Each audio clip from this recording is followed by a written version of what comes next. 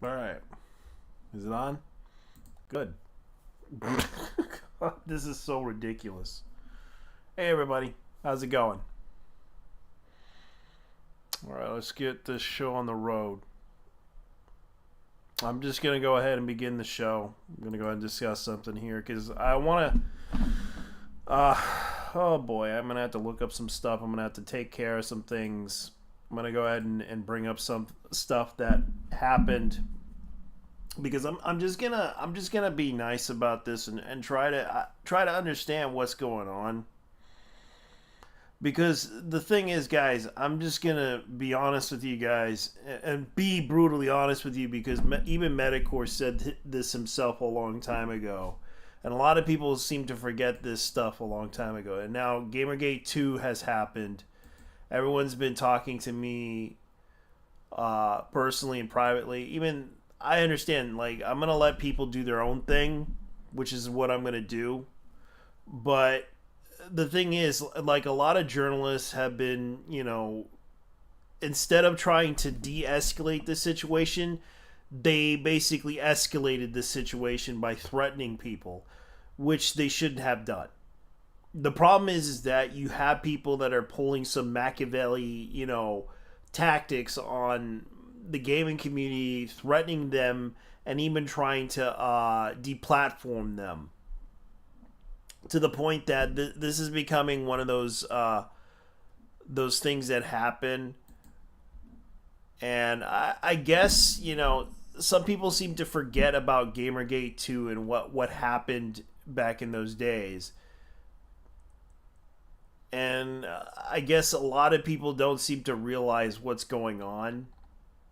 And I understand, like, Gamergate was basically just this whole situation to where a game developer named Zoe Quinn had a relationship with a certain person, and not only had a relationship, the problem was the person wrote this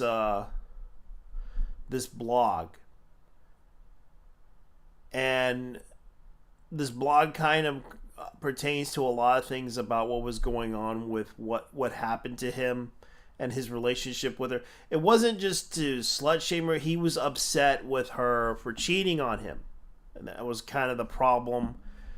And it led to, it wasn't leading to that. It was the fact that it was the other situation to where she claimed that she got harassed by a group of people who are, let's put it this way, they suffer from social anxiety disorder, and they go into that board to basically, and I kind of agreed with a lot of people that whole situation with the board itself was just basically, it's not 4chan per se, but it was a board that basically was about where she claimed she was the victim of a harassment. Considering that what was going on with her in the gaming industry, she was this indie developer that was like broken poor. Let's put it this way, she was just trying to pay her rent. And I know that some people may not like it, but here's the thing.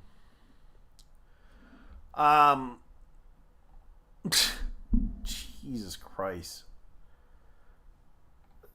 You have to understand that Zoe Quinn was not a big deal back in those days. She was just this indie developer that was outside the industry, making her own game called Depression Quest. But she was also known for other games. She has done other games before.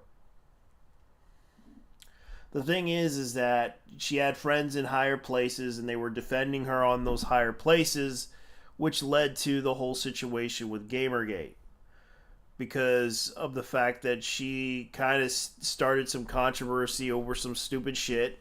Especially, she tried to get out of a game jam, which was under contract that she had to do. And what happened was she did not. She kind of pissed off some people, especially a certain YouTuber back in the days. And keep in mind, there's some opinions I disagree with her on, and there's certain opinions I will agree with her. But the thing is that I'm gonna go ahead and talk about this because it seems like history is repeating itself, especially when some people seem to forget about the final message that Internet Aristocrat had talked about a long time ago. And even if people don't want to listen to me, at least I'll probably bring this up because I want people to understand what's going on. Because I want people to listen to what Internet Aristocrat has to say. So I'm going to go ahead and play a video, and I want you to tell me what if you think I'm wrong or something like it. Here's the video. You try to approach the middle. So realistically, I'm done. The channel's shut down. I'll pop up maybe in 6 or 7 months. None of you are going to remember what I sound like. You're probably not going to find the channel. That's just how I'd prefer it. I didn't like a large audience. And to be frank with you, the whole Gamergate thing is depressing. It was the opportunity to finally kick the teeth in of social justice warriors and Tumblrettes and draw a fucking line in the sand and push back against all these hypersensitive cunts. And for a while it was working really, really well. All you had to do was attack. See, that's the trick. That's why I love polls so fucking much. People think you need to be a moderate or an independent or a neutral. They're wrong. You need to pick an extreme. You need to pick a side with a yes or a no answer. That's how you attract people to you. If you're too focused on being a moderate, if you try to approach the middle to appeal to moderates, you become indistinguishable from them, and your message becomes diluted. And as time went on, that's what happened to Gamergate. And it's too fucking painful to watch happen anymore. I was planning on shutting down the channel anyway, but over the last month, I watched this happen more and more. Don't believe me? Go look at this for yourself, Bull. Go look at the people who are prominent figures right now in Gamergate, and see how many of them have Indiegogo campaigns, how many of them have Kickstarter campaigns, how many of them have Patreons, how many are have ad revenue on their fucking videos. Everybody's making a buck, and they're all making a buck doing the same shit the people we were supposed to be fighting against were doing. They're crying harassment and then making money off of it. And it's fucking bullshit. But they don't seem to mind. And then add on top of that all the SJW language, all the SRS bullshit, where you hear them using words like toxic, and signal boost, and tone police, and all the other 13-year-old girl fucking phrases and terms that shouldn't be anywhere associated with this. You gotta do just one thing. Attack, attack, attack. Keep the pressure up, and your opponent, in this case, corrupt media, and the SJW cultural Marxist bullshit, they'll fold. They'll make a mistake and make themselves look stupid like Sam Biddle did, like other people did. And you capitalize off of that. The saddest fucking thing about all of this is, it wasn't mainstream media, it wasn't multi-million-dollar corporations, it wasn't corrupt journalists, and it wasn't social justice warriors that killed Gamergate. Gamergate shot itself in the foot by becoming what they're fighting. And that is just too much to fucking handle. It's just, I couldn't watch it happen anymore. They don't know what they're doing. I know now what I don't know how to explain it. I know what happened to Occupy Wall Street now. I know what happened to Chinology now. When you lose your edge, when you lose that chaotic element that really helps you boost something in the beginning, you're dead in the water. And that's exactly what's happening to Gamergate. I wish them the best. I don't want to see Gawker win. I don't want to see those fuckers, those smug cunts, walk away like nothing happened. But it feels hopeless. It really does. As for the other saying in the thread, because I'm reading through it, because I got linked to it from somebody who happened to stumble on it, that, Jim is self-promoting. Hop in the fucking IRC, talk to a mod. They can check the IP addresses and confirm that's not me. I don't start threads here to talk about myself, and I don't trip fag. That's really, it takes 5 seconds for you to look into that. But I like that you doubt that. See, that's why I like Poll. You don't fucking trust anything. That's good. But just be wary of these Gamergate fuckers. A lot of them are out to hustle money. And if you really look into it, you'll fucking see what I mean. And I can't stomach it. I wanted to fight Tumblr, not become it. And I will not ally myself with people that are just as bad as the opposition. Let them go whore themselves out for money. Let them, become what they're fighting. And see how much fucking momentum they get. See how much they accomplish doing that. They lost their edge, and they forgot their principles and their values. And there's no fucking excuse for it. There's no excuse for doing that. So that's the, I don't know, the explanation, if that's really what you fucking wanted. I don't know what to say. But, yeah, just fuck it. I think, I don't know how to sum it up best. Actually, you know what? I do. I have a quote for you that I think really sums up my thoughts on Gamergate at this point. If the war is lost, the people will also be lost, and it is not necessary to worry about their needs for elemental survival. On the contrary, it is best for us to destroy even these things, for the nation has proved to be weak, and the future belongs entirely to the strong people of the East. Whatever remains after this battle is in any case only the inadequate, because the good ones will be dead. Good luck, Pole. Keep doing what you're doing. Love the shit out of the Ferguson threads. You glorious fucking cunts. Yeah. So a lot of people seem to forget So that realistically, I'm done. The channel's shut down. So a lot of people seem to forget that message for a long time. When I remembered when Internet Aristocrat talked about this, I thought it was funny. Jim kind of said it himself that a lot of the things, like people keep asking for money and everything, and especially the projects that they're doing. Keep that in mind. I'm just saying, because a lot of people seem to forget that whole message about what Jim said. And I kind of agree with him on this. And luckily, I'm not one of those people who forget. Even though, yeah, I'm getting forgetful right now. But yeah, it's kind of the day when when a lot of people seem to forget that. Let's go ahead and go back to... Whoop, sorry. How to use that one. But anyways, how's it going? Got any questions? I'm just asking you guys. Because lately there's been a lot of things. Like, some people seem to forget that message about what Internet Aristocrat said back in the days during Gamergate when he left. He warned people about YouTube. He warned people about the YouTubers and everything. So now, and also the people asking for money, hustling people. Remember?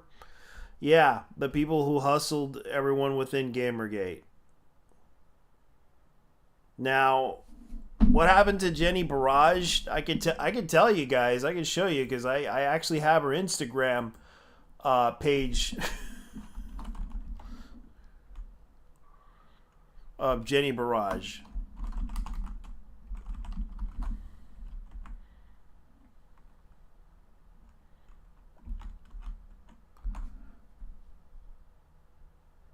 Oh, here she is.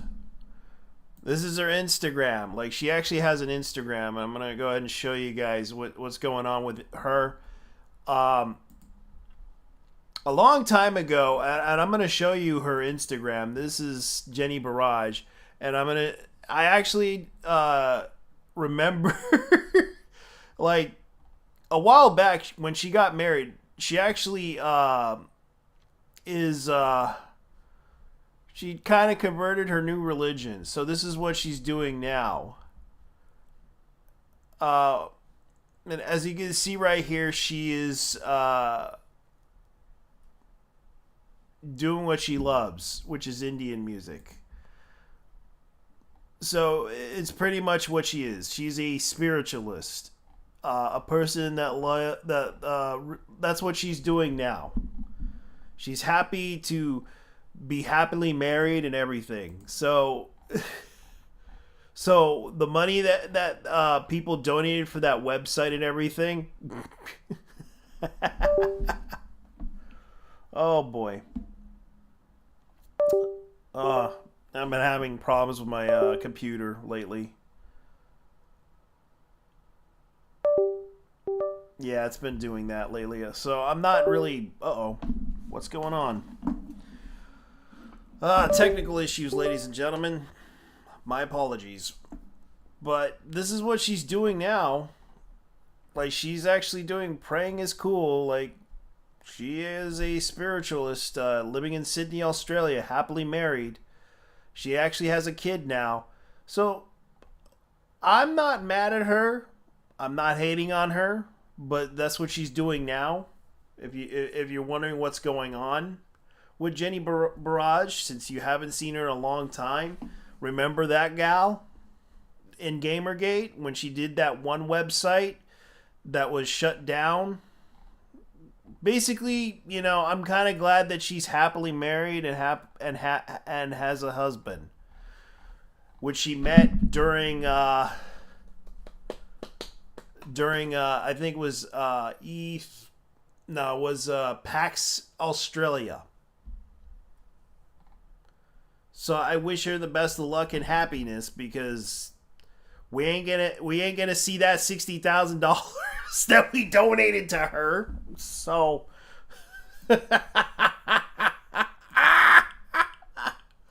yeah.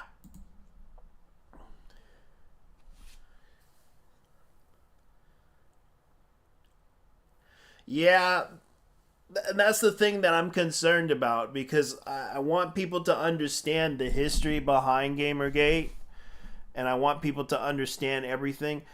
Eve, if you want to come in, come in. I'd like to talk to you, because I do have my Discord on, but let me go ahead and try to get in on. Let me see, Gilded. Let me see if I can get on Guild and try. If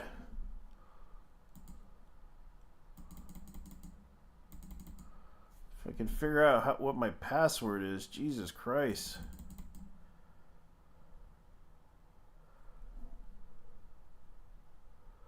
Thought I got Gilded.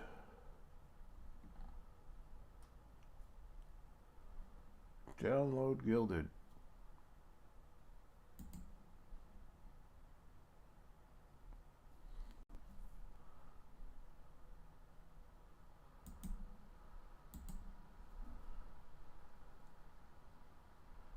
Because I haven't used Gilded in a long while, and I'm going to have to probably download it. Yep. Let me check something. I got to go check something. Ugh. I've been having technical issues with my computer. So I'm going to have to see what's going on. Ugh.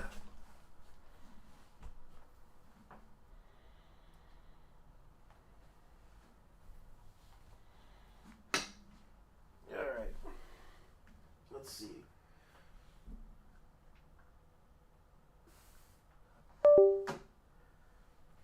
That's what's going on. Okay. Yeah, I've been having technical issues with my computer. Been trying to figure out what's going on. Because I had like a... Alright, there we go. There we go. Lately there's been a lot of things going on. And I kind of was laughing at certain things that happened on the internet. So, let me see. I'll be back soon. Besides, I'm back on Discord. Okay. I'll see to it that I can't get you back on. I hate that. I hate when that happens.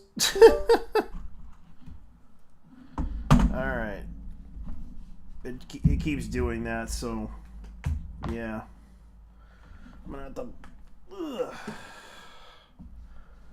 Yeah, because a lot of people seem to talk about this, because I'm just pointing out the issue here, because there's a lot of grifters, even grifters on the other side, that had been doing a lot of things too. And that's why a lot of people have to call out some of the bullshit that's been happening on both sides. The problem is that that's what's... If it's going to have to take when people call out bullshit, they're going to call it out. So, why did this started? Because an employee known as Kiss Kindred, which a lot of people have been talking about, where the screenshots of him saying, anyway, report the fuck out of this group, because of the fact that this Steam group known as Sweet Baby Inc. Detected, which does still exist. And of course, the guy basically got upset and also say, and report the creator since he loves his account. luckily, they didn't ban his account, but a lot of people were like accusing the Steam Creator Group of nefarious things, which all it is basically creating a list of games that basically is the same as De Nouveau. Because remember, there is a Steam group for De Nouveau fans who hate De Nouveau so much that they don't want to play games that involve De Nouveau. Because the reason why De Nouveau is that bad, I'm going to explain this to you, why it's that bad, because a lot of people have talked about De Nouveau. And it's like, this is kind of the thing that I hate the most about De Nouveau. My God. De Nouveau really sucked. Because it is I remember there was like a video about this that someone brought up about De Nouveau. And De Nouveau was basically that bad. So keep that in mind. De Nouveau was pretty bad. Everyone hates De Nouveau because De Nouveau kind of does cause performance issues on PCs.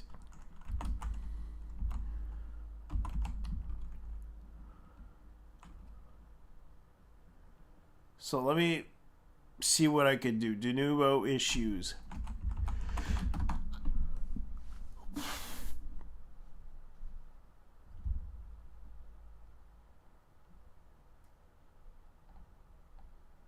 So let's talk about De Nouveau. The reasons why developers keep De Nouveau after their games are being pirated.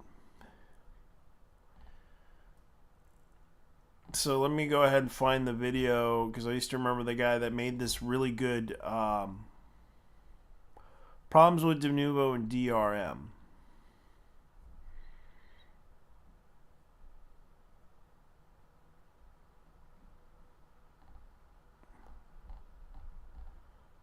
Let me see if I could find it.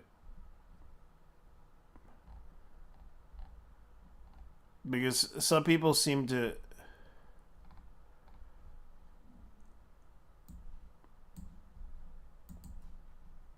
Hundreds of records to update.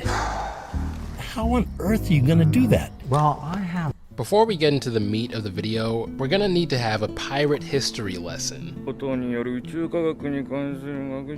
Don't mope, alright? Trust me when I say this is very necessary to understand what De Nouveau is, as I'm sure a lot of you don't fully understand. So pirates grab your sails and commoners grab your wallets as I spin the yarn of the pirate's plight and how it may be affecting games as a whole. Long before the age of De Nouveau, pirates ruled the seas of gaming with an iron fist, pirating whatever games they liked. Pirate captains such as CPY, Fit Girl, Codex are all groups known for cracking games close to or even on their release dates. But everything changed when the Fire Nation I can't even say that line. But everything changed when the Fire Nation attacked. If you didn't catch the narrative prose I was trying to juxtaposition with the pirating climate of the current gaming age, then I'm sorry you had to sit through that intro. De Nouveau is primarily a DRM software. It's an anti-cheat solution that stops people from cracking and pirating games, as well as identifying cheaters and banning them in multiplayer games. When De Nouveau came onto the scene, it was very frightening for pirates. Not that I would know what pirates think.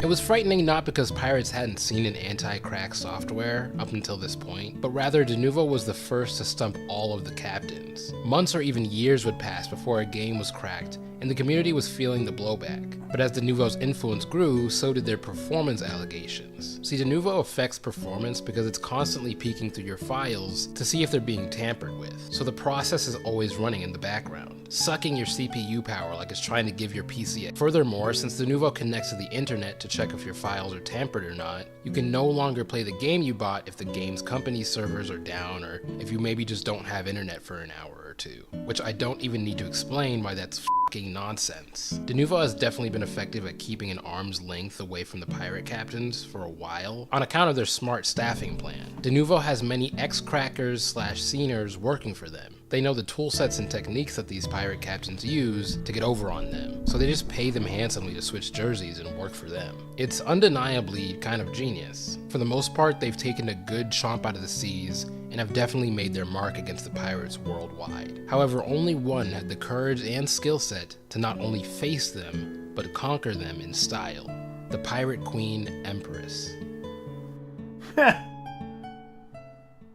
In order to better understand De Nouveau's effect, we must speak about their greatest enemy. In the earlier days of De Nouveau, there was one pirate in particular who was quickly and efficiently breaking through the walls of De Nouveau. They went by the name of C00005. The pirate community quickly latched onto C0 and displayed great support for their crack work. So much support that this mystery individual decided to take a dramatic left turn and become a captain themselves. They were finished hiding behind the code name and revealed themselves as Empress, with this really badass message wall. Under the moniker of Empress, the Queen changed the entire landscape, doing what was once impossible. Planet Zoo, Red Dead Redemption, Mortal Kombat 11, all cracked by Empress. De Nouveau's heads were spinning while the pirates praised Empress's name. Things were resolved and back to their previous state, and the seas were free again.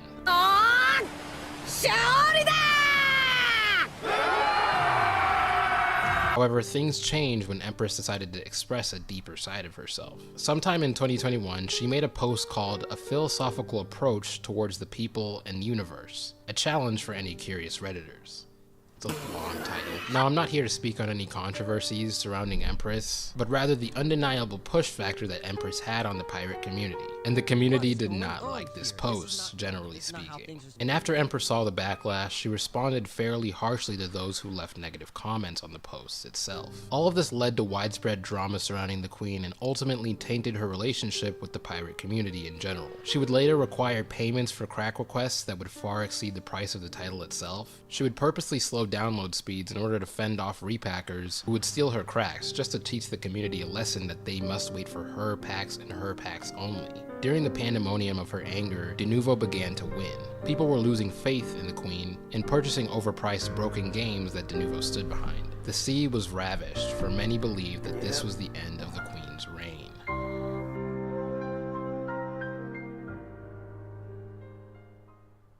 Now, I know you're excited to hear about how the Queen's tale ends, but as it's almost your bedtime, I'm contractually obligated to remind you to like the video and subscribe to the channel. Alright, let's wrap this up. As all hope faded, the Empress had a recent change in heart.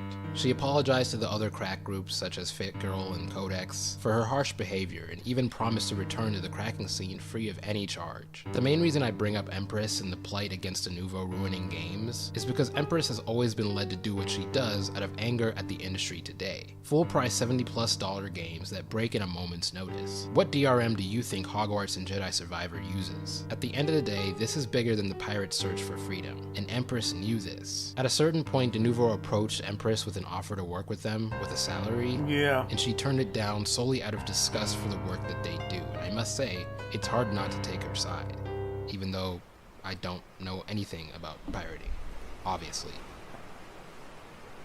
Anyways, in an industry fueled by lust for money, it's refreshing to see somebody take a stand against the madness that's going on. When a game company agrees to put De Nouveau in their games, they're basically saying, yeah, we don't care if we're taking up 90% of the CPU power just to, check your files. Screw the game that needs to be ran. Nobody cares about that. We care about this. We care about looking through your files. Yeah, and this is what De Nouveau does. You're not just stealing the game.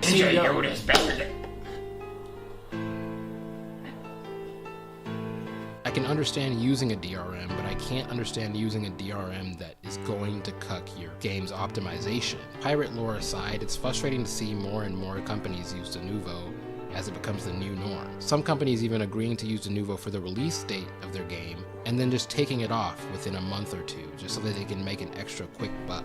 De Nouveau can't get away with this, and we have to do something about it at some point before it ruins every AAA game that has the money to purchase a DRM like De Nouveau. What do you guys think, though? Leave a comment below expressing your feelings on De Nouveau. Maybe you side with them. Maybe you are a De Nouveau stan. Leave a comment, let me know. Anyways, as it's far past your bedtime, I'm gonna... Yeah, so that's what happened with De Nouveau, because a lot of people don't realize that piracy on the internet has been a thing for a while, and a lot of people hate De Nouveau for a lot of reasons. So yeah, that's pretty much what happened. It kind of ruins the performance of your PC, especially lowering your it also lowers your frame rate. It kind of does a lot of things to your computer that no one expects it to happen, but it does. And a lot of people hate Denuvo for a lot of reasons, and that's kind of the issue with a lot of the things that people have been talking about. One person claimed that they had their computer bricked because of Denuvo, and I'm not kidding. Someone claimed that and posted on their on Reddit before. I can't look for it, so I can't really claim that it's true.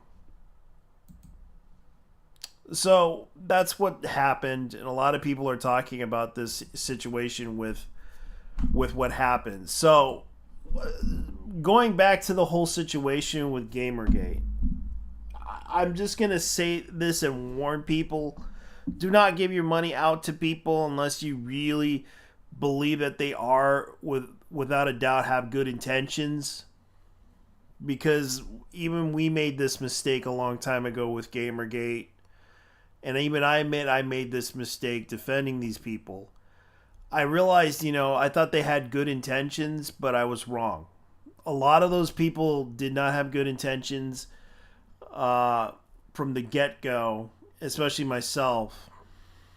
And I'm just going to be honest with you guys. I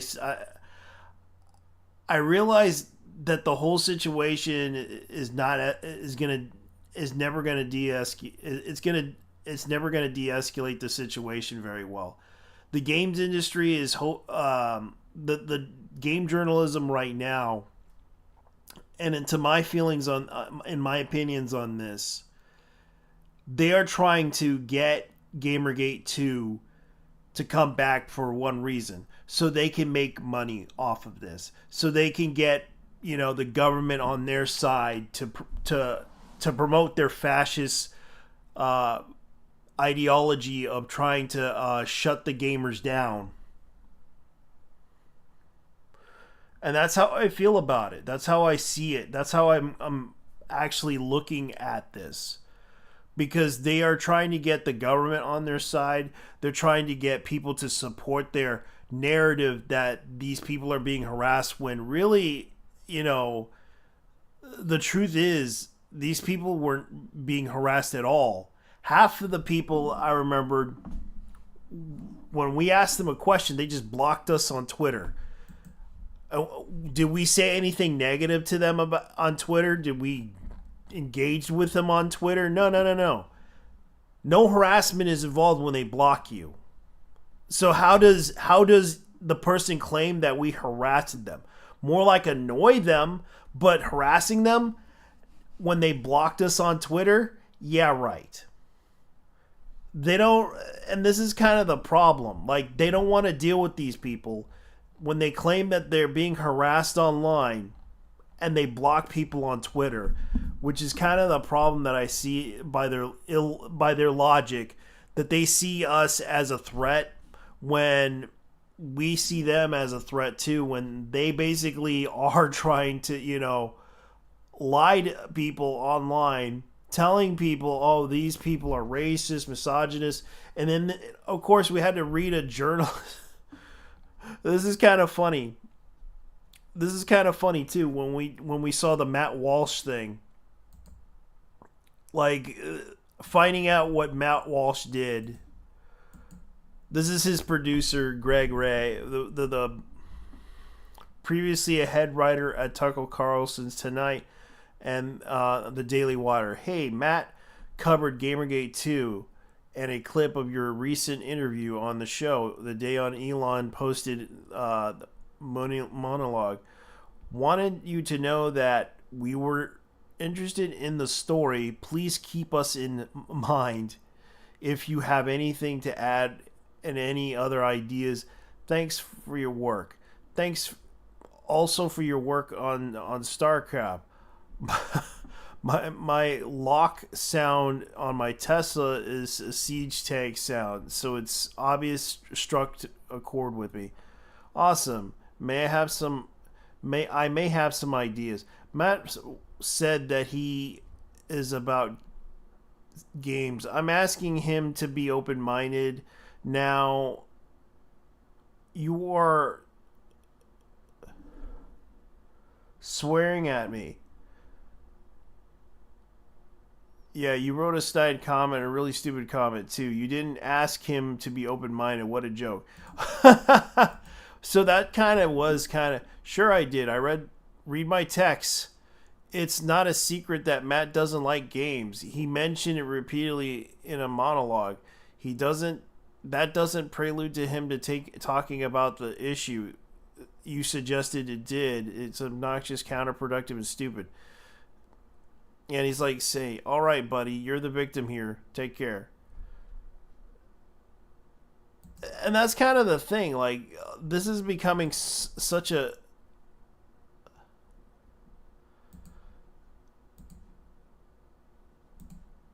This is kind of the thing that bothers me about this, because a lot of people are talking about this stuff. And I'm kind of worried and concerned, because if Gamergate 2 becomes a thing, maybe people should de-escalate this situation and at least talk to people on both sides of this whole thing, and at least try to try to be civil about it. But the problem is no one wants to be civil, especially the other side, because they're basically telling everyone, oh, you're being misogynist, oh, you're being racist, oh, you're doing this. And I'm just like, I haven't done any of those things, and yet you're accusing me of this stuff with no evidence whatsoever. You're just claiming that I'm doing all this stuff, and I'm just sitting here going like, geez, these people really are trying so hard to make this narrative a really big deal in order to get all this money from the government and everything, so that they can get away with, so they can use us as a scapegoat to every freaking thing that happens every time whenever they accidentally trip. Like, I remember that meme that they used to do in Gamergate, the little bike thing, and of course they put the lead pipe on the thing and then he just fell down. Yeah, that's what they're trying to do. They're saying, oh my god, it's Gamergate's fault. Whenever they trip and fell, they blame Gamergate. Whenever they're using Gamergate as the scapegoat boogeyman in order to, and that's the truth of the matter. And that's the thing that I feel like that they're trying to do. They're not trying to be honest about this, because they don't want to talk about the fact that Kiss Kindred, who works for the company, basically tried to take down the Steam Curator page because he didn't like when they were making a list of games that clearly they didn't like. Even I knew the whole Dungeons and Dragons game was a joke. It was the worst game ever made. People were I heard people were complaining about the dialogue on that game was terrible. And that's how bad it was. Now, people liked the gameplay of Spider-Man, but they did not like the storyline. But that's just me. That's just me. So anyways, that's what's going on.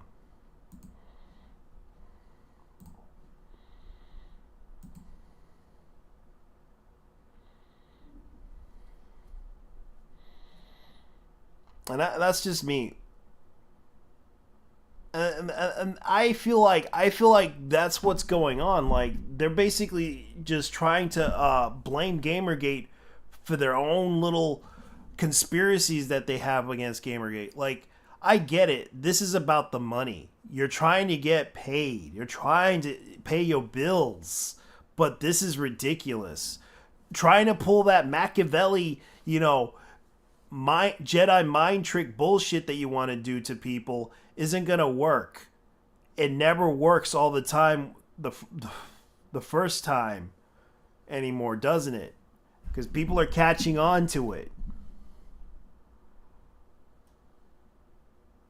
It could work the first time, but the second time, sorry, that's what I meant. Man, my brain is at... That's kind of the truth of the matter. Because they're always trying to... let's put it this way.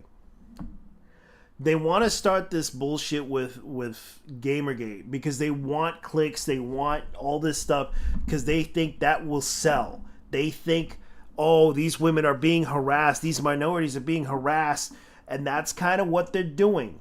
They're trying to tell people by manipulating this idea in people's heads that this is about harassment against women, when technically it isn't. It's about an issue, because let's put it this way. Kiss Kindred is a, whatever he is, I don't know who he is.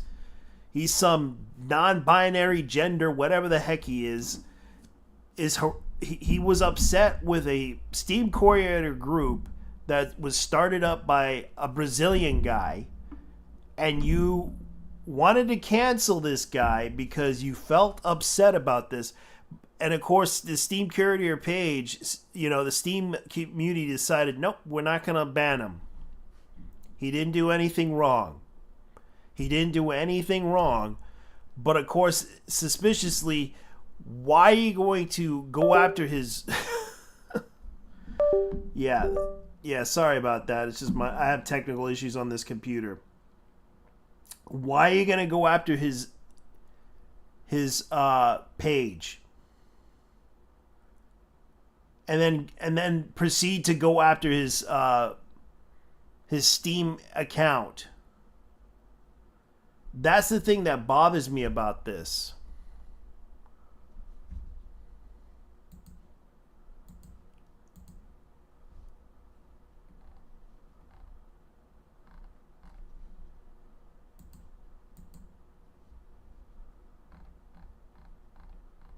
Which Steam will never ban anyone's account if they did something wrong.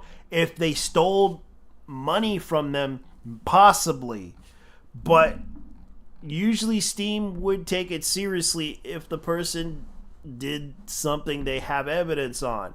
Like, for example, hacked into the Steam accounts or something like that. Or suspected something, or phishing scams. Those are the type of accounts that they tend to focus on. And that's kind of what bothers me about the whole situation with Kotaku and all those other... Like, Kotaku is still around, but Gawker fell. But of course, we have the game journalist still, like, from Jezebel. And I found out that game journalist was from Jezebel, by the way. That one chick, I forgot her name. And you know how Jezebel is. They're still bitter about Gamergate. And Jezebel happened to be a blog that was very much, talking about horse cock. And I remembered the post on that one back in Gamergate. Oh boy. Those were the days. They basically talked about having like Gawker, articles about sex with horses and all that shit. Like, and I bet Vosh is probably like, ooh, that's an interesting article. I must read that. No, I'll try that in his voice. Ooh, that must be a very interesting article. I must read that. That guy really takes it up the ass with the horse thing. But of course, he's not canceled. He's still around. Like, he's still streaming. Like, he's sticking around with that whole thing. Like, that's the thing that I find funny about him, is like, his fan base is so loyal and dedicated to him that like I said, like, if you're willing to go that far for Vosh, buy him a horse costume, dress him up as a horse, take him to a furry convention, and get him fucked into a sex orgy. Oh man, that really sucks when it happens. But that's kind of the thing. I'm being honest about this. Like, keep in mind,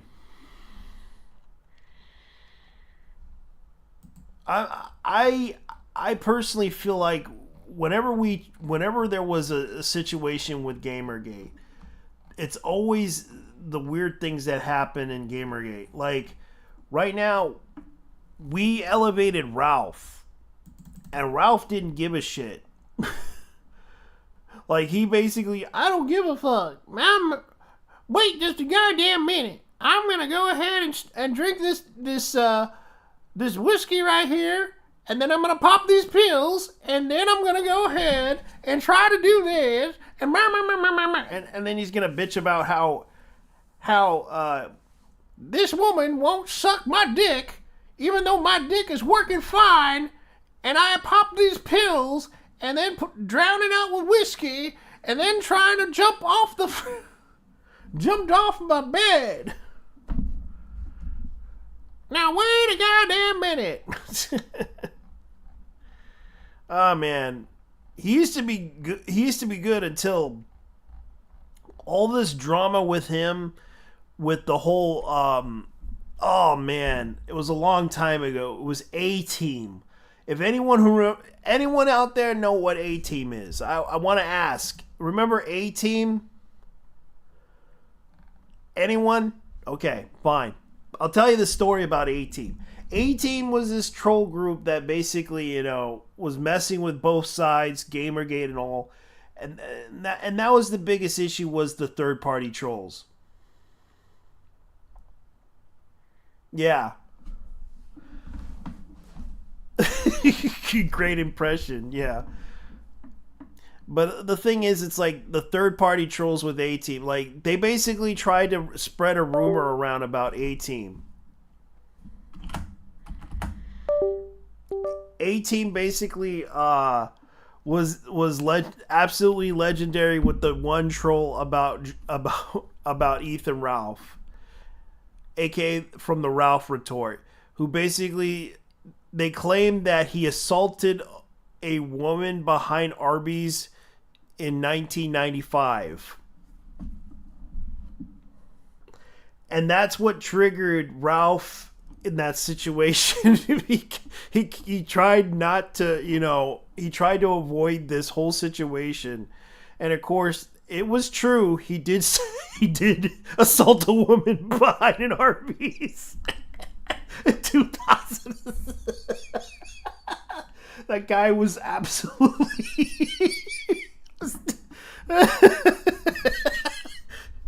It was true. And he also tried to assault a woman while drunk at a hotel, and it turned out to be a cop.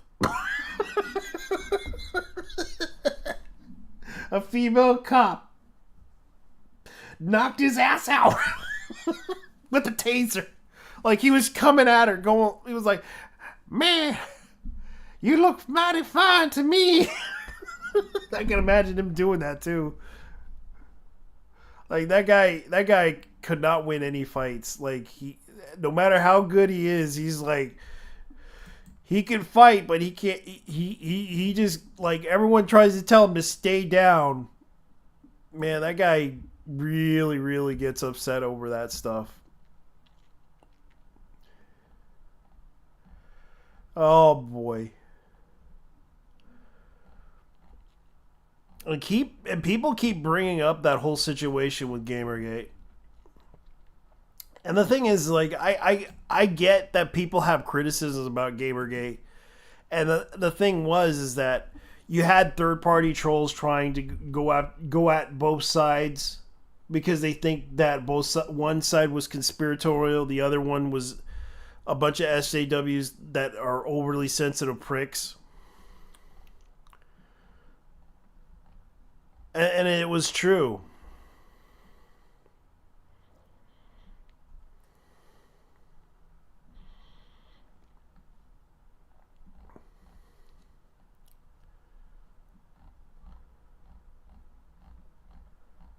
Like, the thing about this is that right now,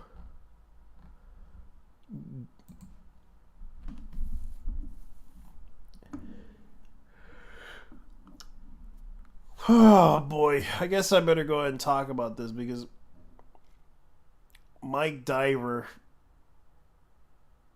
I hate oh yes, PlayStation PR employee Mike Diver tried to deplatform RGT85.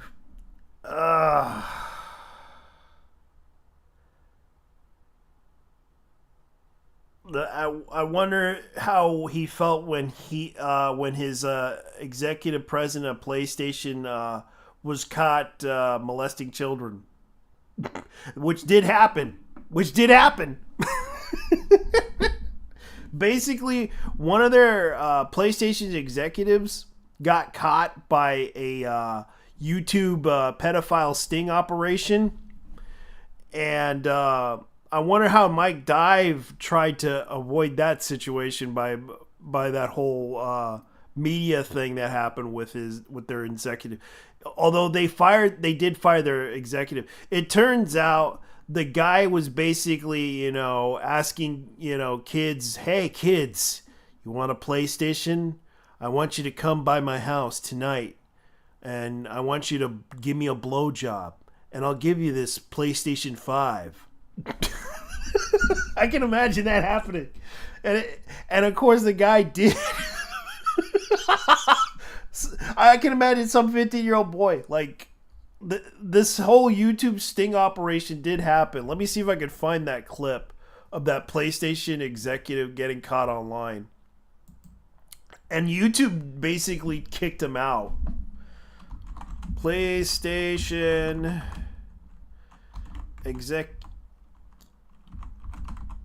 executive caught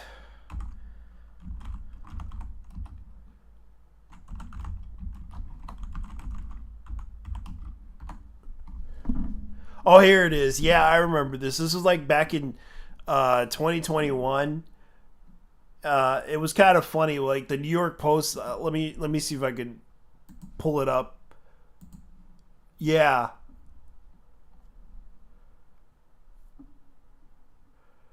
George DiCaprio was allegedly trying to arrange a meeting with a person claiming to be a 15-year-old boy, according to the Post. So, kids, PSA: don't suck dick for a PlayStation 5, because that's what's gonna happen when you you're gonna end up sucking the executive of PlayStation's dick off, who happens to be a pedophile. Yeah, so I found it funny.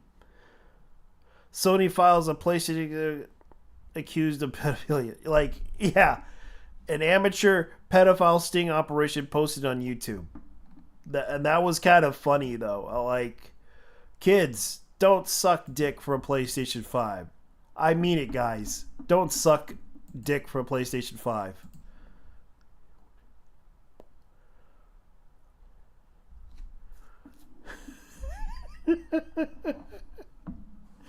I think it's because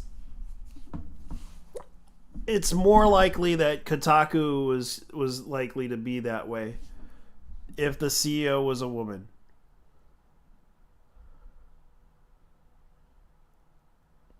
I don't know.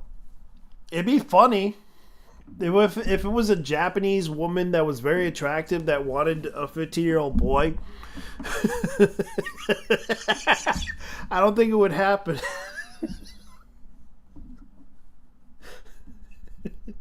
If it was a woman, she would probably be giving out blowjobs and then of course giving out free PlayStations at the same time. Here you go, boy. You did a good thing. Here's your PlayStation 5.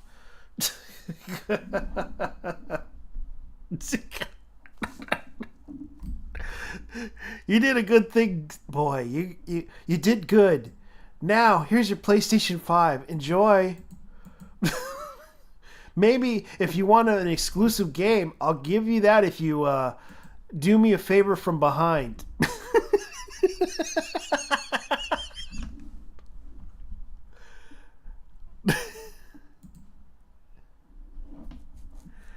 Yeah, that's what probably would happen. Oh boy. Kind of what happens when you do that stuff.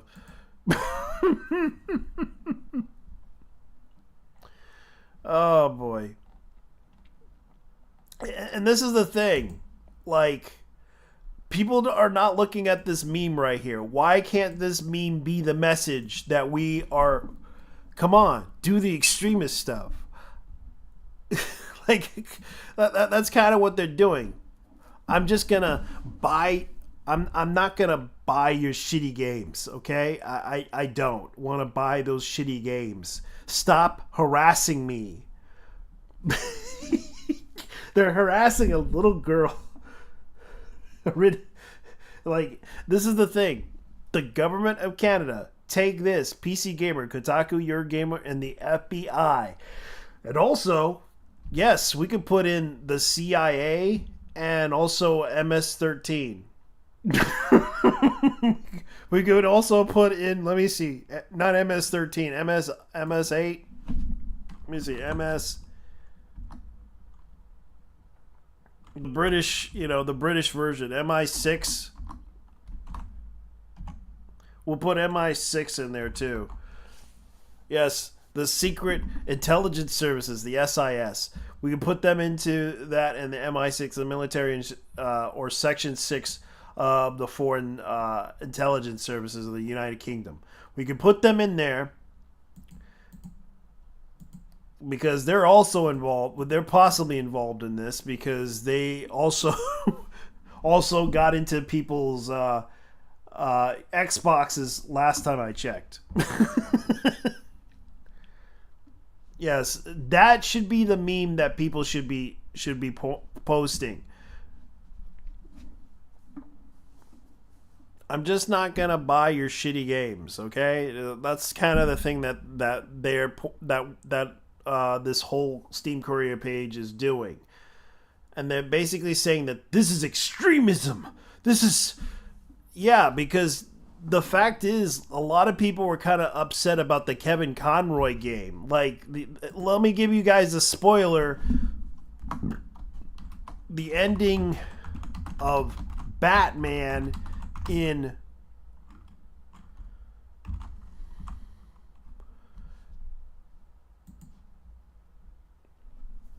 people were pissed off at this. Did my legs shrink? I knew it. Like, people were upset about this.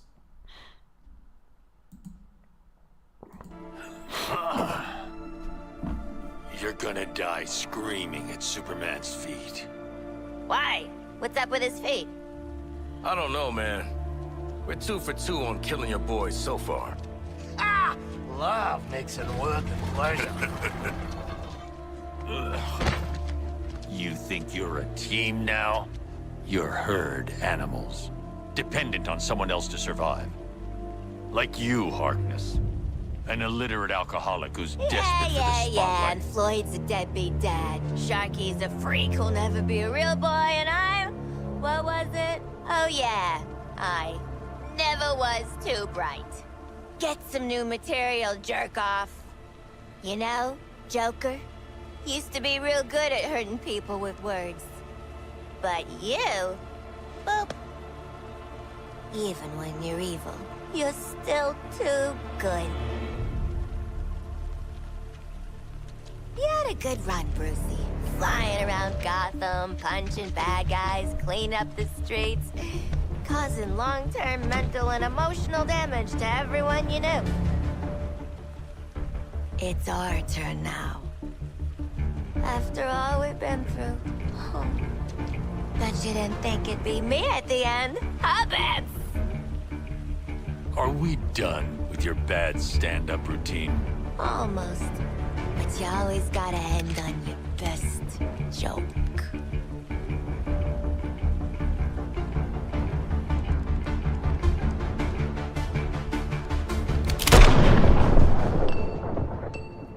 Yeah.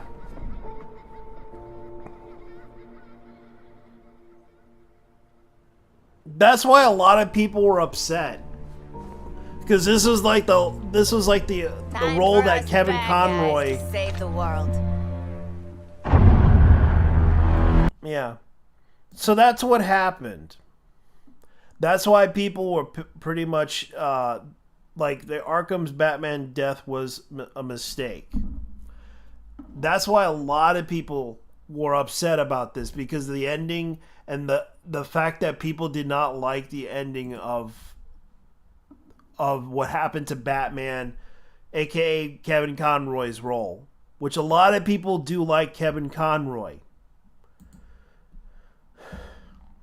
and that ending really did something. Like but the funny thing about it is like here's the end of Wonder Woman.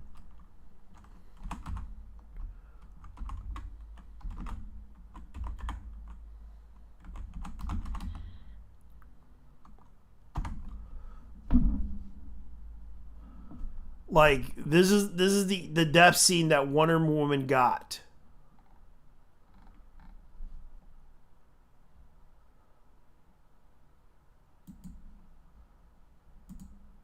Fresh out of Papa Murphy's. Let me see.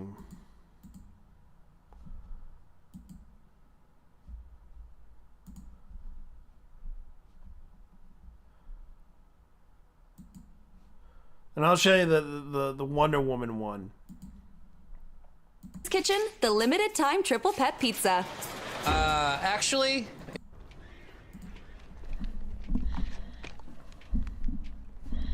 Let me go ahead and skip it to where...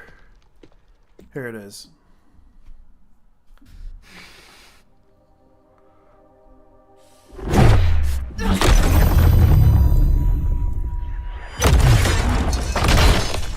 You want this to be where you take your last breath?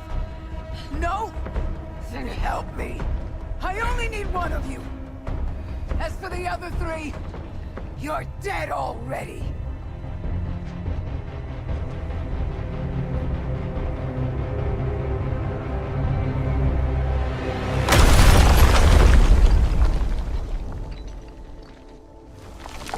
Yeah, I'm gonna have to skip it to where... Shark, help me carry her in.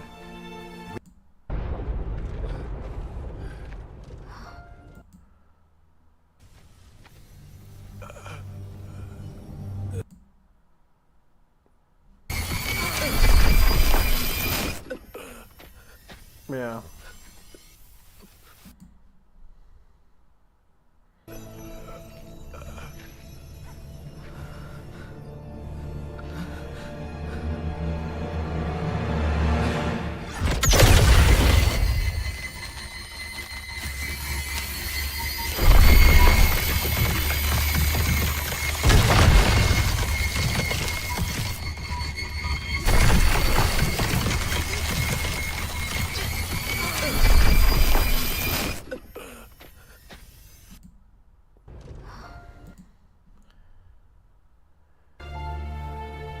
It should have. Don't try to talk. It should have killed him. He'll recover. Be prepared. Shark, help me carry her in. We got medics inside. Thought the four of you couldn't achieve anything. Yeah. So they got she got more respect from a bunch of criminals. But the rest, fuck them all. Yeah, so they kind of treated her ending of death as a sign of respect. But everyone else, no. They were all they're all evil bad guys. Same with her. They had Wonder Woman's ending of her death to be great. Oh, sorry. Hold on. Wrong one. So yeah, that's what happened. Sorry about that, ladies and gentlemen. Her ending was pretty terrible. That's why a lot of people kind of got upset about the possible ending. Because Kevin Conroy, yes, who happens to be the most gayest man ever, they kind of disrespected him in that ending by blowing his head off. And of course, rest in peace, Kevin. We all love you.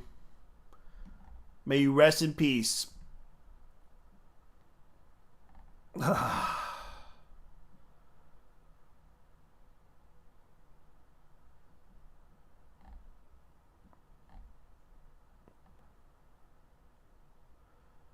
I guess I better go ahead and show you guys something. This is funny. Because Mr. Mediker is probably going to do the B-tubing thing.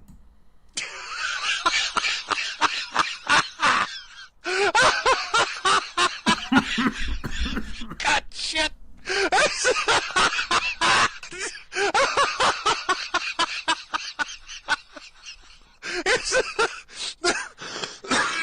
Oh, fuck!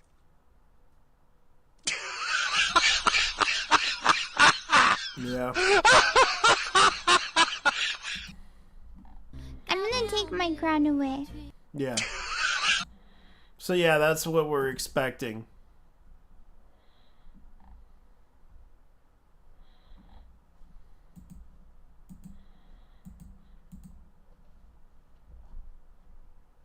I don't know. I'll be right back, guys. I'm gonna go ahead and take care of something.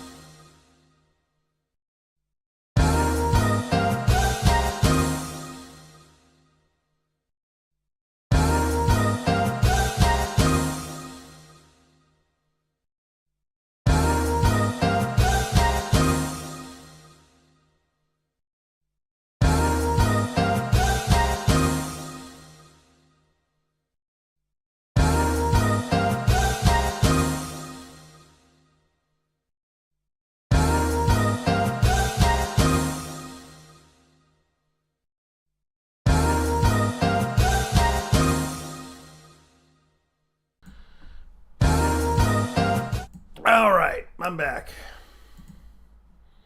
Sorry about that, ladies and gentlemen. I know it's been boring. Boring stuff.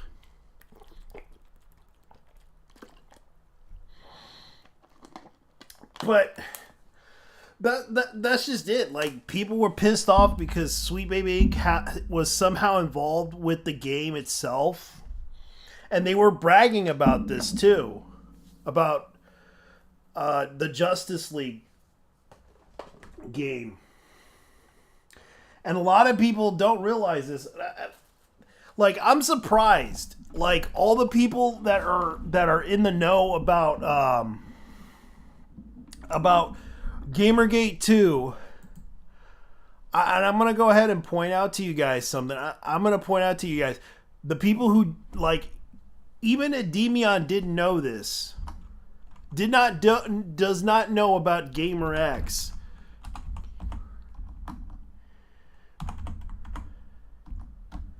Because I did report about what GamerX did back in the days around Gamergate. And of course, a lot of people don't know what GamerX is. For those who don't know, this is the logo that they have. Like, this is the logo.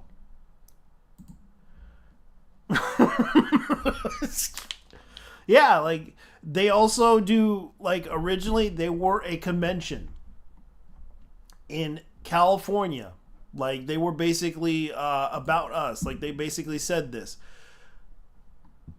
Representation in the media matters. The more LGBTQ content is there, normalized experience of being a bisexual, lesbian, asexual, transgender, queer, gay, pansexual, intersexual, intersex, questioning, and or non-binary becomes GamerX, founded in 2012 with the goal of getting more LGBTQ individuals into the industry. Now, I remember there were people in Gamergate that were involved with the GamerX thing. They tried to get a panel over there, but that failed because I know why. Because, well, Tony Roca, who happens to be one of the board members that worked at GamerX, but also worked for Mid Boss Games. Now, for those who don't know, Mid Boss Games was founded by, well, also with partnership with Matt Cohn. Matt Cohn, for those who don't know, Matt Cohn was this guy.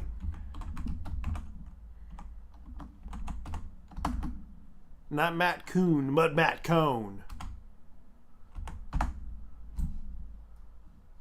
No, not this. Yeah, here he is. The founder of Midboss, but he was also the former founder. He was known for the creation of GamerX. Now, what happened to Matt Cohn was funny. And I'm going to point out to you guys what happened. Now, this is the article.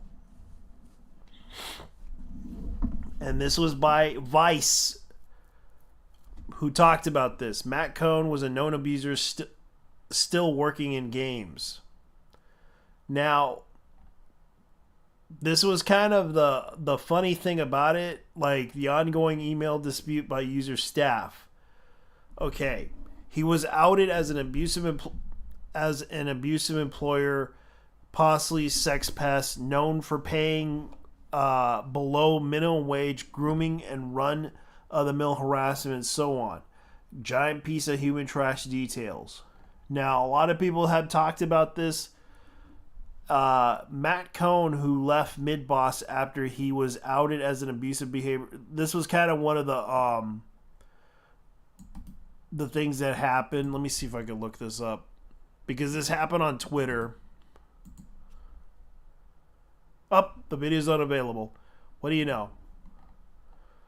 Matt also appears to be running the ToeJam and Earl account. It's just me or a couple of people hopped on every once in a while. So yeah, Matt Cohn is also listed as an advisor in the credits of Swery Last Game of The Missing JJ, McField, and The Island of Memories. Okay, so let's look that up. Let's look that up here.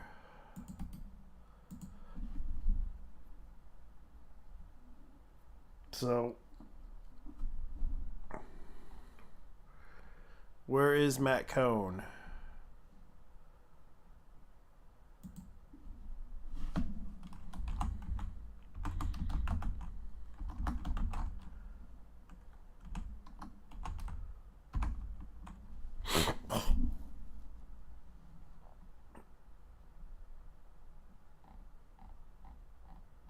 Yeah. Yeah. Matt Cohn. So there were accusations against Matt Cohn. Matt got involved with the project after. Okay, so who is this person? Because the account limits. Okay, so this is what happened at the waypoint. In addition to confirmation, I went to Swery previous tweets posted recently on October 18th. The context: Matt Cohn stepped it down for several months earlier than March. So this is the person that talked about what happened. Updating the thread again, coming to my attention that Matt Cohn produced a ToeJam and Earl Corporatron logo, Corporatron's Landon. Wow, this person. Further evidence: Matt Cohn and Landon Pileski's connection. So who's Landon Pileski? Landon Popdoblinsky. Okay, known for the alias Super Joe Bob, is a duck game only developer. The Duck Game.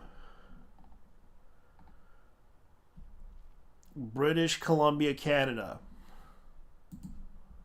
His face matches his description. Yeah. How's JT? Hey, how's it going?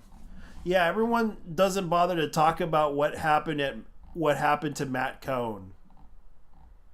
Matt Cohn, that's the first time I heard this dude. Yeah. Like the guy who made the person that did Mid Boss Games.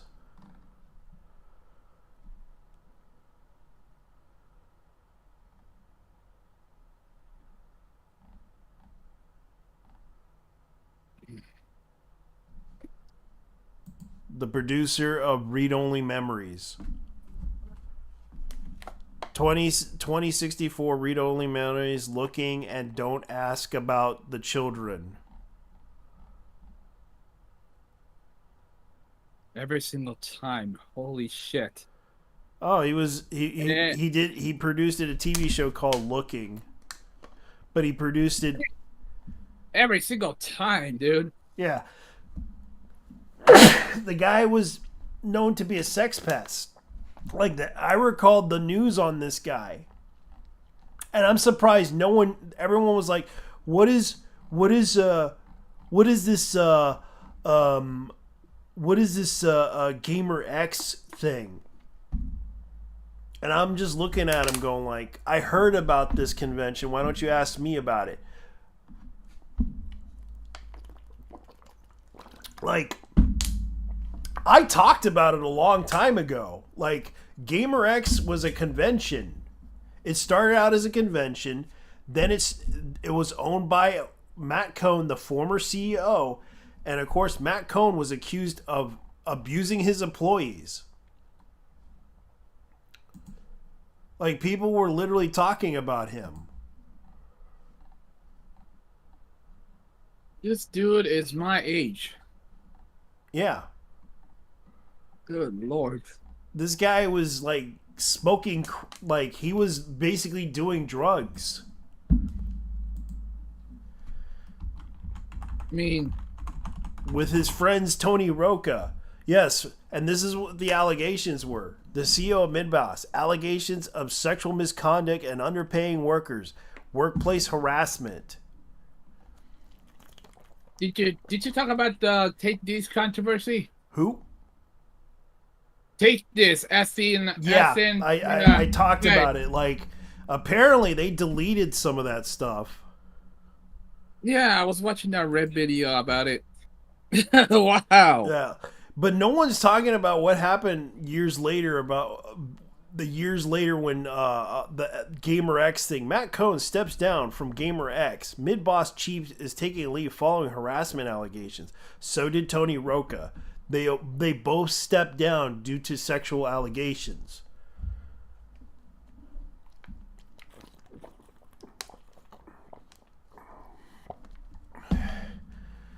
Because according to the accusations, he was like doing drugs.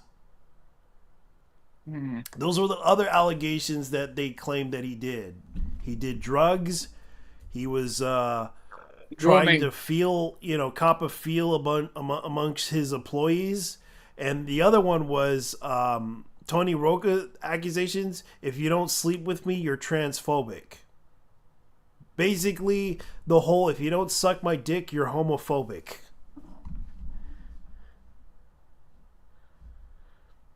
Yes, because taking it up the ass is a social issue now. Yes, they want us to take it up the ass as a way to do this. Okay, Evie's coming in soon. And it's like, a lot of people don't talk about this. Like, I'm surprised they didn't do the research that they had. Like, because I remember Gamer X, and Gamer X happens to be founded by Matt Cohn. And Matt Cohn was arrested by, and I don't even know why they want to associate with that company, considering that company decided to rebrand themselves as a consulting firm as well. They want, you want gay people. We want gay people in our video games. Can you help us, Gamer X? Sure. Why don't you bend over for me? That's what they're going to do. I thought that was a convention. Yeah, it is. They're also a consulting firm. They do consultations, according to their website. but they don't even know about the founder being stepped down due to the alleged harassments against them. Alleged. So keep in mind, these were allegations. Do not take my word seriously. These are alleged allegations against Matt Cohn. Everyone in the LBGTQ, calm down. He hasn't forced it any. According to some sources, he didn't force anyone to suck his dick.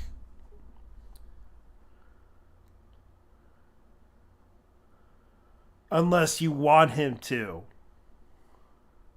At this point, this is more blackmailing than anything else. I think it had something to do with the fact that they weren't, because according to some sources, he did not pay them well. I mean, you work in the video game industry, you're not. Let's be honest here. If you expect to be treated well in the gaming industry, I got some news for you. No. Yeah, because what happened is that this was an indie games company. They only made like a couple of few indie games. And the one game they made was basically 2064 read-only memories. I wanted to play that game, but after finding out what happened, don't want to get involved in that. And this is kind of the funny thing. Like, people don't seem to...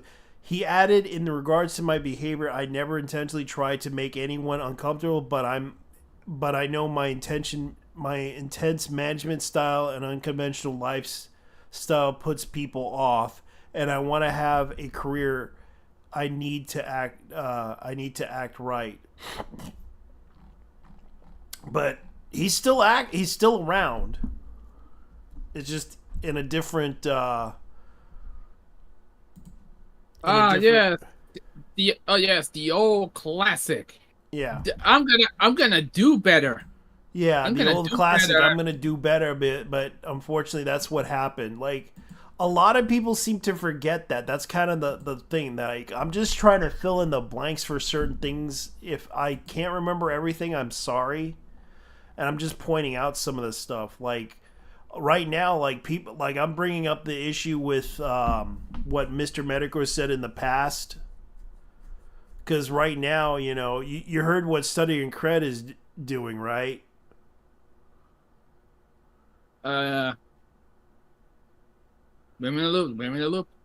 Apparently he's gonna try to make a Game Awards thing. Make his own version of the Gaming Awards, which he's... Let me see if I can look it up. You know the guy from Side Scrollers, right? Oh, I heard someone else. Tell me the name again. Let me look it up. Side Scrollers, but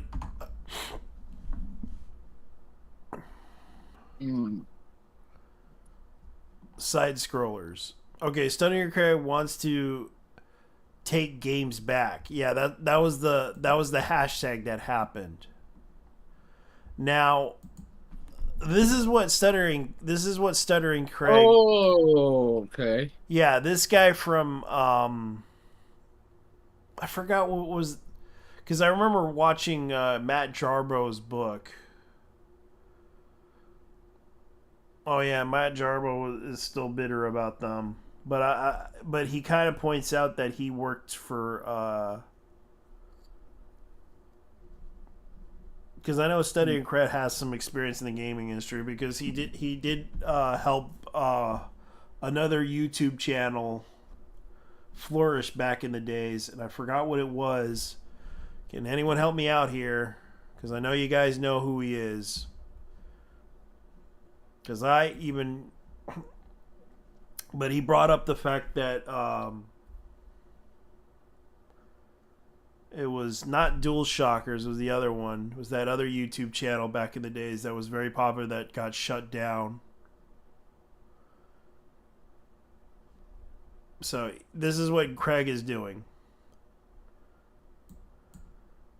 the last couple weeks is that the people who work in this industry and write about this industry that you love hate you. It's one big club and you are not in it. In fact, did you know that the Game Awards are voted on by those exact same people? I mean, look at this list. It's IGN and Polygon and Variety, for God's sakes. It's an elitist, outdated system, and it's had way too much sway in the video game industry for way too long.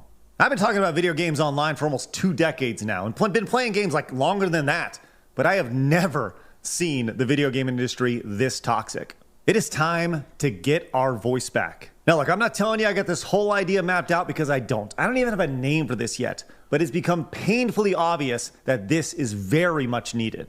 Year after year, over and over again after the Game Awards, people say there has to be a real award show for gamers. I noticed that he has like these pills in the back in the background. Are those vitamins?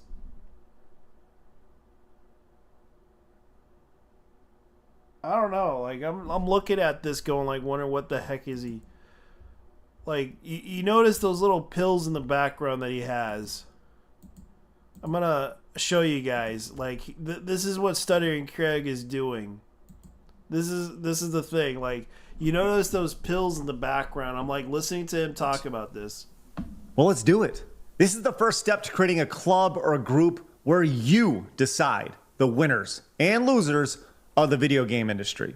A club where you get to decide the categories, the nominees for the categories, and of course, vote on them. And it'll all be done through an app where you can do it easily and securely. So is this club free? Yeah, these are, nope, what do you call absolutely it? not. These are male Why? enhancement As we've seen over the last few years. Yeah. Yeah, like those supplements that he has, like the vitamin supplements, is he using? He probably got sponsored by them too, because look at the size of the one in the back. Yeah. I think it's monstrous. Yeah. He's got the Triforce and everything, and the restroom sign, and the skateboard. And he has like the hat of Utah. God. But here's the thing, like I want to point out to you like what he said here. You decide the winners and losers of the video game industry. A club where you get to decide the categories, the nominees for the categories, and of course, vote on them. And it'll all be done through an app where you can do it easily and securely. So is this club free? Nope, absolutely not. Yeah, so it's not going to be free, guys. This is what he's trying to do. He's trying to shill everyone the take back games so that you guys can support his endeavor of a gaming award, which I don't know.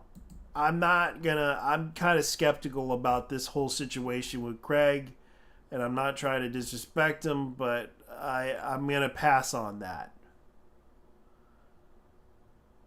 Because I can understand the whole gaming awards thing and everything, but I kind of agree with Matt when he did his podcast thing.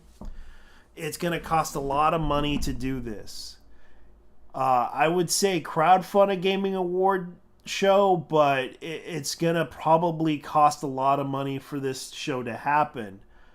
Because one, it's best to crowdfund it. If you're going to ask for a monthly subscription for membership on this whole thing, for another award show to happen, I would say first do the monthly subscription thing for the separate membership to buy into the whole voting on what games can be chosen.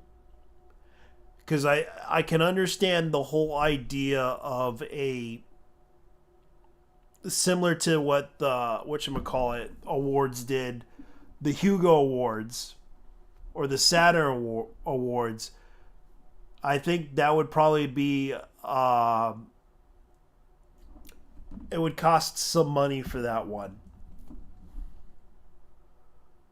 I don't know what to tell you, man, but he's trying to ask for money for something like this, which is kind of what he's trying to do. And I'm going to show you the website and everything.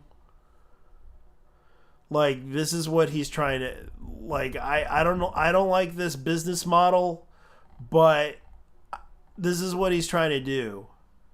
For sponsorship, suggest a nominated vote for you are listed as a sponsor for future events for $1,000 for every year, $5 a month.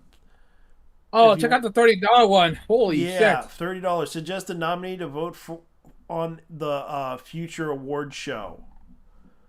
Awarded show ticket. Suggest categories nominated to vote and attend the future award show. Yeah, I think the problem here is Craig should have like, how much would it cost to do an award show like this? He could have just asked for the estimate, and plus try to get celebrities on board with this. And it's like, I can understand the whole membership thing, but it just doesn't look like a good idea to get money off this whole idea. He could have just crowdfunded it and asked for like at least $2 million, but the problem is it's going to cost a lot just to make an award show like this, especially trying to get like some type of like joystick or some type of statue to develop on this idea of making an award show that people would enjoy.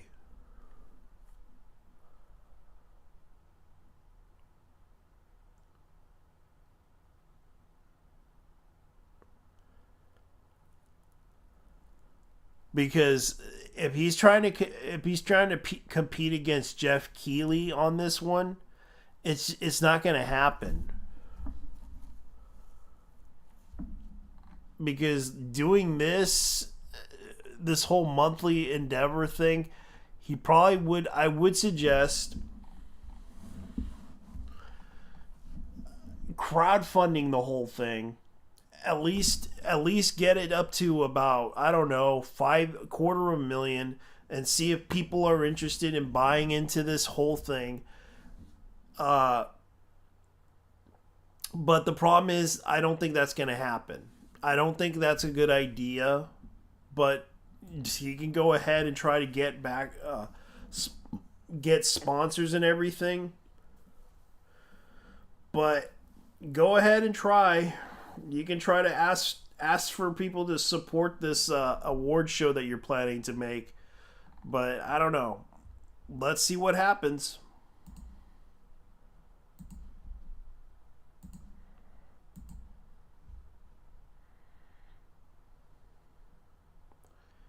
I know. Screw Attack. Thanks, man. Yeah, Screw Attack wasn't... I remembered Screw Attack when they used to have the death battles and all the other videos, but it's kind of what's going on with Screw Attack right now. They're gone. Yeah, Stuttering Craig used to work for Screw Attack. Thanks for reminding me. That's a name I've not heard in quite a while, actually. Yeah, I know. Stuttering Craig used to work for Screw Attack back in the days, and it's a shame that he... Screw Attack dismantled, I think let me see. Actually, they were bought out.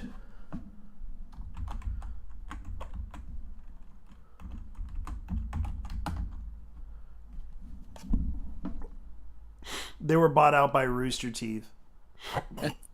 The number itself, 1337. That's elite. Yeah. And right now, they disbanded.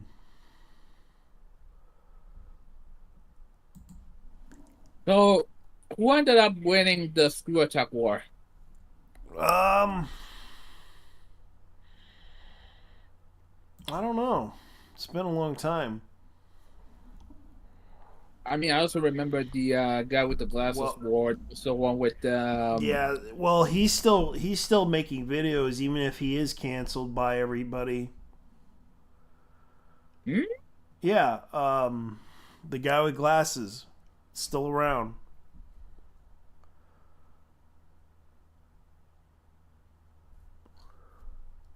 But Screw Attack right now, was owned by Rooster Teeth, and then Rooster Teeth decided to disband because Warner Brothers decided we're shutting down Rooster Teeth. Real talk. Yeah. This is a hot take, but Rooster Teeth had it coming a long time ago. I know. After 21 years of being around with, because I used to remember watching Red versus Blue back in the days, and it was like the most internet thing to watch when you were bored. I had never watched that to begin with. It was harder to find on the internet. I can tell you that back in the early 2000s. Rooster Teeth had to upload most of their videos online so that people could download it. And of course, I remember my friends sharing it with me, watching those shows, and especially finding the DVDs for it is not going to be easy anymore. Especially Ruby will probably be gone too, because Warner Brothers had to shut it down because it wasn't making them money. They were trying to do digital content. They were trying to stream. They were trying to go to the Warner Brothers streaming service, but it didn't work out. They even tried to do a crossover with DC, and looking at the sales numbers for that one didn't do so well either. Oh, and there was also the anime. Yeah, the anime too. Like, I remember people like criticize the anime.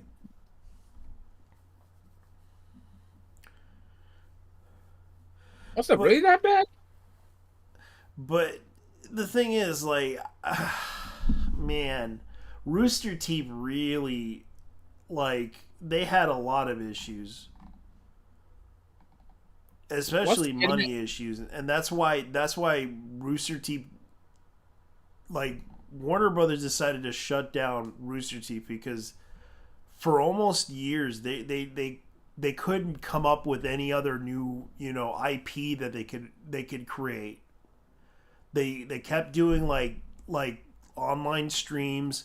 They kept doing like D&D. They kept doing a lot of different stuff, especially gaming stuff for Rooster Teeth content. But like, they could have made a new show. They could have made a new show out of World of Warcraft, which some people have done. I'm not joking. Some people have done this. They could have made some new.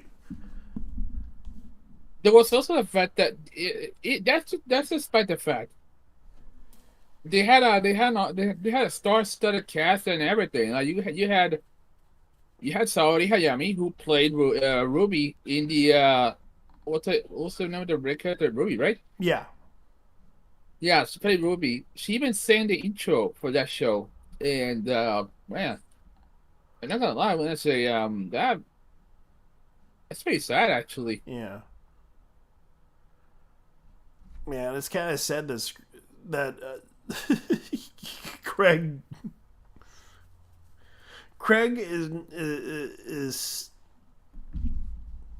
is no, like, this is Craig's website now. It's gone.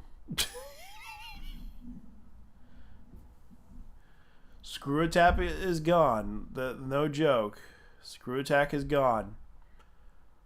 Announcement made when Screw Attack would be formally leaving Rooster Teeth to become. Yeah, they separated from Rooster Teeth to become independent. On July 17, 2020, Craig left Game Attack to start a podcast channel of his own, which was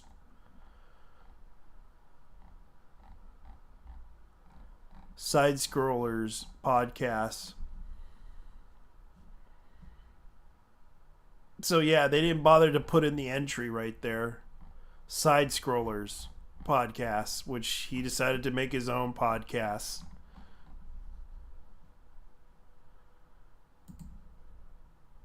So yeah, that's what happened. God. Yeah, so he's trying to make this a gaming award show because like I can understand why, because of the fact that the GDC thing is happening, and they're trying to influence people into the idea of their ideology, to promote their ideology, and therefore they want to make people follow into the cult of this ideology. So keep in mind, he's well aware what's going on with the games industry and what the games industry is doing. But I don't think this would be a good idea. But if he wants to do this venture, let him do it. I'm not going to criticize it, but like I said, I'm not going to support it. It's not that I want to. It's just that, well, I'm pretty sure his fans will support him, because God knows everyone who's like a Screwtap fanatic, I'm pretty sure they'll love to support him. Hello? Yeah, I'm here. I'm listening. I'm just checking something out.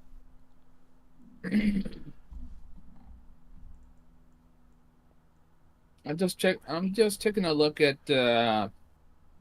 couple of things. Sony is claiming that the Bungie acquisition was actually a failed purchase. Okay, so everyone's excited about the Takes Game Grant. I'm not going to say how much I made on the first day. Why would I? We all agreed this mission is more important than financial transparency. Keep spreading the word. Yeah, he's going to probably bring back his website. Like, they already made a parody account.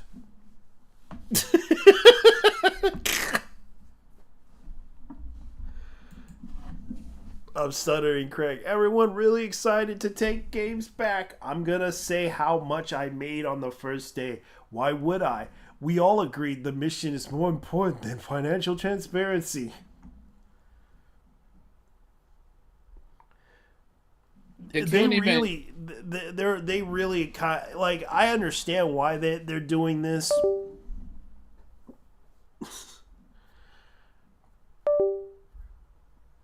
Sorry about that. Yeah, but they couldn't just make a good product. No, they decided we're gonna virtual signal our way into bankruptcy. That's pretty much what it is. But right now, there's also the situation with studying Craig. Like, people are disagreeing with him, calling it a grift and everything, and it's like there's nothing we could do about that. Usage examples. The war Another was rife victim of with woke and broke. charlatans. Yeah, Anyways. they kind of do agree that what Craig's doing is kind of a bad idea. To me, it's a bad idea, but if he wants to do it, let him do it. I'm not going to stop him. I'm pretty sure anyone that wants to support it, go ahead, but I'm not going to. But what's his name warned us about this. Jim warned us about this. Sorry. Jim warned us about this. And I'm just telling you guys the honest truth here.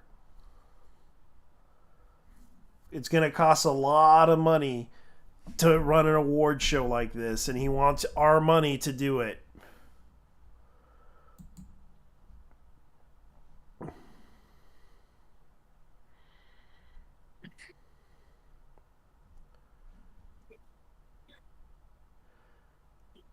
Yeah, so this is what they're doing at the GDC in 2023. A broken link between worlds. The world we see, the world we create. Mega Man friend. Why did you have to bring in Mega Man of all places? 90% male protagonist. Mega Man franchise, 90%. Not really. I'm pretty sure they had a female character in the game too. That is not even true. That's not true. I think it was Mega Man. Let me look it up. Let me show you guys something. This is bullshit. This is bullshit. I'm just pointing out.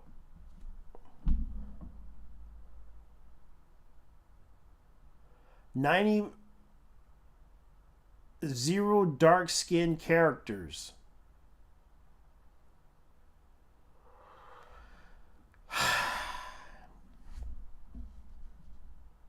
I'm going to show him something because clearly this guy really isn't a scholar of video games. Zero darker skin characters. Holy shit. I know, this guy is a conspiratorial. I think it's one of the presenters that was at GDC. I don't know who it is, but I don't even think he knows the Mega Man franchise very well. Holy shit! This looks like a straw man more than anything else. Yeah, I think it's more like people who never played Mega Man before. By the looks of it, they never played. Let me see. Let me look at the Mega Man franchise PS, because I used to remember the.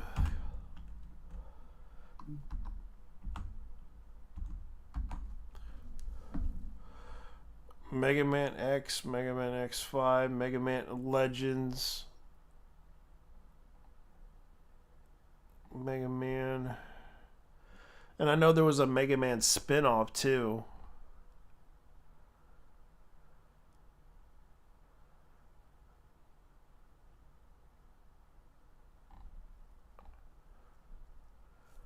There was Mega Man Battle Network. There was also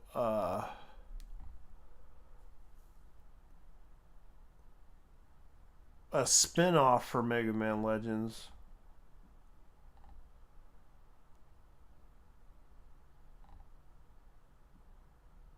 If I can find that game. Mega Man 64.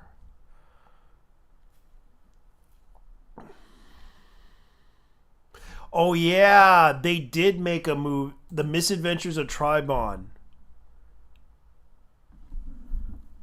Now I remember. Yeah, I do remember that game. Yeah, that was from the creators of Mega. They did a spin-off. That was the game that they did. Yes, this was a female protagonist. But she was... And yes, this game is real. And they did a Mega Man spin-off of this game. I remember this. Yeah, I remembered. Jesus Christ. I'm going to show you guys. This is the game itself. Yes. The Misadventures of Chani Bani. From the creators of Mega Man. This was like the spin-off game that they did for Mega Man Legends. Because it was or Rockman Legends as they call it. Yes, they actually made this game from Mega Man Legends and Mega Man Legends 2. And they made a spin-off game for the... Oh, Trombone! Yeah. That... And this guy claims 90% of the male protagonists were... And this was a part of the Mega Man franchise.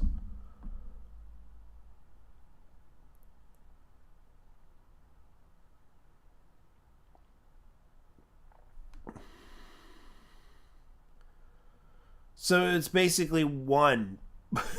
He's saying 90%.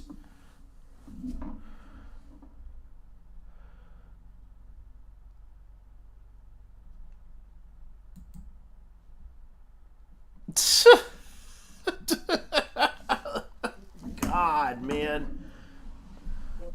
And this guy claims that 90% of it was like they did spin-offs.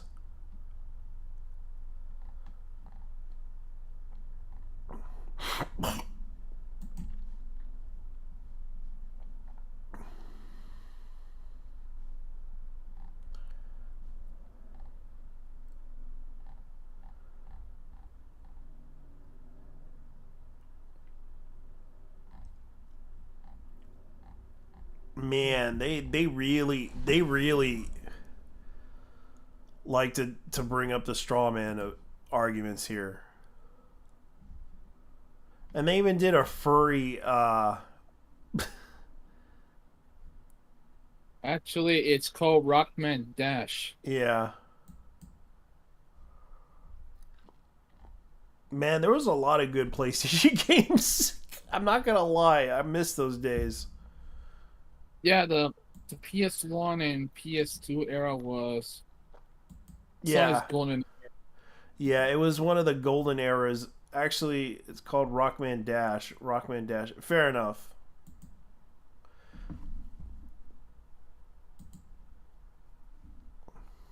Fair enough. It's been a long time. Like, you can correct me on a lot. Like, people should correct me on this. But it's like, man.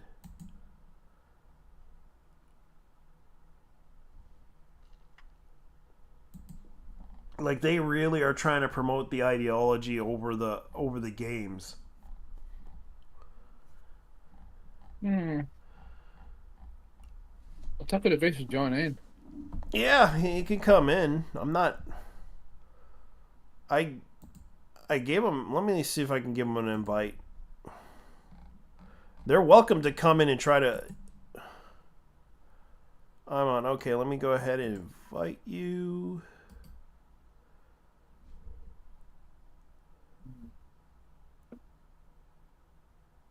Let me go ahead and invite him. Let me see if I can get the. Let me see. Here we are. Let me. Where is it? Where is it? Where's my?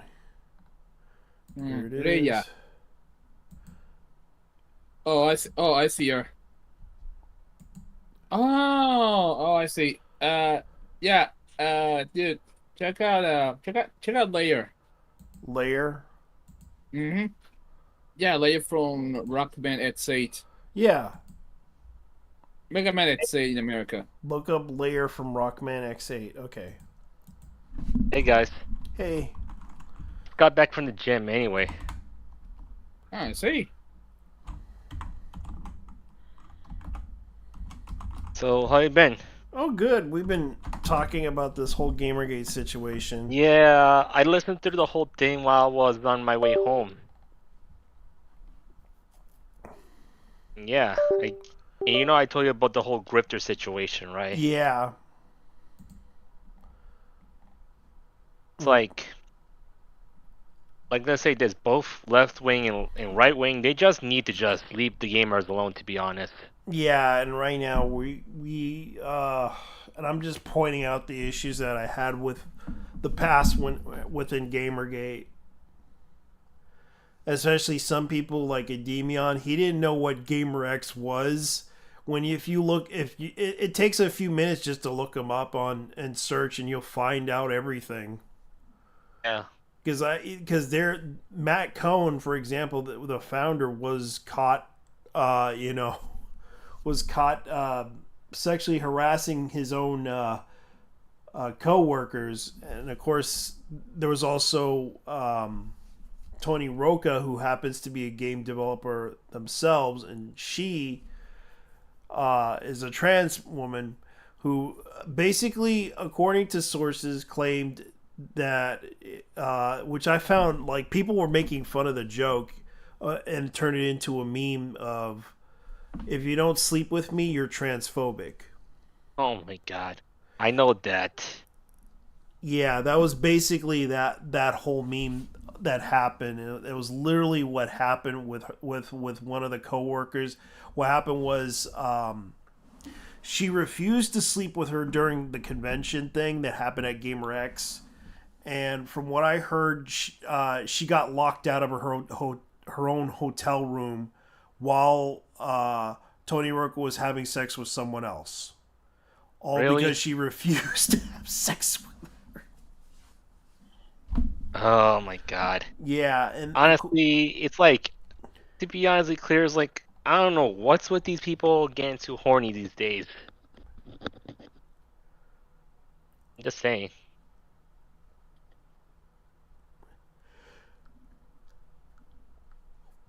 Okay, so this is Layer. This is the girl, and yes, she does have her own. Okay, yes, she does have an unlocked. She's unlocked in Mega Man X collection too. So yeah, they did have representation. Yeah. So that was 80%. He was. That was 80%. Actually, 80. Actually was let's see, since he said 90%, I'll give it an 85%. That's representation right there, since this guy talked about this. So of course, this is becoming a situation to where people are upset about this idea of taking games back, because God knows Studying Craig tried to work with Rooster Teeth, and of course Rooster Teeth, like I probably should ask him the question, what happened at Rooster Teeth? What was going on at Rooster Teeth? And why did you leave Rooster Teeth when they were and you decided to do your own podcast because of Rooster Teeth?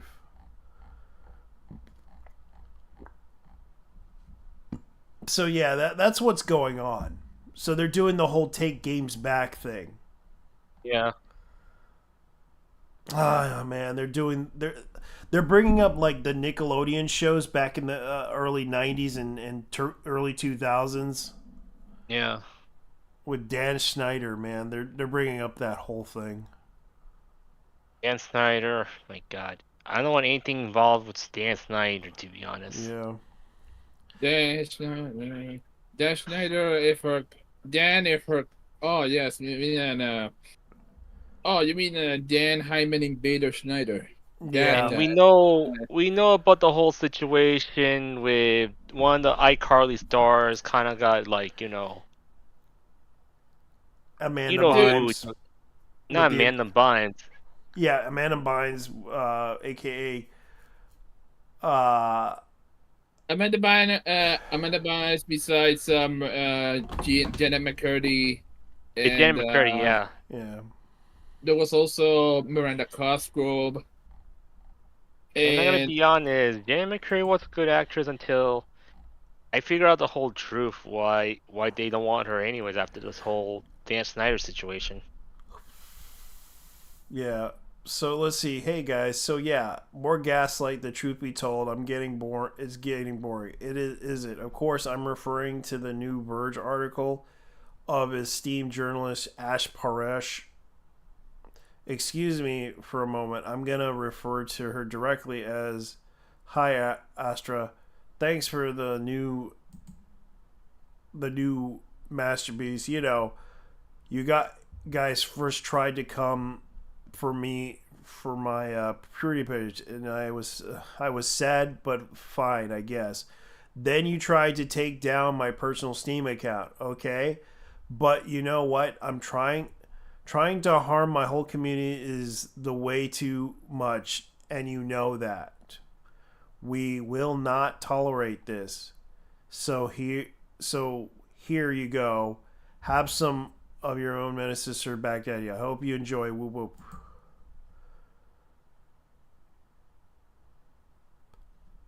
So this is what happened. Hello, good night, evening, whatever part of the world it is, late evening. I'm one of the moderators of Sweet Baby Inc. Discord. Hi. I was enjoying hearing you talk, so I decided I would like to grant you an opportunity. We talk about what you want to know. Sorry, blah, blah, blah, all good, blah, blah. I speak English and as a second language folks time, all good. So you're a journalist. I guess there's something you wish to know, right? My job is to investigate and gather information. I speak English as a second language. Okay, all good. Okay, I can respect that. So close friends with one of the founders of the group. This group is founded originally in order to keep track of games under the curator of Sweet Baby Inc. Because there is a pattern that we notice where there were a lot of games that included things that vast majority thought were bothersome that would put us off our immersion from the games. I would like to say this, as Sweet Baby Inc. detected Discord, we actively are trying to punish people who are honestly racist, who are trying to cause discord among the people in there. OIC. And I would like to say that we don't hate black people. That's the wrong thing to say. Or any LGBT community. We're just tired of seeing people creatives' visions being butchered in order to add something not necessarily asked for. I thank you for that sharing. I just want people to know we stand for. We want people to tag along and be friendly to each other. Okay, I stand for freedom and creativity for everyone that should get to make a game in their original version. So the thing is, I'm going to push back. This is the reason why I don't want to. Okay, so on the recent additions to so blah blah blah. A kid taught me to really important lesson, like a kid at heart has to stand up against injustice. Blah blah blah blah blah blah blah blah. Okay, there we go. Recent additions to Sweet Baby Inc. felt more like disservice to the characters themselves. Like, this is some weird stuff. I'm reading this right now. This is what we're reading because these are the difference is the same. We're willing to remain original writers of the vision. If I stopped talking, I finally logged off for real. 8 went to bed, so I'm regular Candace. Communications drops out. I apologize in advance. It's all right. The thing is, I'm going to push back on what you shared above, and not how consultants, which is Sweet Baby works. They don't have any kind of power over games development or story. Yes, they do, because they suggest this. They suggest this by even making a subtle jab with this canon. White character into a black character be true. Blah blah blah. Alan Wake saying much. Blah blah blah, which is true. Yeah. Yeah, this is kind of and this is still going on.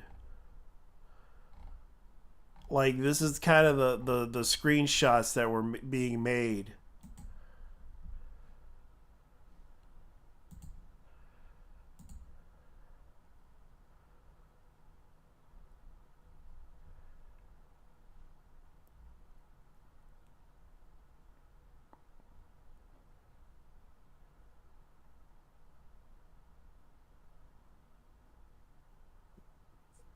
Okay, this person is like saying, look what she's saying right here. This is what I'm looking at. I hope the guy who's trying to be respectful and friendly.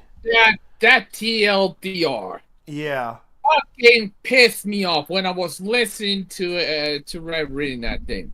Yeah. All I said to myself is, I hope this fucking bitch dies for real. I hope this bitch dies in a fire or something, because that was both the most insulting and condescending thing I've ever heard in a while. I know. I hope those of y'all with an open mind realize Sweet Baby Inc. is not your enemy. I hope you realize that Woke is also not your enemy. The group continues to crusade against Woke. It makes you look bigoted.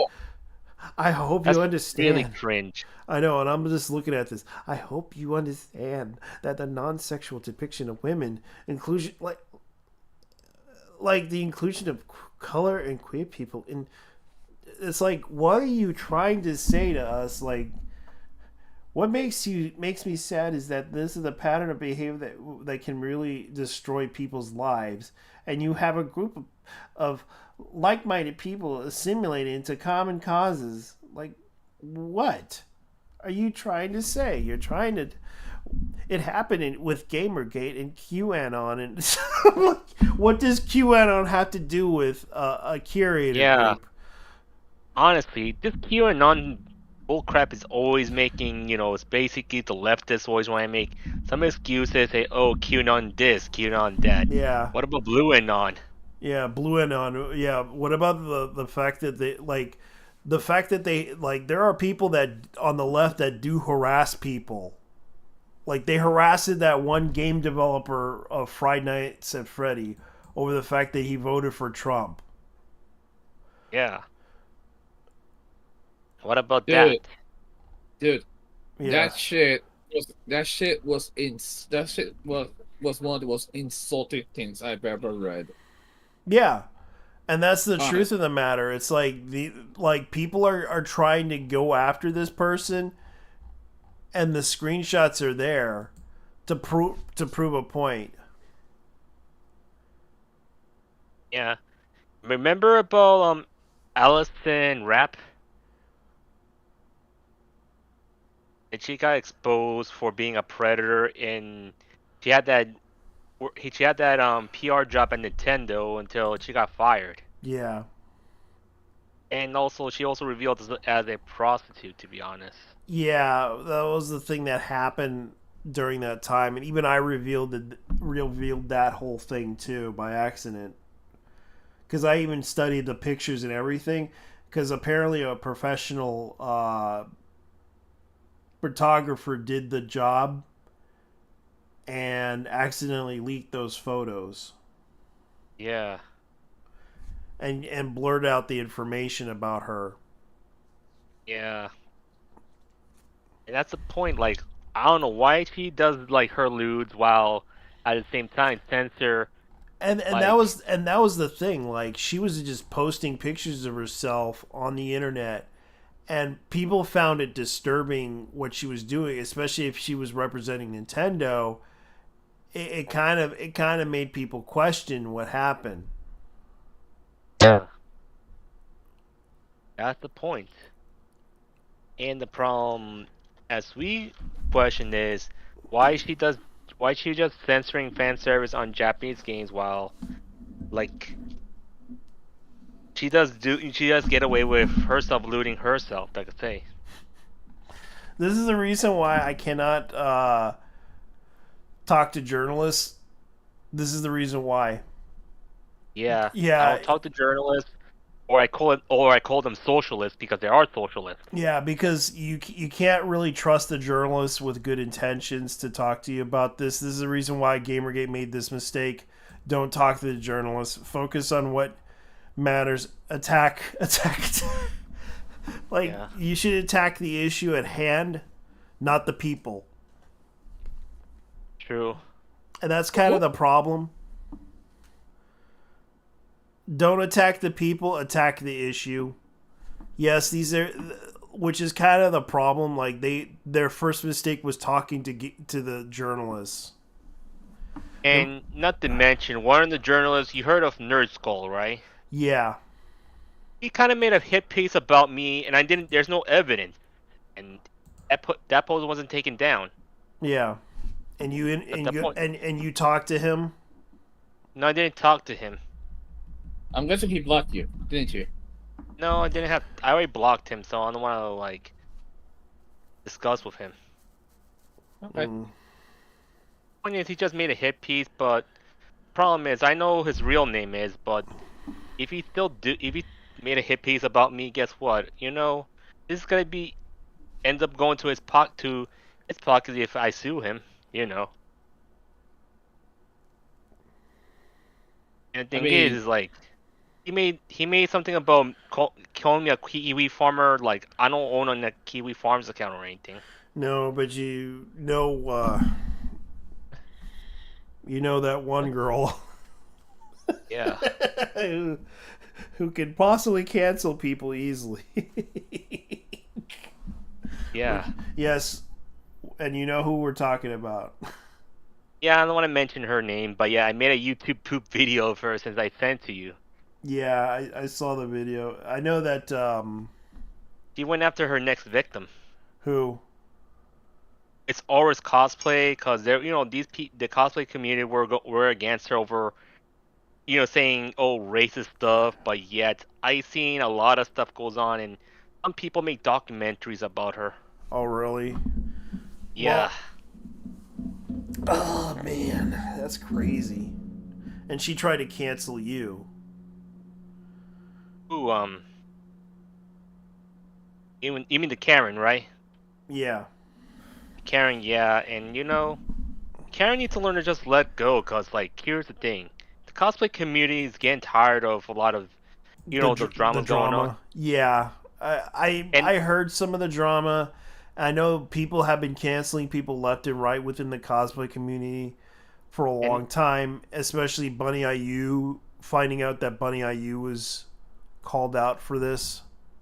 Yeah, and then I'm glad the one thing for sure that a cosplayer had stood up against cosplay Black Book, which they're just faceless trolls who basically made hit pieces telling stuff. He realized cosplay Black Book is basically they're putting people in danger, like me and other people, including Oris. And the point is, they're basically drama farming. Yeah. And at least the page is gone. I'm vindicated for now. Okay. Ash is a video game reporter for The Verge and focused on covering marginalized gamers and their communities, writing about the intersection of video games and sex and finding out to make general video gaming public to care about the Overwatch League. Oh my god, really? Yeah, that's her. That's she's a writer from The Verge. Their first mistake, don't trust The Verge. Yeah, never trust any because journalist. I know what happened with The Verge. Like, there was some drama surrounding The Verge. Like, I don't know why anyone in their right mind would talk to anyone in The Verge, because The Verge is also a part of that whole thing too. Yeah. Like, because I recalled there was a drama with one of their editors. Apparently, one of their editors got into trouble for sexual harassment. And oh boy, that was not good. I know. And I'm going to tell you this, like, of all the dramas going on, like, I don't know why they want to use the government to go after weaker targets, which are gamers.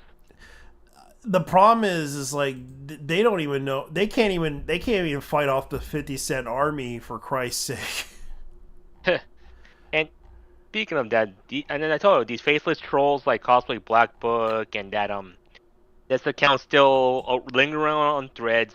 They don't want to show their faces because here's my theory suggestion that they possibly be feds. Yeah, and this is the thing that people pointed out. I'm not gonna publish this conversation. I don't even know if I'm going to use it. Yeah, because that's the thing. Like, I don't have the hate material I wanted.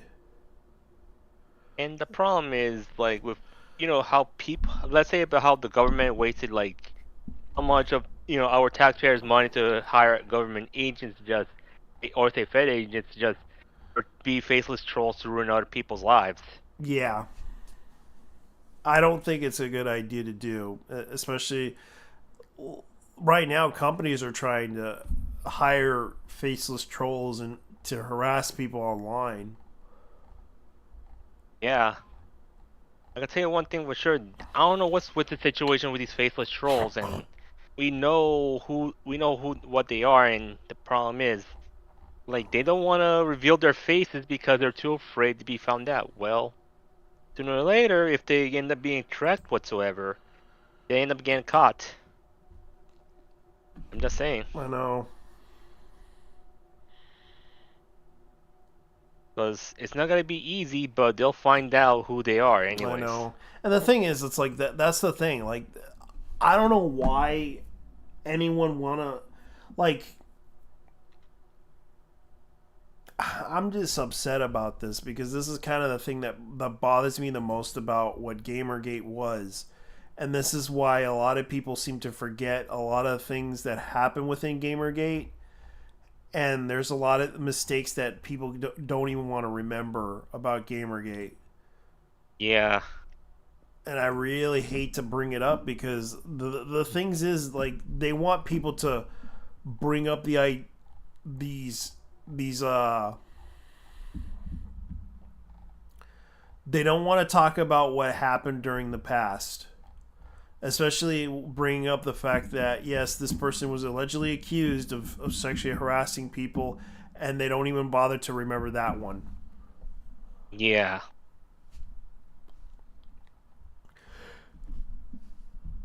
And as I begin to realize that, slowly as I realize with the whole pandemic and all the, after the election of the Orange Man, well, I begin to realize one thing. Mm-hmm. That, it's all because they've been pissed off that Hillary lost and all this stuff and they want to revenge. That's the problem. Let's put it this way: Hillary pissed off the military. Not just only the military, veterans, the gamers. The military veterans. Yeah, that's what a lot of people didn't want Hillary to win because of a lot of reasons. There's a lot of reasons why they didn't want her to win. Because one, she was reducing some of the and especially finding out, especially the email scandal that happened, they try to erase that whole situation, and they found out that she said some things in that email that kind of pissed off some people. Yeah. And then there's the fact that, well, let's be honest here, Hillary has always been an elitist bitch.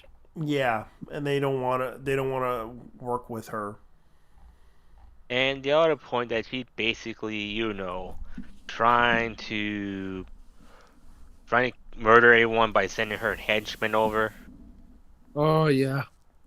Let's see what's going on. Yeah, if it just says even slander Hillary, she'll send her death squads to where you live. But I'm waiting. No. And the real point is like, here's the thing with Hillary. She's basically a feminist weapon that basically trying to get people to go, like, as in, like, they just basically it's basically, let's say, she's being female Hitler, want to get rid of all of men, to be honest. No, it's just not that. It's just that they want people to think the same way they do, and they're forcing this behavior upon them. And that's kind of why a lot of people don't want to be around these people, because they are narcissists. And here's the thing. A lot of people exposed her for hating video games in her past campaign. Well, she didn't play them, technically, and that was kind of the problem that people brought up about her. Because this is the thing, like, and also the fact that they brought up the other thing about her with her past with a known scammer. Yeah. Actually, it was a video. I think it was one of those. Basically, let me see if I can remember. It was a long time ago. It was basically like they brought up this video about her where she was in a Now this faceless bitch kind of posted my photo again of, like, she still had my photo of me fat shaming me, thinking that she doesn't know I'm in the gym, whatever, and I post my Instagram stories I'm on the gym. I'm going to say this right now. I think the problem with her is that she needs to move on with her life.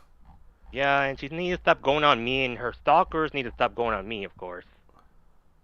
Because I'm not going to play that shit anymore. Because I already told people yeah, a long time Sorry ago. About that. It's fine. It's just, it happens, man. Like, you need to tell her, knock it off, or else. Yeah, she needs to knock it off, and instead of telling text, I'll just saying video, which is a good thing, right? Yeah. You might as well You might as well just point this out. Like, look, I don't want to be like, you don't have to point it out in a video. You just have to make a debate about this and tell her, look, like, I remember one person I debated was like this 4chan anonymous person. They claimed that I had a Patreon. Yeah. That wasn't true. They claimed that and the one thing they criticized me for was the whole Pro Jared thing, which, to be fair, yes, that was my first mistake. Actually, many other mistakes I made in the past with videos that I made, including the one with I made a lot of mistakes, but of course, most people don't forgive me for those mistakes. Yeah, let me show you what's her Instagram threads, and she needs to jump in. If she's too afraid, well, I know she's a fed, to be honest. Like, my thing for sure, this faceless troll still stalking on me and still have a Discord somehow.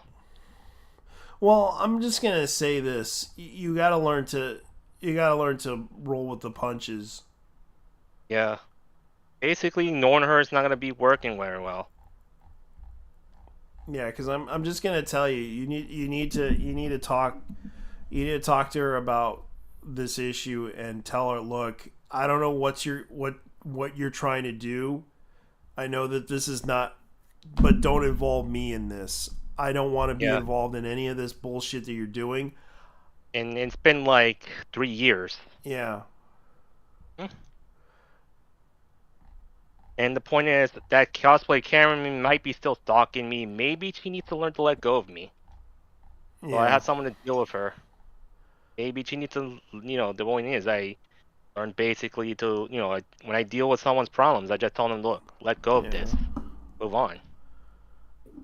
Without any fighting.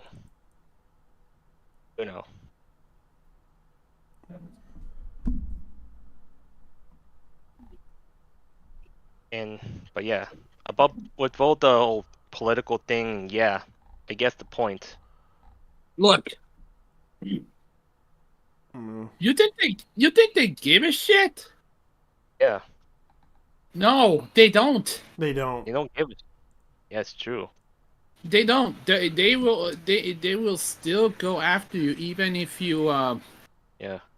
This is why you don't apologize to these people, because the only Never word apologize they to know- them. That's the point. And the thing is, do I call them, adult consumer? No, because of her race. Like, honestly, it's like, Dude, they will get rid of their opposition by any means necessary. Yeah. It's something they've been taught on since high school, in middle school, middle school, basically. No, elementary. Elementary. No, right. Mm-hmm. Why they taught these people to go after people and just bully them, body shaming? Why? Yeah. Because they believe they are on the right side of history. Yeah. And I can imagine them. Yeah. I can imagine them in a mech warrior setting, that they are the Jade Falcon clan, believing that they are doing something for the greater good. Yeah. Because I used to remember I used to remember watching that cringy cartoon show when I was a kid of a BattleTech, and the Jade Falcon clan was basically just this group of people that were invading other places, trying to convert these people into their ideology. Yeah. And and of course they were willing to exterminate the rest, calling them weak and useless. And they were like, "That's equality for us." But of course, I'm gonna probably play that Mech Warrior game. Looks like it's kind of cool. Mech Warrior 5 Clans. I might play that. Nana Rich Action Pack, and I hope it's not written by Sweet Baby Inc. Please God. You can always take a look. Yeah, very interesting how it went from reverses to Mech Warrior 5. The usual mercenary version would come after. Can't wait for this game though, Damn, wish we're in PAX East showing this. Yeah. I might go to PAX if I could ever get the chance to. Have the money. You going to PAX East? No, PAX West. Oh, I thought you were talking about East because it's in the East Coast where I am. Oh yeah. Yeah, because the point is, like, winter is very tough in the East Coast, but still, you know, if you're gonna go up north, it feels colder.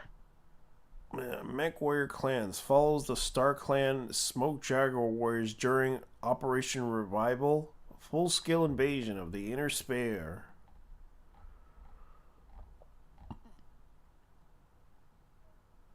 Yeah, I'm glad that you know, let's say one good cosplayer did something to take off one troll page, so I hope someone could take off the other troll page. Well, you can report them. Yeah, I do, but Meta doesn't do anything. Meta. Yeah. Facebook doesn't do shit. Usually they do when there's a right wing.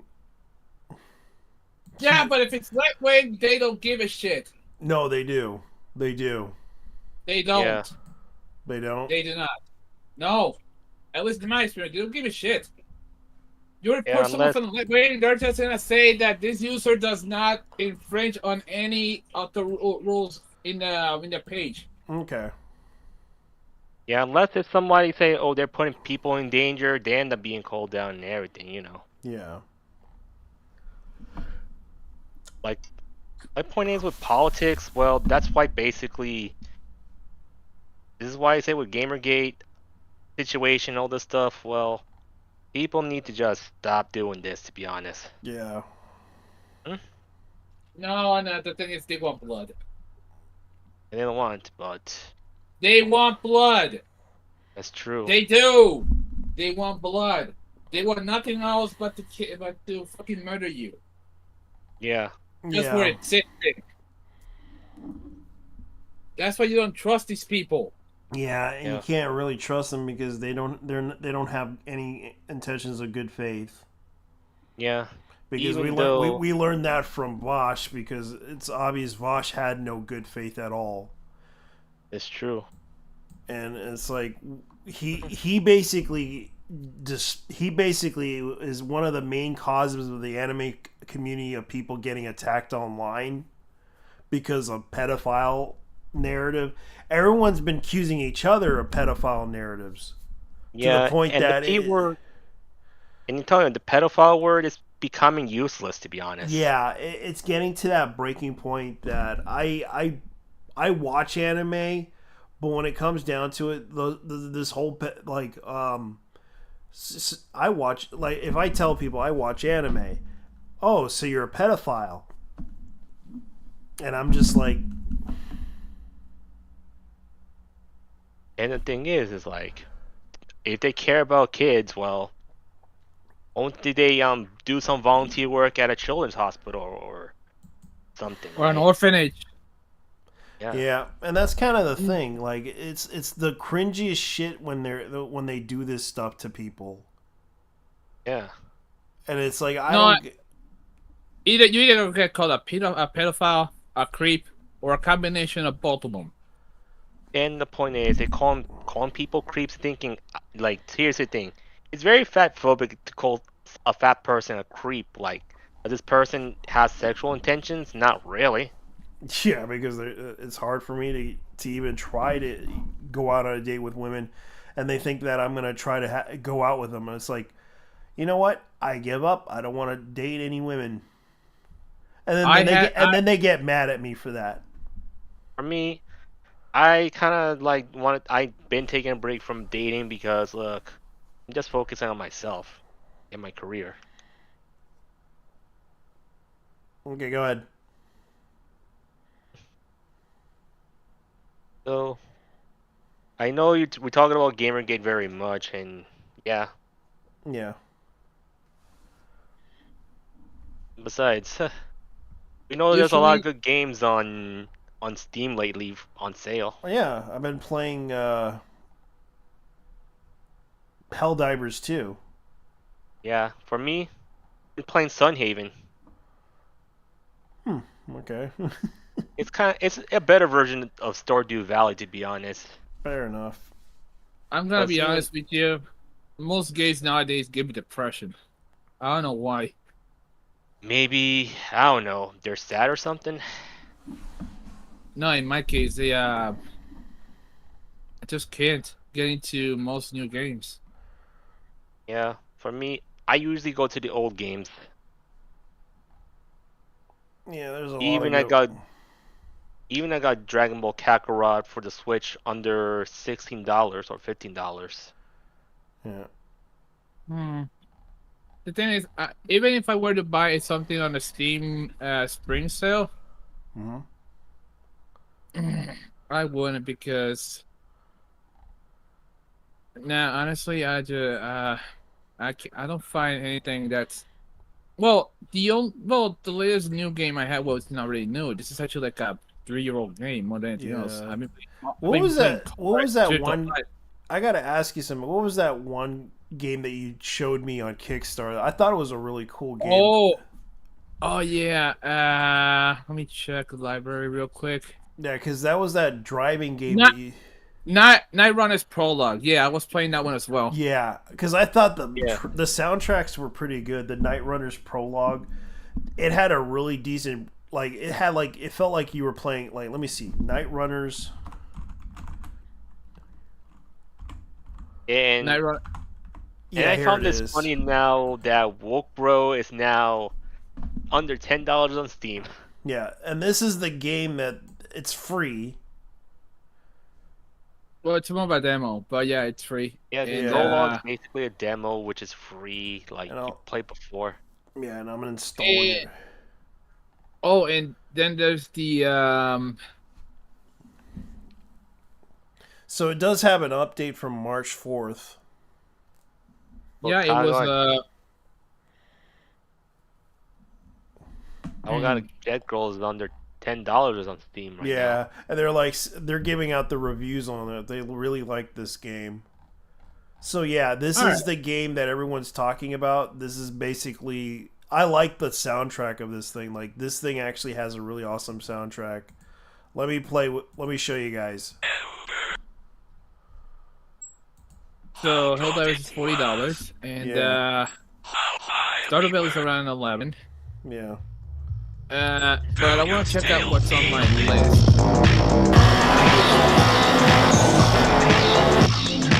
I know Tyrone Souls, which is a parody of Dark Souls. Yeah. It's still not cheap. Like it's actually still around $10. Yeah. Pizza no wait, $1.46. So the company that is publishing this is Planet Gem. Yes, that's actually one guy. Yeah, one guy. You know what? I'm for $1.46. That's fine. I'll buy this. Yeah, I had to buy a movie called Dune, the old version, not the new version. The David Lynch movie. Yeah, the David Lynch.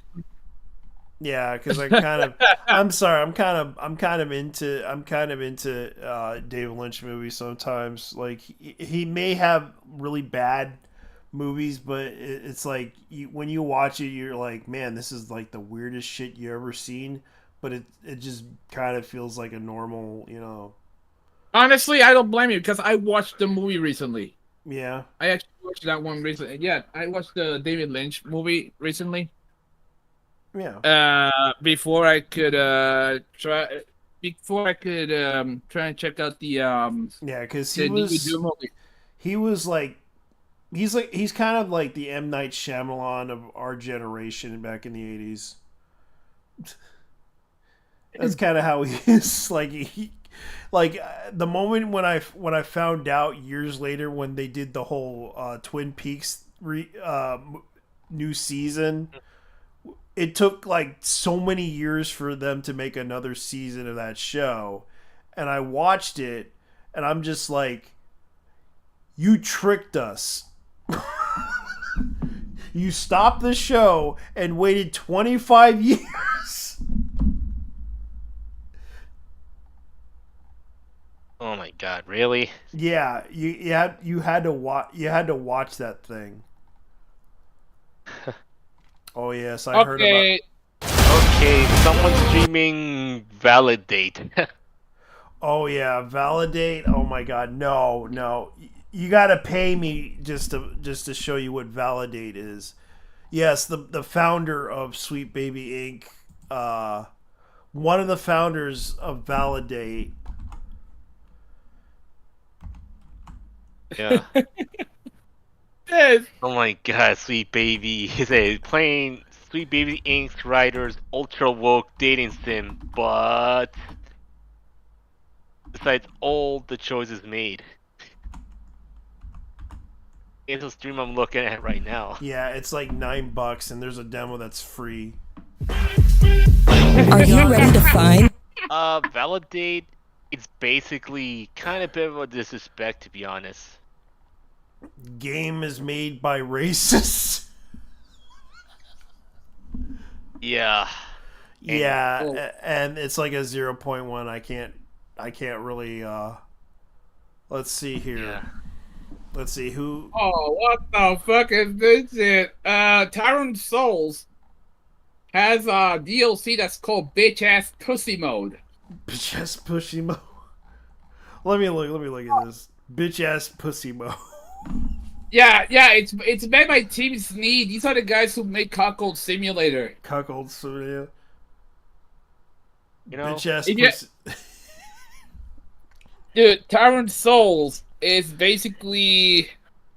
Let me see. Ultra Instant Tyrone boss fight added. That's the new update.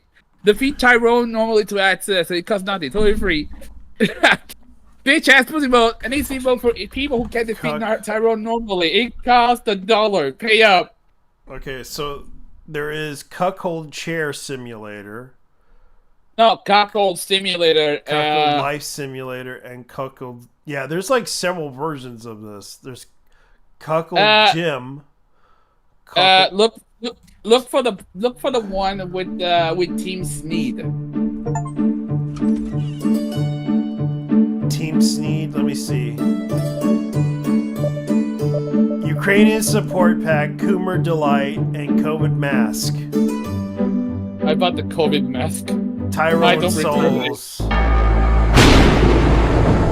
You literally just wearing that mask gives you a fucking achievement. Alright, let me go ahead and see this. Tyrone Souls. Yeah, it's actually a minigame from Purple Simulator that ended up being the same thing. Yeah. It's basically cardboard, but the enemy is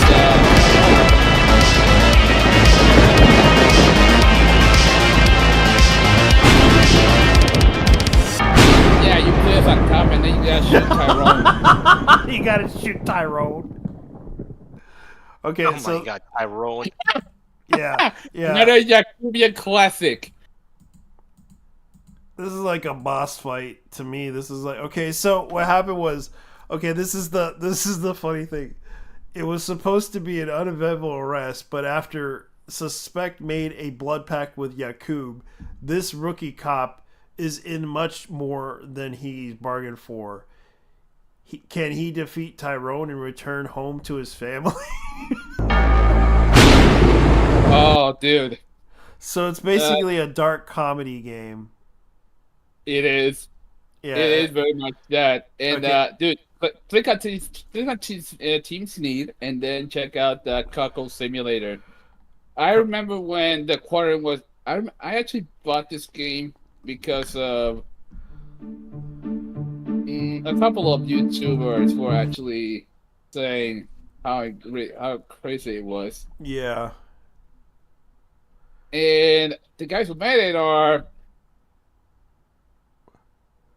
These guys are fucking wild, though. I know, this is ridiculous. This is like a cuckold simulator, basically. Life is a beta male cut. Basically, you get to play as oh, dude. Yeah. Fun fact: Play that as little Cuckold. baby. That is his name. His day-to-day life work. Yeah, yeah. Guess what? His work happens to be a cage called the Wagey Cage 9000. Wagey caged by 9,000. He works at He works at a company called Global Homo Corp or some shit. Global Homo It's been a Corp. it's been a while, but this game is pure comedy. Yep, and it's $39 something, and plus it has DLC, Coomer's Delight, and COVID Mask. Like this guy. Oh, by the way, Gilbert, this game actually has a part where they make fun of Will Smith's bitch slap. They also make fun of Temple. They also make fun of Jack Murphy. Jack Murphy's in this game. I probably will buy this game if I ever get the chance. And there's also flags for this too. They got the diversity flag. Team Sneed. And of course, they had to have that.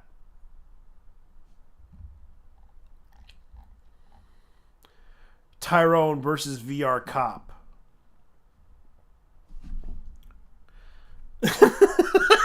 I bet the black community is gonna love this game, dude. This game is something else. I know. Yes, Tyrone versus Cops. Yeah, Tyrone versus Cop. That happens to be a mini game. Yeah, and then of course Tyrone Souls. Yeah, those two are In fact, the Tyrone Souls game happens. You had to buy a game console, basically a Nintendo Switch, to in Chinatown to even get it. To get this game? No, to get Tyrone Souls. Yeah. To Tyrone Souls.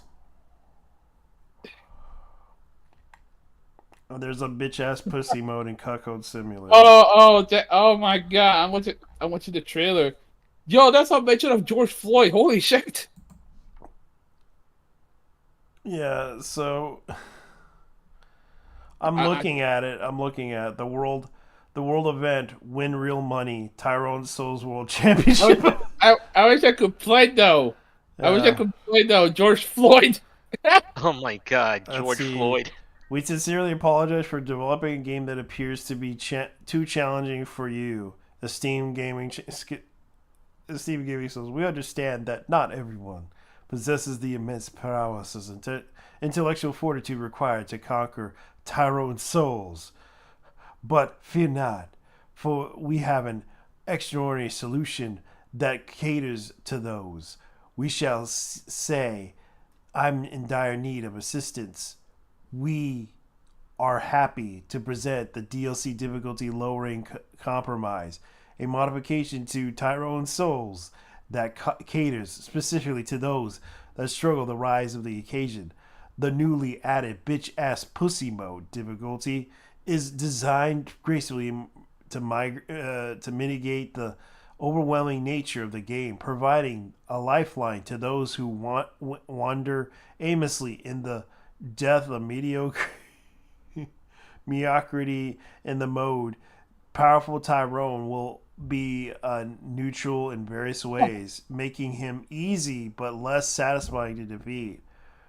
We hope you can perceive the generous DLC offer as a testament to our commitment to inclusivity, catering to the unable embrace of the trials and tribulations that define true gamer. Admittedly, not everyone can be game virtuoso, but rest assured, we are have a monetary elevating you from the depths of the well-deserved ineptitude. May this DLC provide you with the modicum of redemption, while you can gently reminding you your distinction of the places of the gaming hierarchy. Wishing you the uttermost success, Team Sneed. Oh, Oh, dude. Check out the check I out gotta Tyrone. I gotta look at this one. Hitler in L.A. And this is a. Oh, it's one of those games. Hitler in L.A. Yeah, this game is a fucking shitpost more than anything else. Fury in LA. Oh God. Yeah, the Fuhrer in L.A. That one time I moved to L.A. Thank you for telling the true history that nobody dares speak about. Oh my God! I gotta Oh see my this. god. Yeah, I gotta see this. This is so hilarious. Like the Fuhrer in L.A. Special Edition. Okay, let me see this. Give me a second. Is that on Steam? Yeah. Yeah. And I'm looking at it right now. I'm like showing the screen. Like, what the hell are these people thinking? Hey, yo! Oh my god. And I don't know what the heck going on with. Why did I hear this? Holy shit! Yeah. The Fuhrer in LA.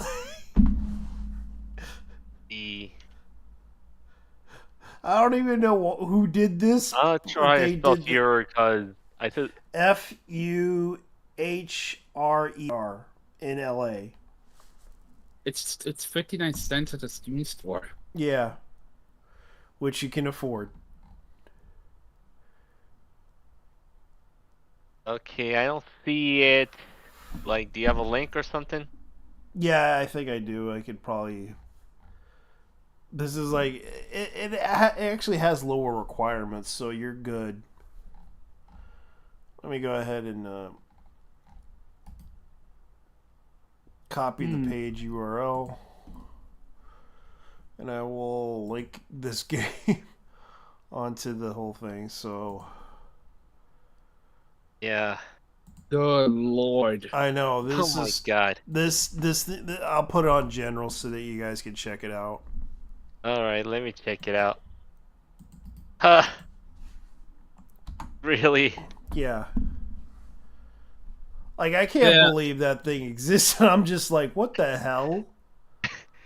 What is There this is game about? Oh, it's a twin stick shooter. Yeah, it's one of those games. How's that shooter? It's cheap. That's what it is. The Fuhrer in LA. Oh my Yeah, god. and he's causing a massacre. BJ Blacko. It's BJ Blacko is. It's basically the Nazi version of Postal. Yeah. The main menu has a dual mask MIDI sounding gen, and I kinda dig. Yeah. Damn. Yeah, that I can admit this is like the Derp Souls. BJ Blazkowicz in an alternate timeline. Yeah. I'll show you another one. This is a free-to-play game called Derp Souls. Derp Souls. Yeah, Derp Souls. Yeah. Even though I see it now. Oh god. Yeah, it's like What the heck? whoever made this is out of their damn mind. It's like this is like the weird version of Dark Souls. I mean, a lot of this stuff is shovelware.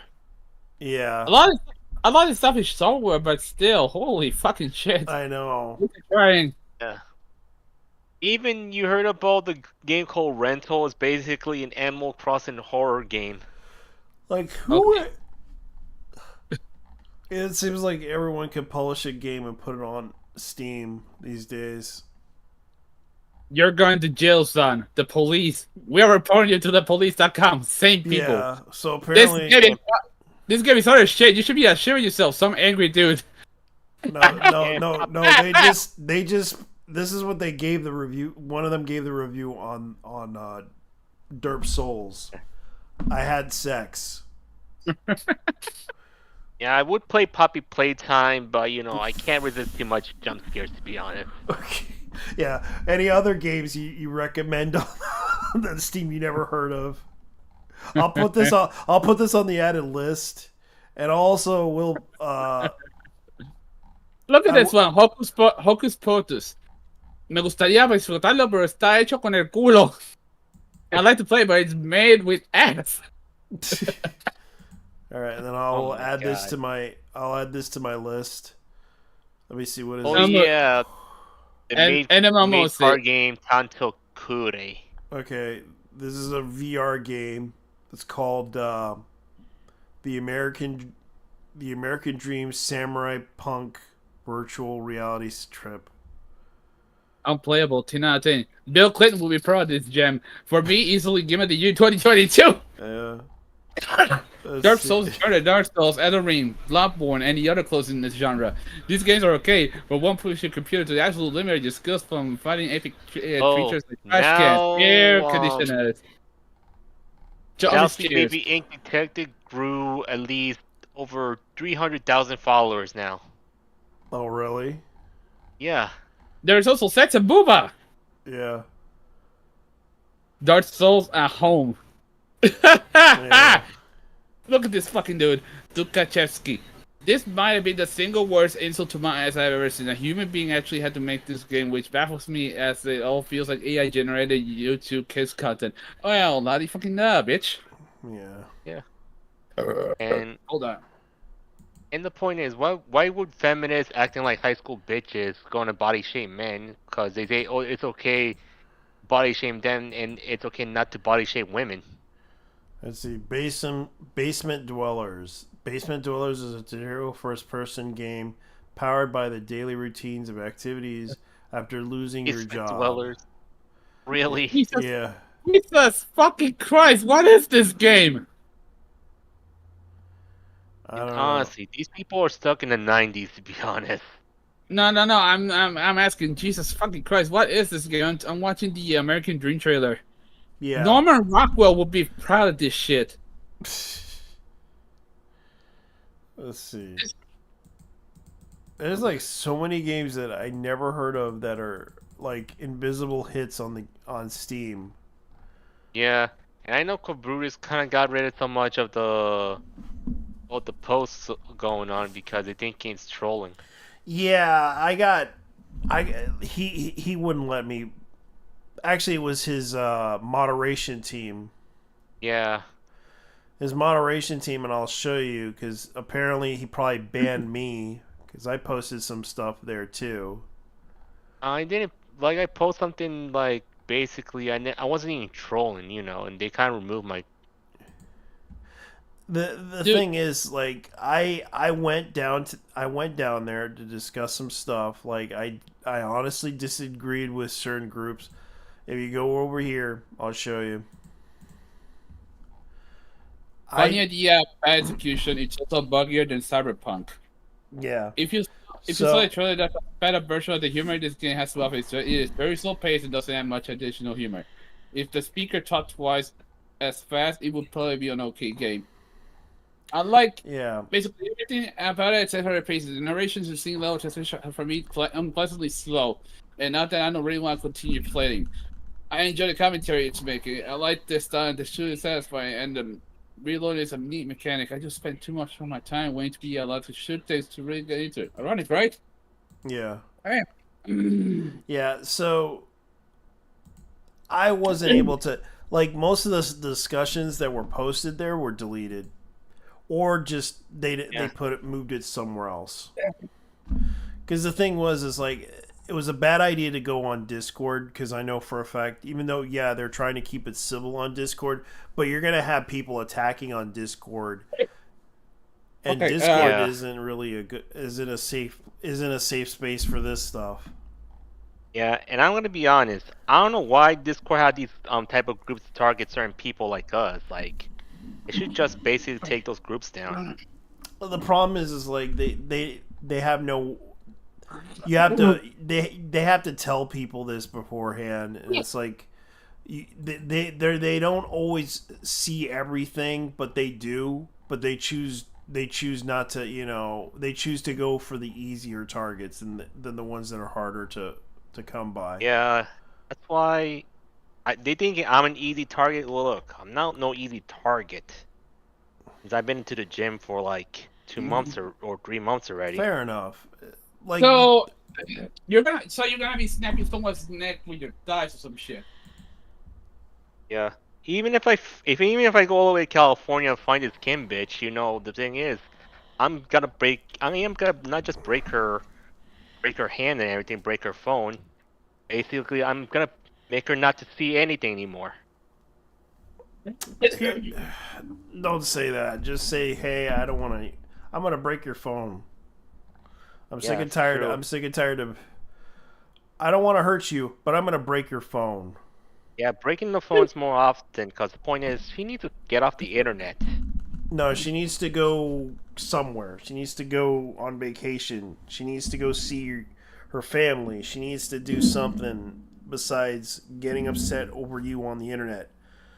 Yeah, and the point is, why body shaming me? It's like this ain't the 1990s, and she acting like she's still in the 90s. I don't know what's going on with people like that. Like, okay, George Lucas just drove the final nail in the coffin of Star Wars. Star Wars is dead. Lucas sided with his own abuser. I'm not sure if Lucas lost his mind or lost his soul. I never thought I'd say this, but here it is. Fuck George. Yeah, George kind of caved in. Buy. Oh, no. Don't buy YIF Postmodern RPG.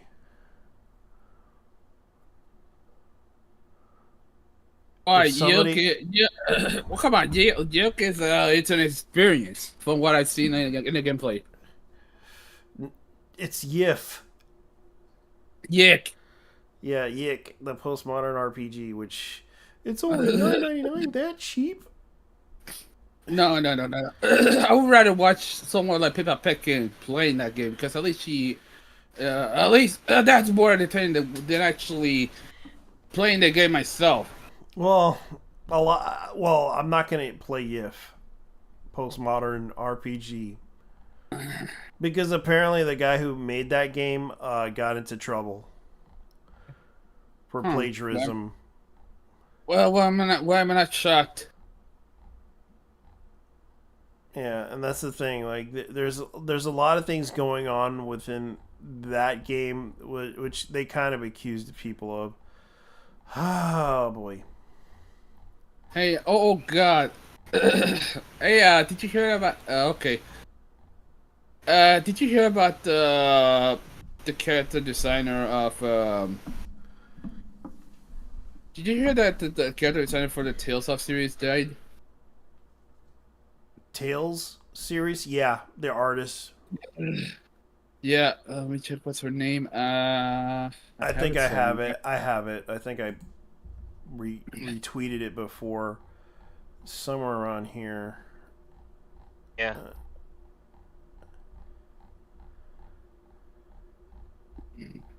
Where is it?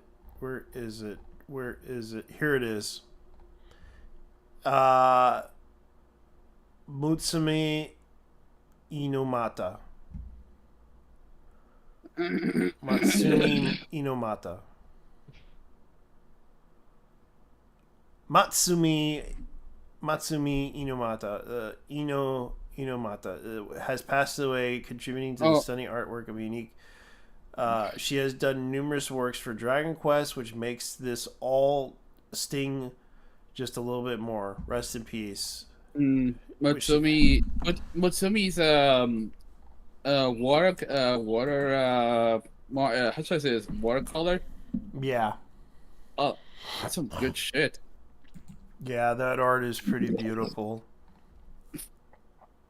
A lot of people liked her work, and like you can look up her stuff online. Let me see. Let me go ahead and she did Brain Powered. She did the cover for Brain Powered, which is a good anime. Like, if you look at her art, most of her art, like, she did this one. Like, a lot of people don't realize she did covers for animes. My lord. Yeah, she did the illustration art for Brain Powered. And it's kind of sad, though. She died on March 10th. But you didn't mention the cost, though. Yeah, it also hurts the industry too because she's known for the Tales series of RPGs, and she's also known for, let's see. The only Tales game I have right now, I would say, yeah, it's Berseria. Yeah. And I'll be honest, I did try it during the pandemic, at least. And if it wasn't for the fact that my old, if it wasn't for the fact that my old hard drive didn't have that much, well, it had a lot. It didn't have much space at the time. But I'll be honest with you, you could that is a PlayStation 2 port, and guess what? You can actually make that game look better with mods. Yeah. There's actually a bunch of mods. They're basically mods for the character models, like for example, Maggie Lou, Eleanor. Let's see, Belbat. Dude, Belbat though. Yeah. Oh.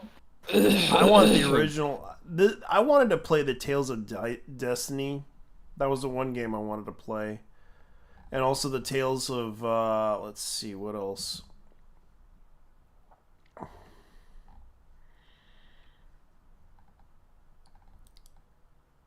That one's actually a good series. Like, the Tales of Volume 1, which was... That was originally from the PlayStation, but originally was Nintendo. I wanted the Nintendo GameCube version. That one I want to get. Tales of the Fandom.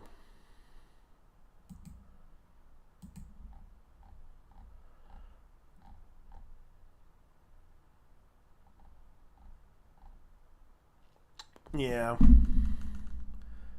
That's a shame, too. Those were the days, though. Those were the days. It said that she passed away. May she rest in peace. Hold on. Let me do something here. Rest in power, Mutsumi-san. Yeah. Yeah. Okay. You got any, Oh, dude, Freerun is ending, this Friday. Yeah, it's like 20-something episodes. 28. Yeah, 28. It's actually sad. So there's not gonna be no more Freerun Fridays until a second season, and definitely a second season will be announced sooner or later. Yeah, I heard the news about the other anime gushing over Anime Girls creator. Yeah, dude's pretty much sick. He's pretty much doing very well. Yeah, I heard the sickness has happened. Let's see. I'm getting cozy with the drama and games. Yeah, and the people, like these people defending Sweet Baby and all this stuff, they ain't just becoming like targets to be laughed on and being mocked on. And that's the thing, like, I don't know what to tell them. It's like they don't want to listen to the whole issue with that they're trying to escalate the situation badly by trying to turn it into a nothing. It's a nothing burger. They shouldn't be trying to do this so they can get the government to be involved with all this stuff, because if you're trying to put this harassment against them just so you can silence a bunch of people online for disagreeing with you, that's just worse than hell itself. Yeah. I gotta see this clip here because this is hilarious. Even though I removed Afterlife out of my wish list because I thought it's gonna be a good game, like looks anime like, but yeah, the baby got involved. Yeah, and that's why I just unwished that list. Fair enough. Even though this game more or less a rhythm game. Like, at least someone in the modding community had the guts to do this. This is kind of funny. What is it? This is Ace Combat 7. It's a Gundam mod. Yeah. And I think this is hilarious, though.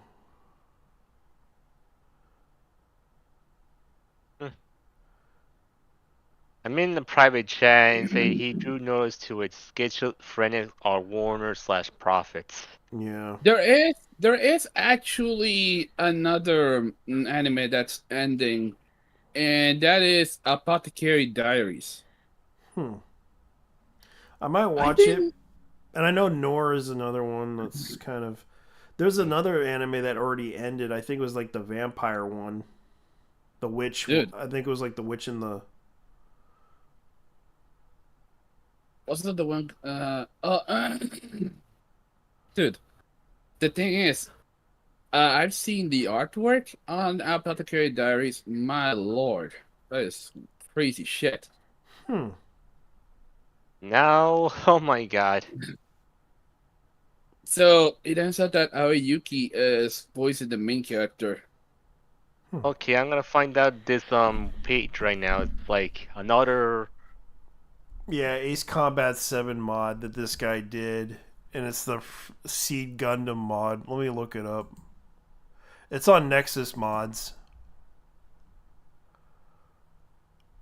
Dude,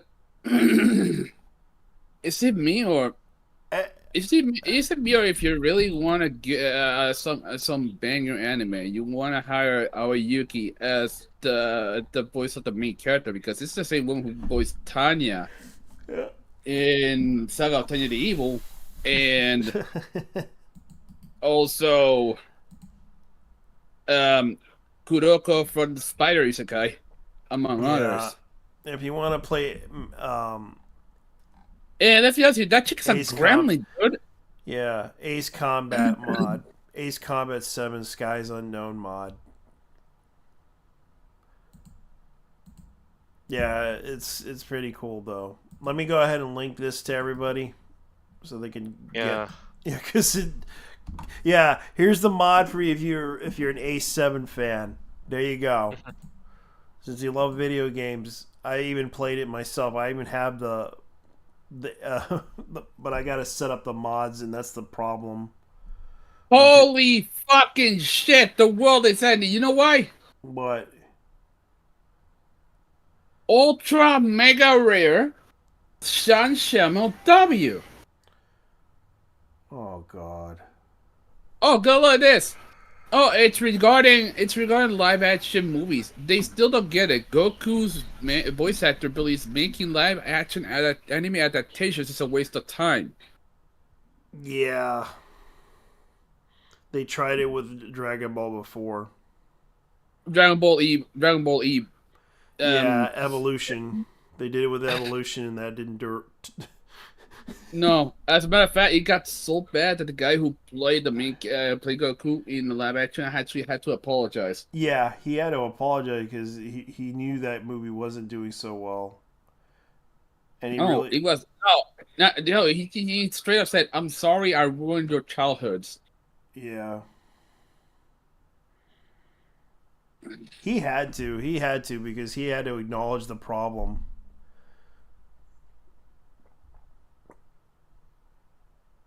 He had to acknowledge that because he didn't know, at least he acknowledged it when the death of happened. The death of Akira Toriyama happened, and it's kind of sad though. Yeah. Okay, he found the Netflix live action One Piece terrible, and blamed the limitations of live action for its failure to capture the series' fantastical elements. Man. Like some people liked it, some people didn't. This dude is 55. What the fuck?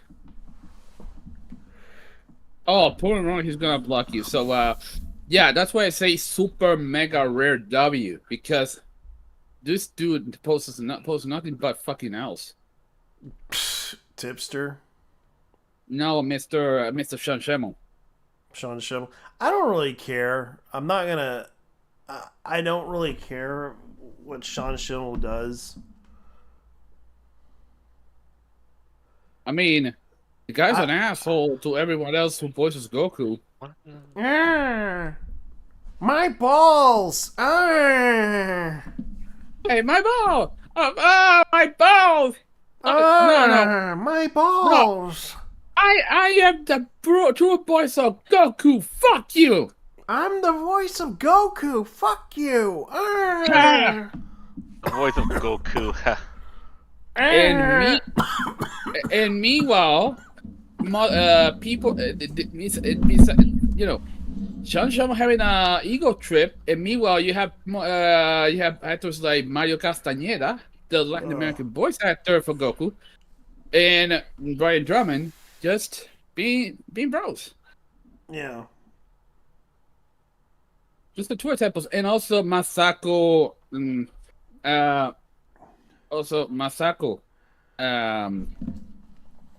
damn. Fuck, I actually forgot her last name now. What the hell, dude? What's going on with my brain? Yeah, I've been having issues too. You're not the only one. I'm trying to remember a lot of things. Masako Nosawa. And I was bringing up stuff about Gamergate, which I kind of feel bad about. Yeah, and even though the cosplay community feel the gamer game treatment as well, because the point is they're getting tired of the whole situation as well. They're getting tired of the drama. Yeah, because right now the same person who's now calling out another drama forming page, to be honest. Oh, really? Yeah. Yeah.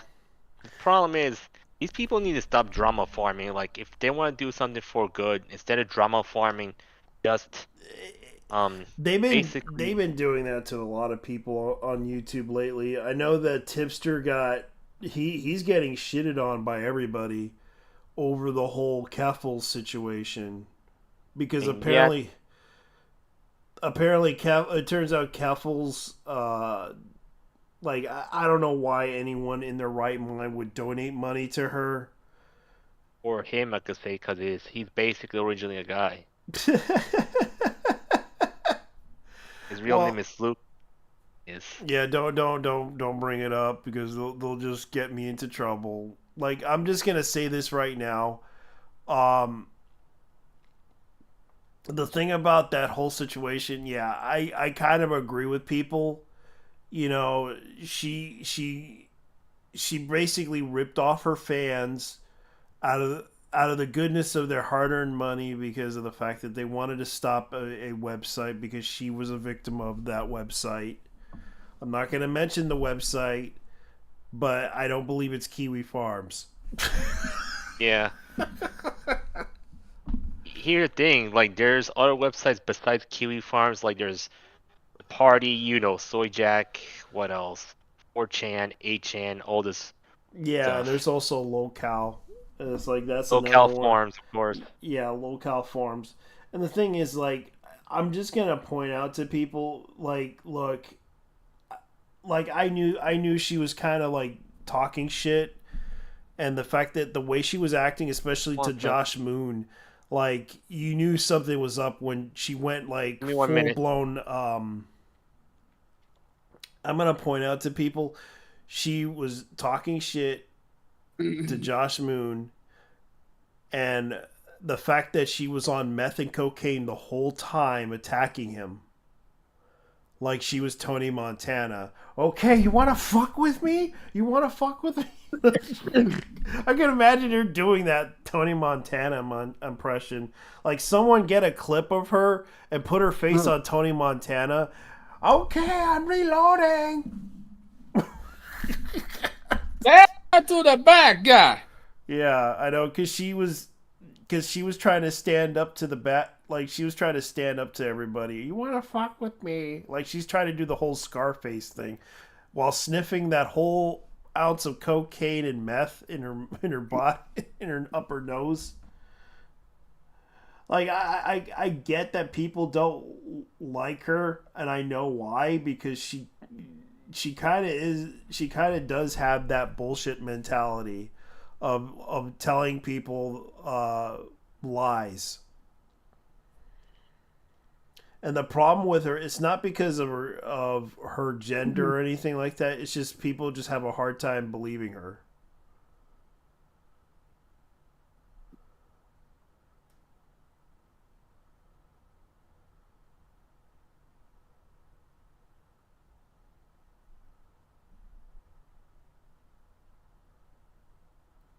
that's pretty much it. Yeah, let me do something here because it's weird. It's just weird. Like that's what's going on right now. Like I didn't like the whole situation with Gamergate and how it's being treated, especially the other side of it. Like people are trying to like ask for money or ask for donations. That's kind of the problem that Jim basically brought up the whole situation. PlayStation leadership views Bungie as a failed acquisition.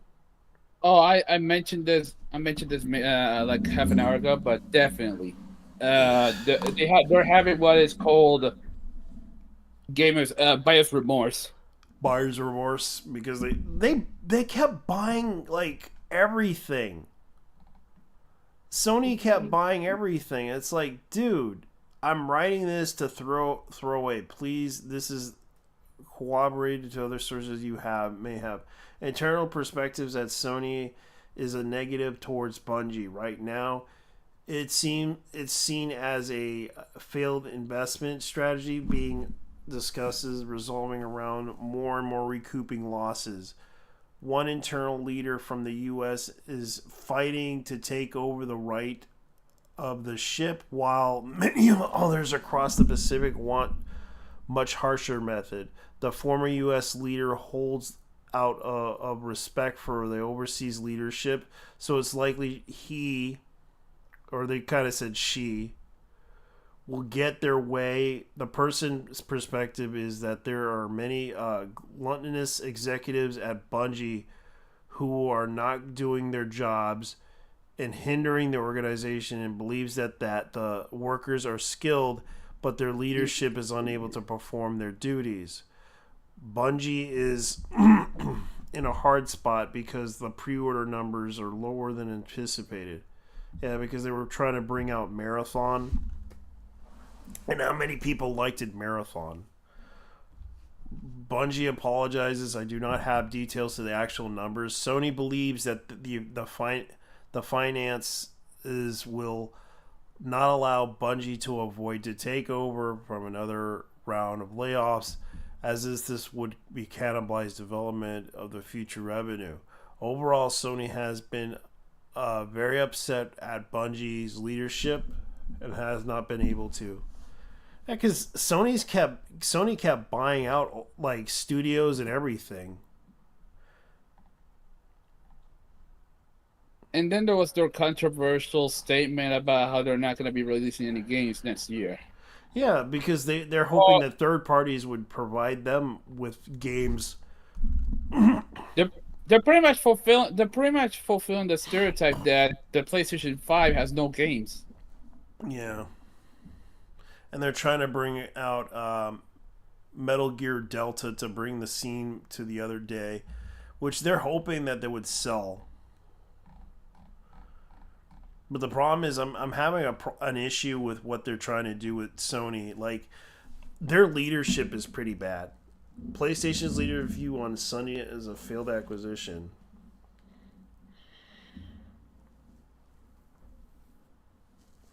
I would hope this sheds light on everyone going on Sony's side. It is believed that the takeover would allow Sony to turn Destiny into a more profitable game.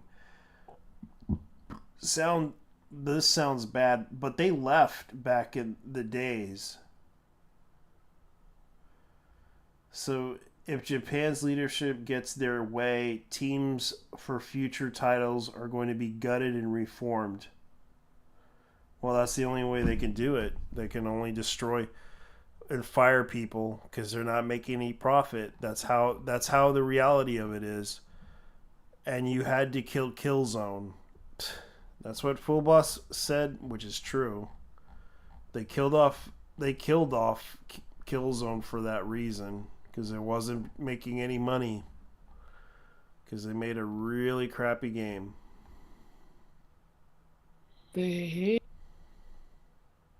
Oh, this is badass. After you're done with this, I've been watching. It's a video from Noticentro, which is the news, one of the news programs in Puerto Rico. Mm-hmm. It's not. It's gaming related because Hugo Sabinovich is going to be. He's. Yeah. It is like that. Hugo Sabinovich is actually going to be. How should I say this? What's it called again? Yeah, he's gonna be a commentator for an up a tournament this Saturday called Winter Clash 2024 in Puerto Rico. Yeah, yeah, it's a gaming tournament. Yeah, my man Hugo Sabinovich is going to be commentating. He's gonna be one of the commentators in the game. I didn't realize that the dude could actually be a commentator for a video game competition. That's crazy. Okay. Hoping that he would make it entertaining. I mean, Hugo Sabinovich has a unique voice, so of course, why not? Yeah. And the guy's awesome, so why the fuck not, dude? This is the man. This is the man. That's the voice of motherfucking golden era Puerto Rico wrestling, my man. Yeah. It would be one hell of an honor, dude. Seriously. Yeah. He would probably make it better. Oh, okay. So he's commentating. Oh shit! There's a wrestling exhibition match in there. Holy shit! So not only is it going to be a gaming tournament, there's also an exhibition wrestling match over there. Okay. Hell yeah! Yeah, So I'm looking at a game right now. Kind of interesting though. It's on Kickstarter, but it's not out yet. So let me look at this. Battle Core Robots, and apparently the developer. So I'm looking at the game.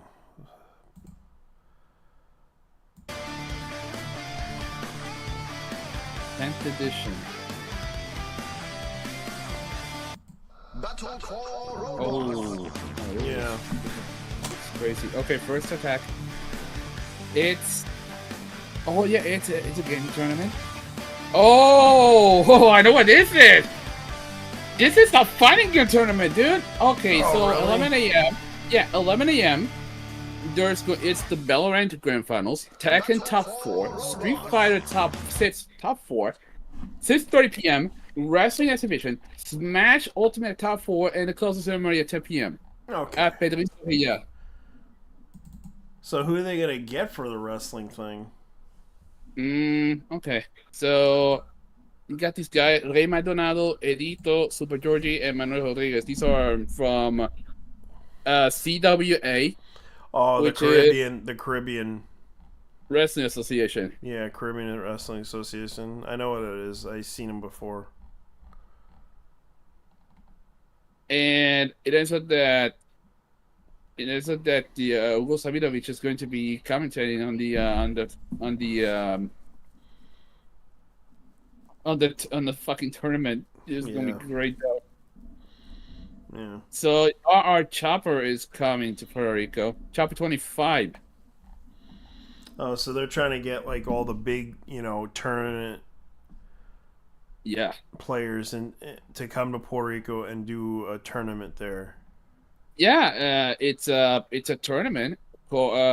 It's actually for a good cause because when you buy your ticket, you're gonna be donating $3 to Save Puerto Rico. Okay. It's actually pretty good though. Fair enough. Yeah, Borrali is going to be one of the voices of Street Fighter in Puerto Rico, bringing the hype. Borrali, you don't know who that guy is, but I'm pretty sure that it's gonna. Okay. You got a lot of these commentators like Snacks.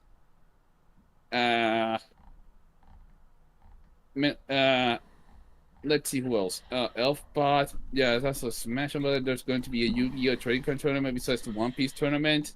Okay. Mario Kart the last. Oh, okay. So this is not just fighting. This is a full-blown game tournament. Grand Blue Rising, Under 19 Bird, Guilty Gear. Yeah. Oh, these are training rounds. Oh wait, that's Rat Rooster HQ. Oh, that's a Rachel. Oh, never mind. That's a Rachel. Okay, never mind. That's good actually.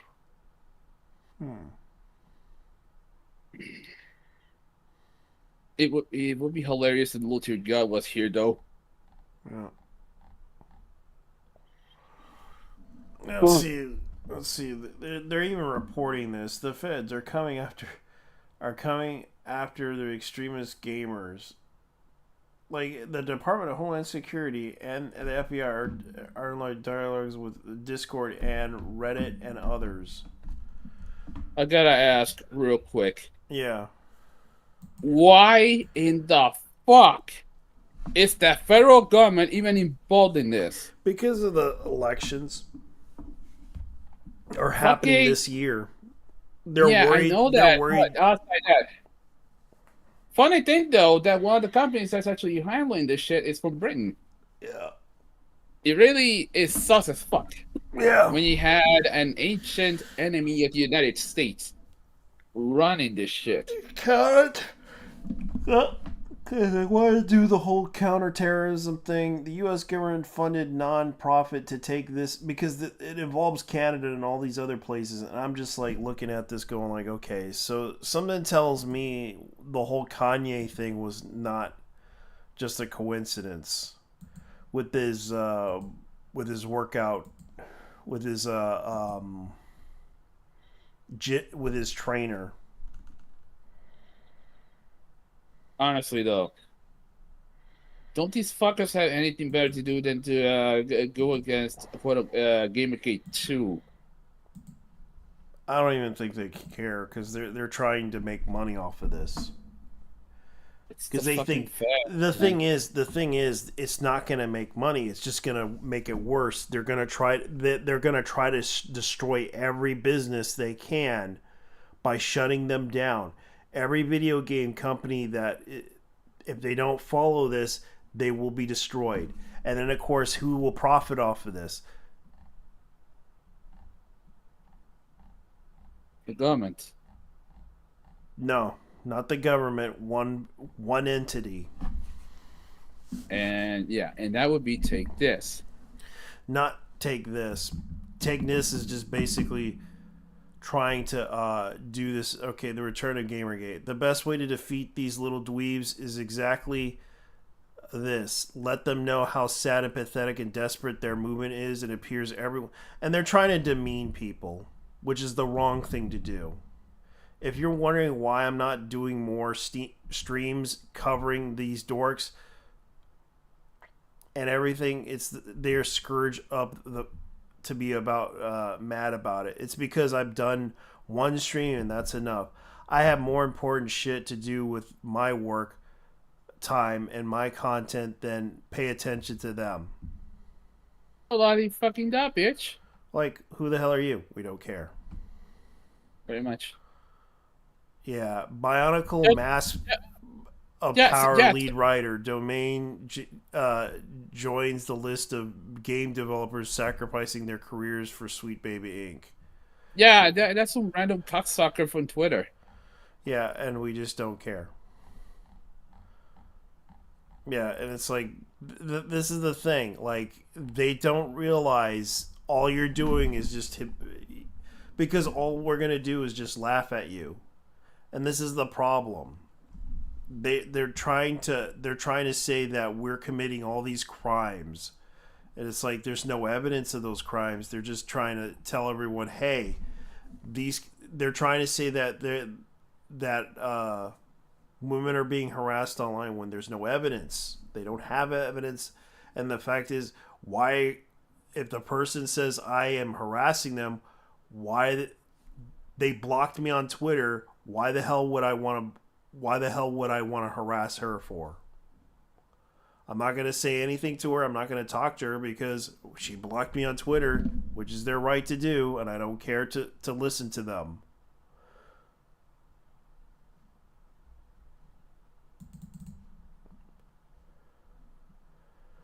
Yeah, let's see. Let's see what's going on. The local podcast thing. How much editing was he doing? Not that much! How much editing? Oh my god. Oh yeah, the whole situation with oh man, Rich from Review Tech, like the drama surrounding him with his editor was that bad. He fired his editor. I heard something like this. Briefly, I heard it, but you know more about this than I do, so please fill us in. Sorry I interrupted, my man. Yeah, what happened was his editor, who happens to be also a content creator, helped Review Tech USA over the years, editing his like intro video, his other videos that he does, like the sound, like the background sound and everything. Basically, even the little panel like screenshots of articles, he tries to even his streams. Apparently Review Tech decided to fire him.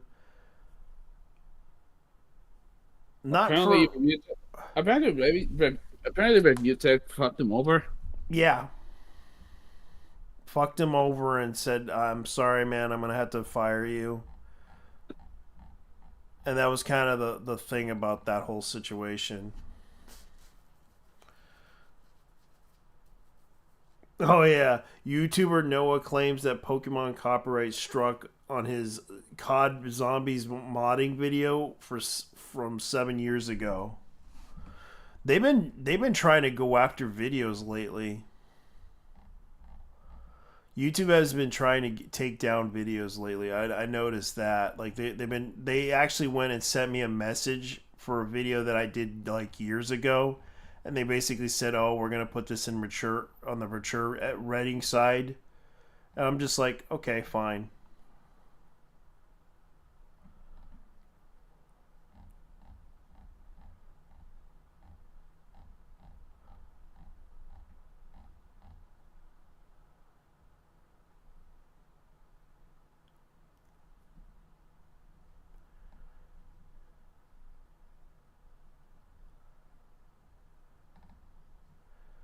So let's see. Roma Di Nova also I also have you blocked. I don't hate women. I have stupid people.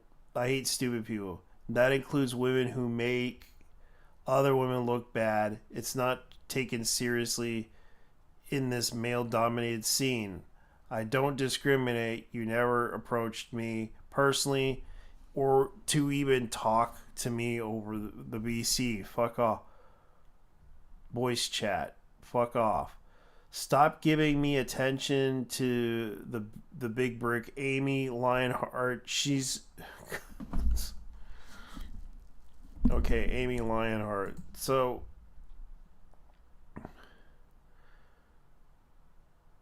RPGs, horror games, all opinions are my own. I draw sometimes English and Espanol.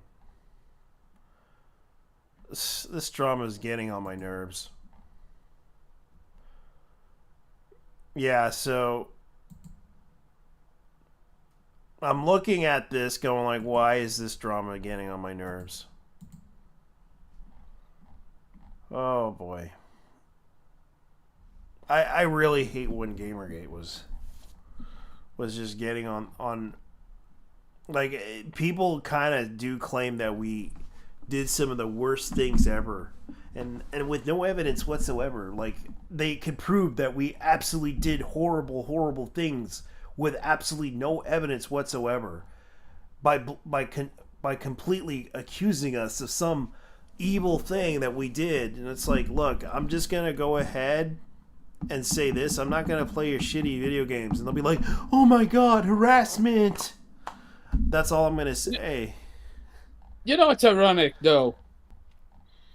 The woman who started Gamergate in the first place, Zoe Quinn, actually sent a man to suicide. Yeah. We know what you did, bitch. We know what you did. And yet we're the criminals.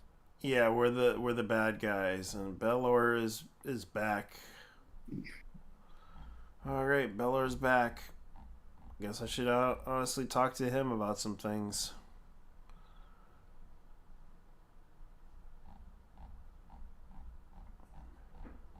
Because the video game industry is dying. And the only way to save it is to kill. Honestly, I welcome the video game crash. Well, it's gonna be a video game crash sooner or later, and Twitch is gonna probably need to find a new venue of streaming, possibly get the e-girls back online and stop trying to like, this is kind of the problem. And I'm gonna show you guys what the problem is on Twitch. Dude, the thing is, so the gaming industry needs a huge slap in the face. Yeah, they need to make more money. That's what they're gonna need to do. No, I mean an actual reality check, a huge bitch slap. Yeah, that's what they need. Well, this is the reality that we're gonna be dealing with. This is the reality that they want to do.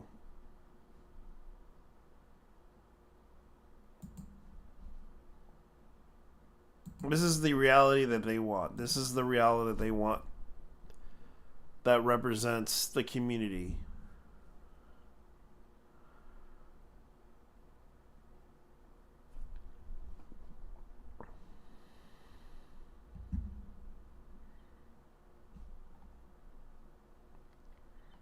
So, anyone that wants to stream with this girl, go ahead and stream with her. That's what we're gonna do. We're gonna let this girl become the big deal in the community.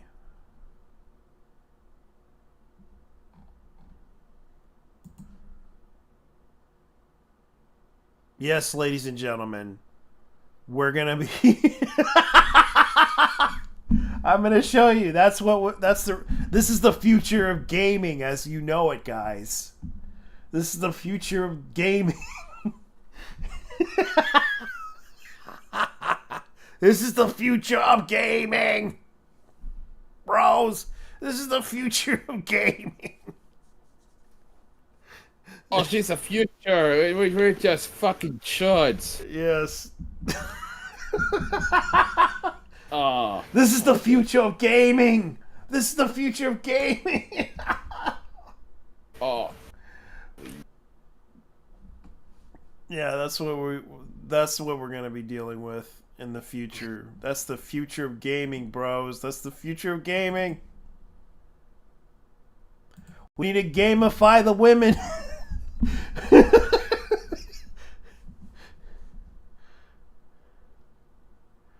We need to gamify the women.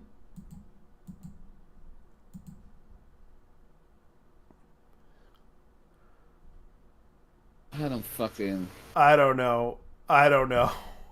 Are you following these channels? Yes, Penguin, I do follow these channels. I'm just showing you the future of gaming as we know it. What's on the front page, he's asking? What's on the front page? That's Asian Bunny, I guess. I don't know. And there's that other chick that I looked up. That was Eska from Twitch. And that's what I said, the future of gaming.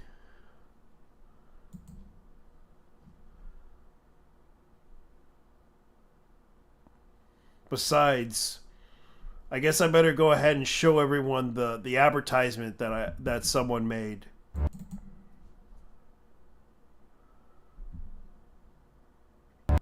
Scenes like these are happening all over the galaxy right now. You could be next. That is, unless you make the most important decision of your life. Prove to yourself that you have the strength and the courage to be free. Join the Helldivers. Become part of an elite peacekeeping force. See exotic new life forms.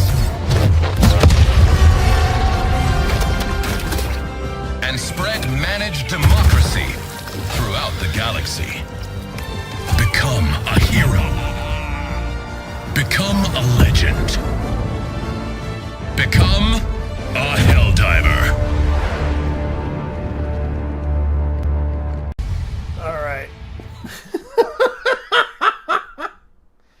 All right, that was pretty much what I did.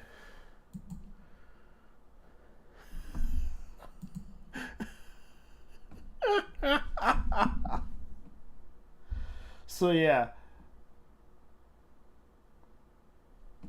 So what do you think?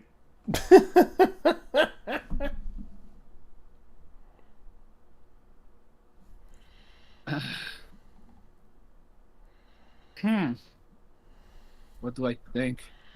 Yeah.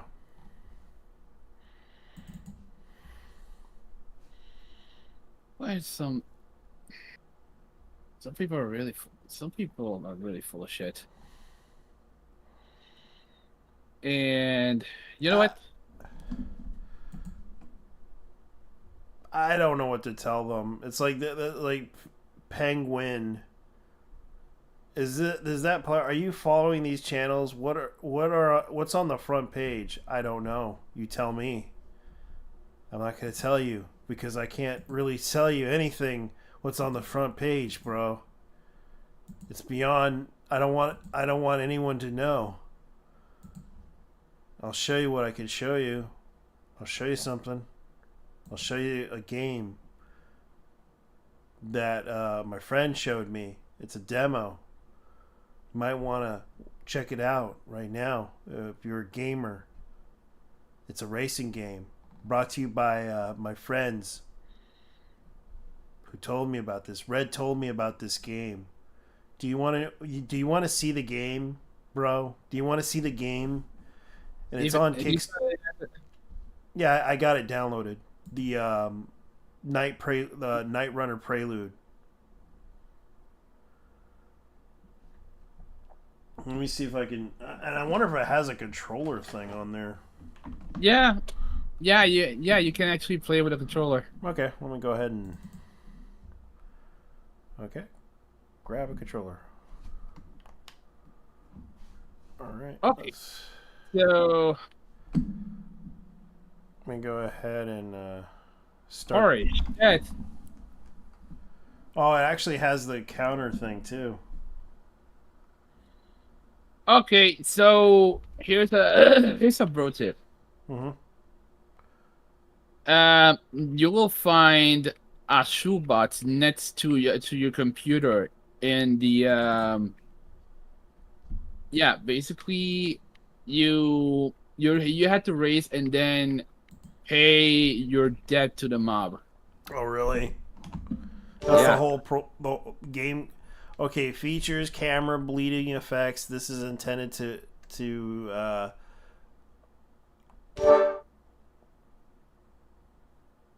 GPS. This is like the patch thing. Oh no, it's been around since day one. The game has a filter that is ridiculous. It's like it's supposed to be like a VHS effect. Yeah, and it actually has like 60 frames. I can see that.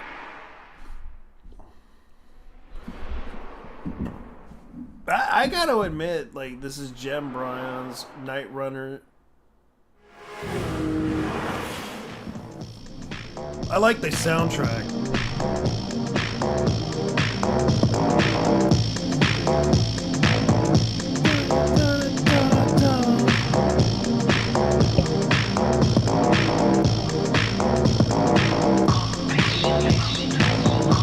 I like the.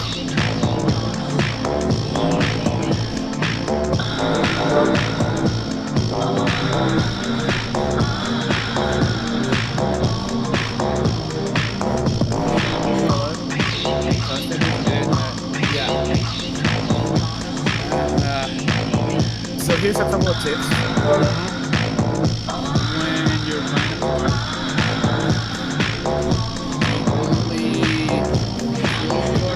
buying a car. The Sunny system, which is basically the Nissan money system.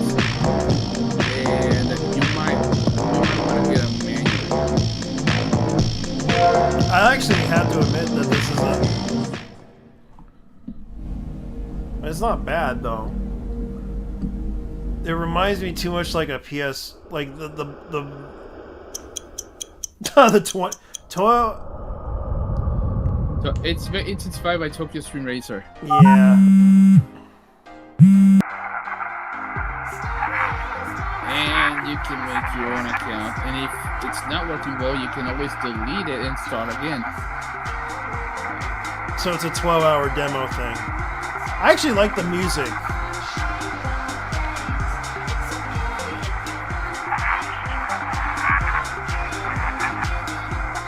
Oh no, you can play as long as you want. I was playing that game for over 4 hours even.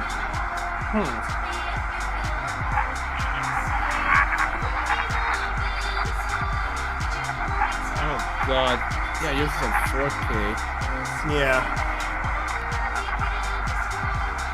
Difficulty wise.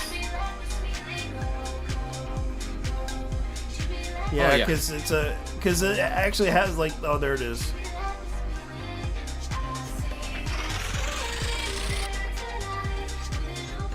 All right, there's the money. Oh wait, that's actually the money that the mob lends you. Too bad. Yeah, it's a gamble. All right, go to the computer and get into used car auction. Oh, and by the way, the $3,000. There is a box, a shoe box, full of 4 million yen. I got 8 million. It tells me, and I gotta go to my computer. Yeah, you gotta buy a car. Car auction. Pro tip: buy a car that has less. Yeah, the car auction is on the computer. Car auction. Yeah, you had to. Yeah, you had to go to the computer. Computer. Yeah. I went to the car auction. Yeah, you gotta get out of the. Yeah, there we go. All right. Pro tip: get yourself a car that has 0 problems, and price-wise, yeah, just press that. Yeah, press enter or press X. Hold on. Tank almost empty. No, you Strong need something. smell cigarettes. Engine misfire. Yeah, you need something that's. Oh god, the price is bad. No, you. Let me check. Manual. I went to manual and also fairly cheap. Like 600. Smell cigarettes. That's the least. Unknown smell on the carpet.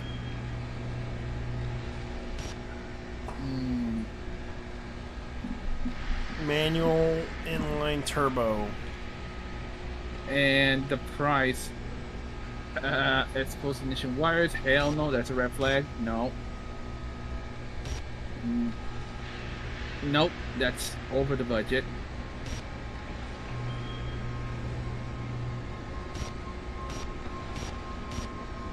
How should I say this? Get some Chinese ladies. Keep scrolling, and I'll tell you. Alright, these are 10 cars, so scroll up. Scroll up.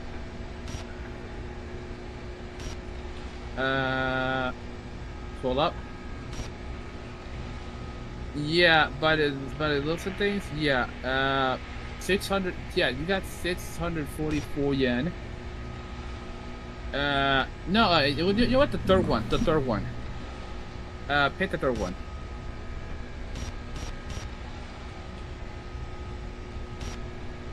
This one? Okay. No, USS 003. The cigarette smell. That's the is one. Yeah. No, 003.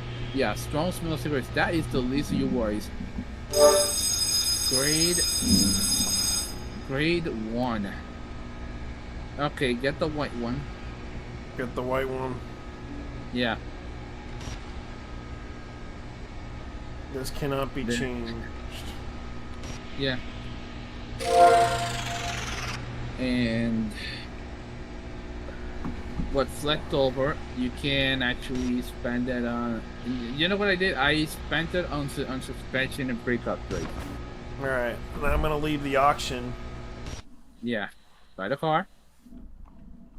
Yes, this cannot be changed. The manual transmission is X and B if you have an Xbox controller, or square and circle. Metal is, if I recall, metal is, yeah, get out of the auction, and then go to the car. Go to the car. Change the oil. Check it. Check. Let me check the oil. Check if the oil can be changed. All right. So go. Oh, look at this. Look at this. There's a PlayStation 2 with Midnight Club. Yeah. Okay. Customize. Customize. Yeah. Change the oil. I already did it. Exterior. Weight. Downforce. Here's what I did. I spent it on suspension and brakes because, oh yeah, also tires. Yeah, I'm lucky I got the tires right now. Yeah. Yeah, right now. Okay. Yeah, the cosmetic that comes later. Wheels, nah, don't. That's a lot of money. Okay, yeah, tires. Let me see. Yeah, regarding tires, buy the tires. So buy the rims right now. Now. Nah, don't buy the rims. Buy the tires instead. Alright. Let me go ahead and... Because you're gonna be cornering on those on those highways. So budget tires or the street tires? Street tires. That's what I used. Add to the cart.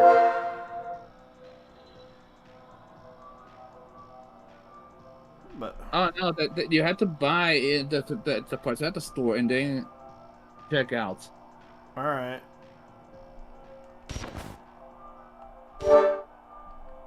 So that would be already in the cart. Yeah, go near one of the tires and install it, and then check. You can go back and check out. Continue. Hold on. Hold on. Buy the parts. Yes. Yeah. Go to checkout. And then view. Okay. No, wait. Oh, wait, no, wait. It was supposed to be already in the cart. Let's see. Oh, wait.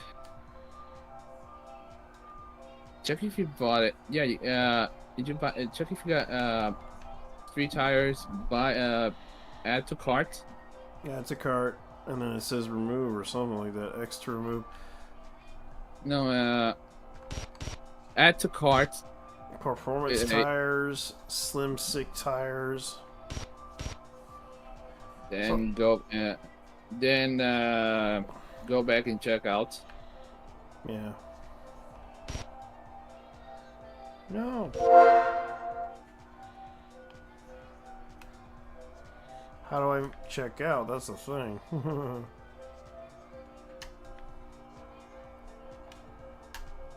Oh no, you don't need.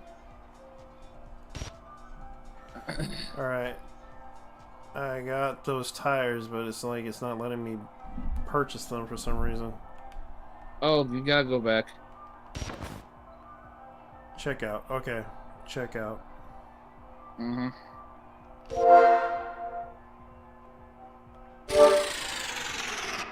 There you go.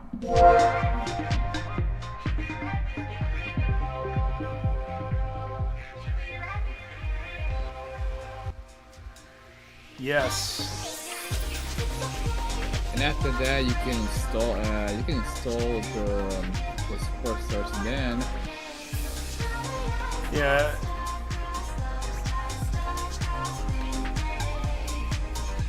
Okay, so go into the car, install tire. Yeah, which I did. Which I did, but look at this. Oh, the street tires? Yeah, these are the budget tires. These are the street tires. Oh, install the street tires and then toss the, there we go. Yeah, which I did. So it's budget tires. Alright. Yeah, don't put them, that'll be on storage. Alright.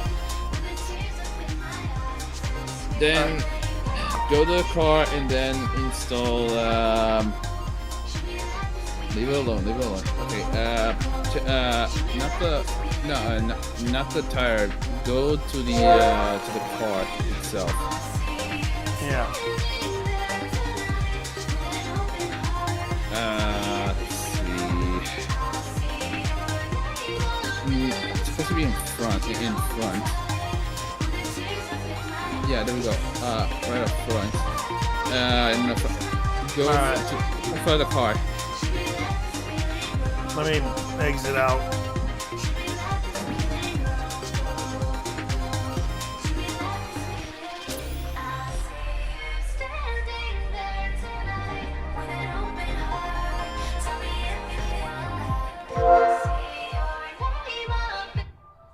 I'm gonna go buy some parts.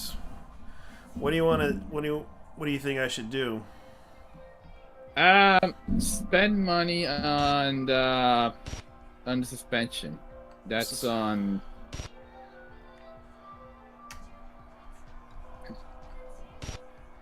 Rims or suspension? No. I don't think it's in there. No, suspension is. No, get out of there. Get out of there. It's actually. You know what? I'm gonna run it myself. Hold on. Yeah, because it's been a while. Should shoulder wheel, buy parts, storage. I'm gonna try out the game. No, is it? Okay, hold on. So let me. Engine, force injection, handling. That's the one you're trying to talk about. Yes, that's the one.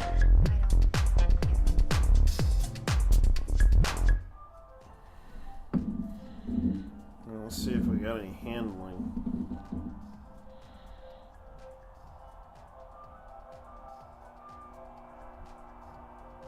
Brakes. Control arms. Yeah, because of the budget, I ended up spending a budget on control arms, front and rear control arms. Okay, control arms.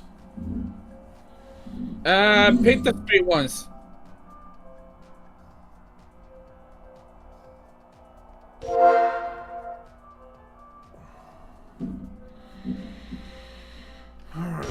Let me see here. Check coilover. So how much do you got? How much do you? Yeah. Let me see.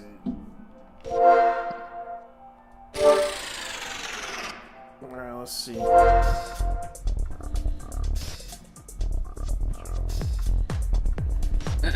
No, you need some. No, You control armor. So... Let me try this game. All right. I know I ain't gonna win, but I might as well learn. Yeah. Yeah, go out to, yeah. If you're gonna drive, go out to the garage door.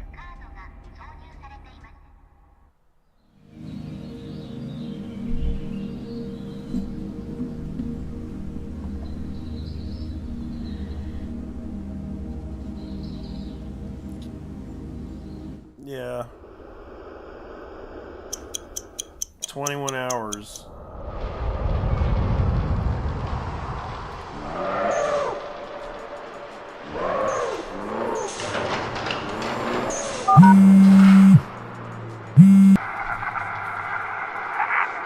Hello, don't be afraid. I believe we have a mutual associate who had unpaid into my organization. Yeah, you arrive here with nothing but the exit their garage with a fresh.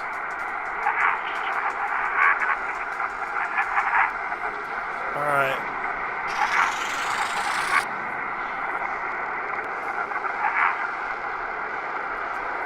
Don't skip town. So, you are now in debt. Cash is only for betting. Repay your debt by winning races. If you lose, this cash your car will be taken as payment. Mm-hmm. Alright, so...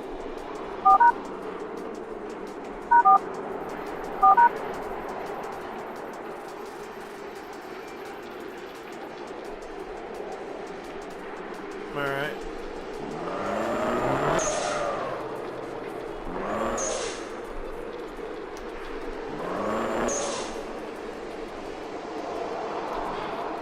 Make sure the race against Daisuke.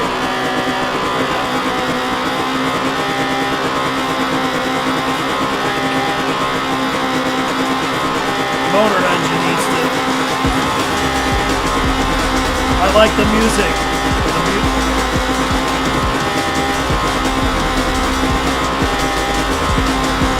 Oh, by the way, if you want to change the music, go to the phone and then double tap left or right the direction pad.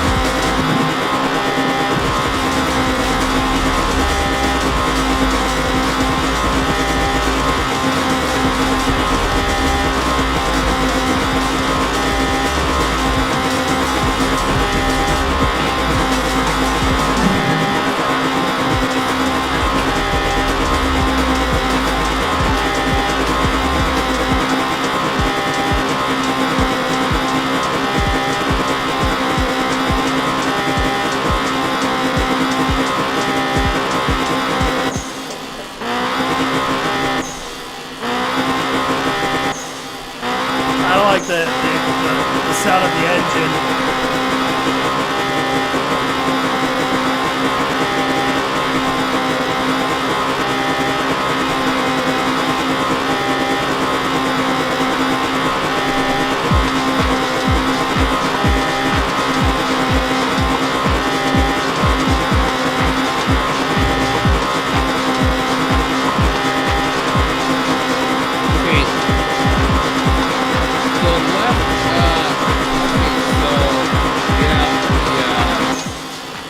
So don't tap left or right if you want to change the music. Left or right? Mm-hmm. Yeah, left or right on the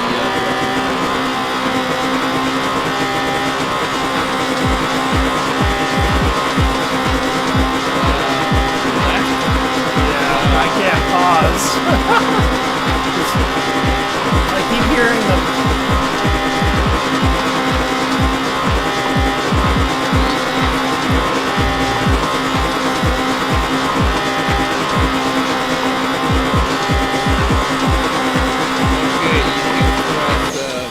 Get out there.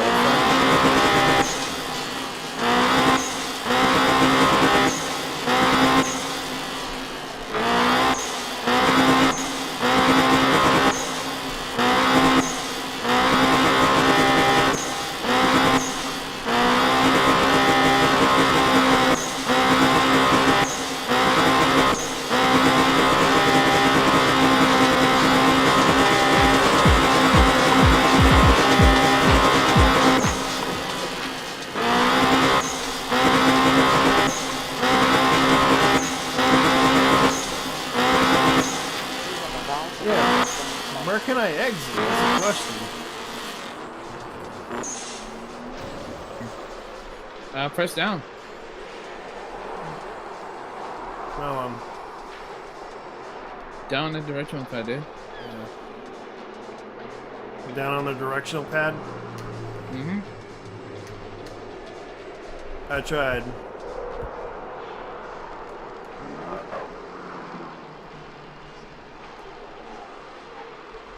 Reverse. No reverse. Get out of phone mode. Get out of phone mode. I'm trying. Okay, hold on.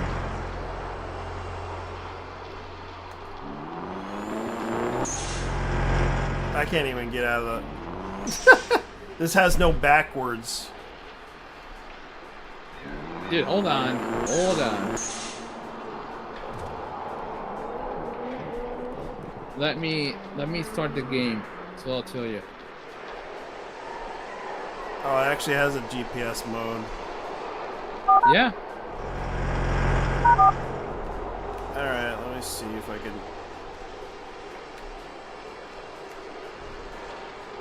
Nope, doesn't have the...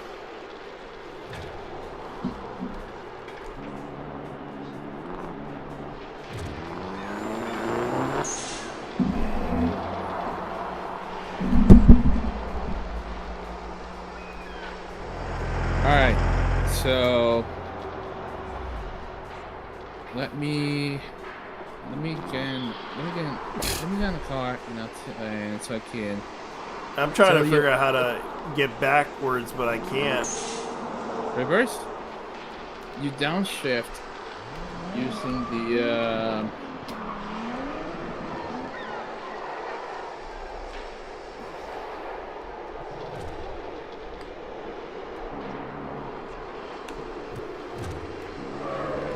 Oh, it does have a... Yeah, you had to downshift.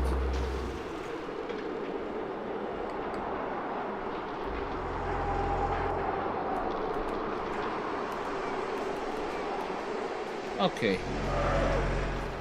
So you can't get out of phone mode? I can. Okay, press up and press up again on the directional pad. I'm trying to press up. Yeah. I'm trying to enter. And oh, okay. So you want to enter the? Because it said I had to go through this. Yeah, it's this pit area. And do this race.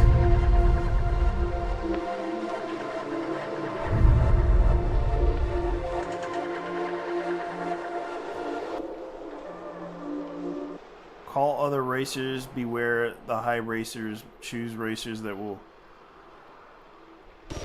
Yeah, there's a guy, his name is Daisuke. He's low level. Okay.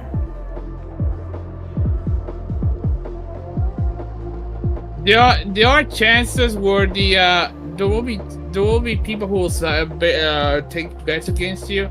Well, like basically you will get more money in comparison to the race sometimes. It helps a bit, but not by much. But you can be taking all those side bets. Where do I meet this guy? You walk around the parking lot.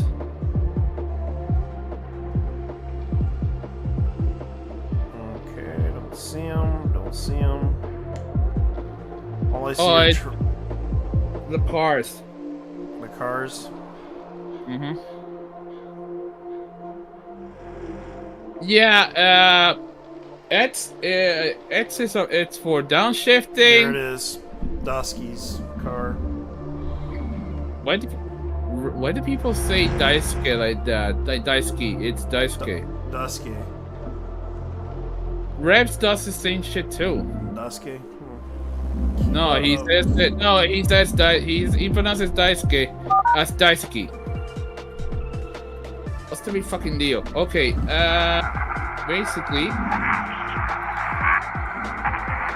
left is the GPS. Right has the option to turn off the engine. But you want it to be on. Yeah, to enter that's B. Yeah. So you walk around the parking lot. They already did that. Oh, by the way, I won't. Yeah.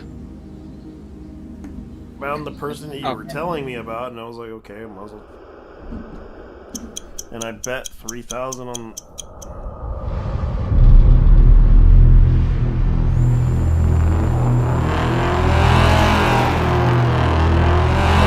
I can handle it, but I'll try.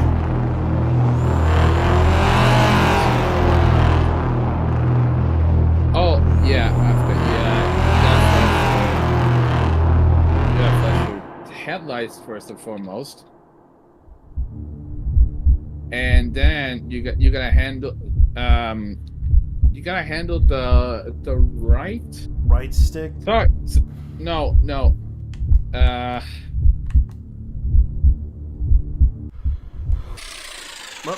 I missed.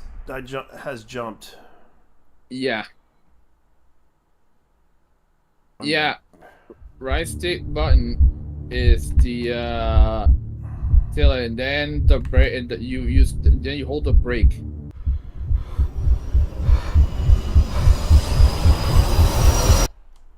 No, wait. You gotta hold the brake until the guy flashes the headlight. Wow. Yeah. Until he flashes And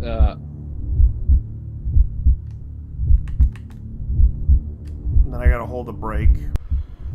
And then the brake, and then also the you gotta hold the brake through, and then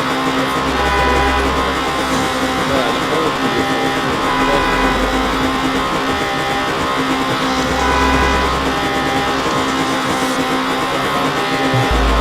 I don't think I can make it.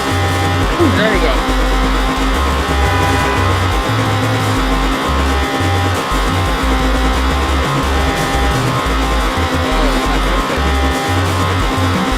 Yeah, I don't think I'm gonna make it.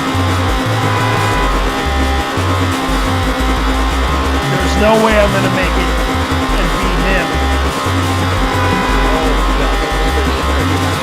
This car barely makes. Dude, you're not shifting gears. You use the X to upshift, then the B to downshift.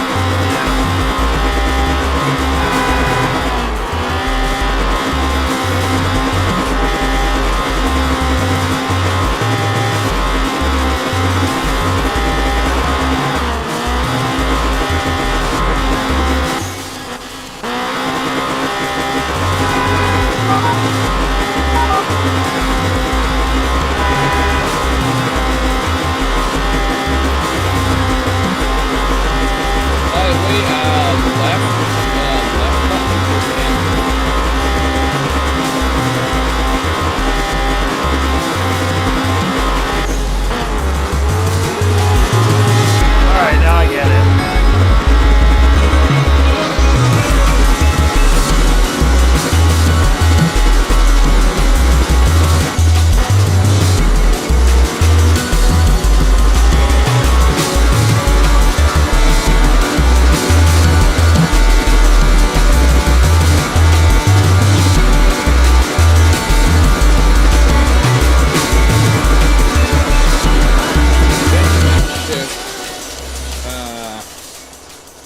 So you shift again.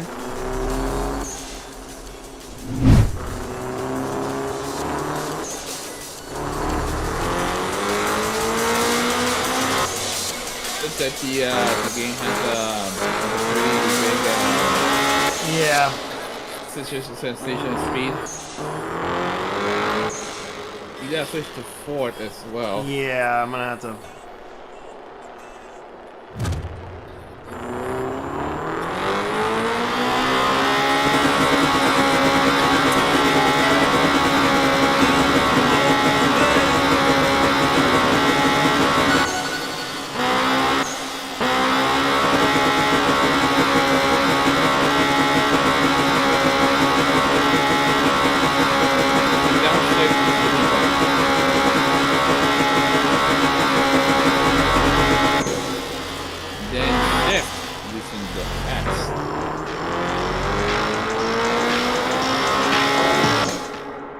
I didn't win. Yeah, I well. didn't. You know, if it doesn't go right, you can always move options and yeah, it's not really a.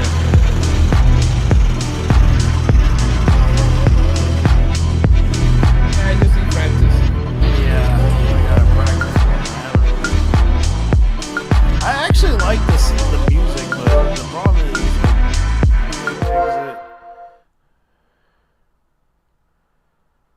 I think this game is pretty good. It's just the problem is that I just don't understand the controls very well. I had to learn a couple of things myself regarding the game. One of them is the fact that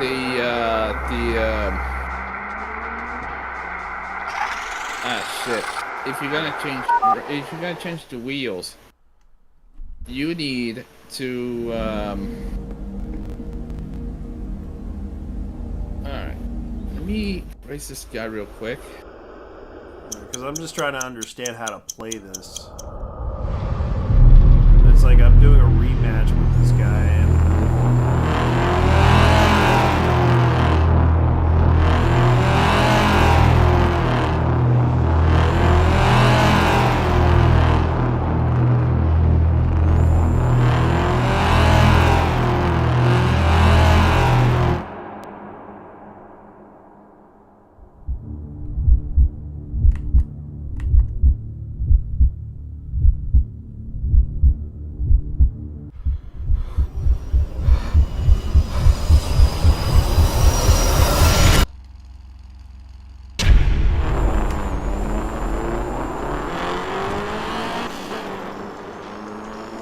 I hope I can catch up with him when this thing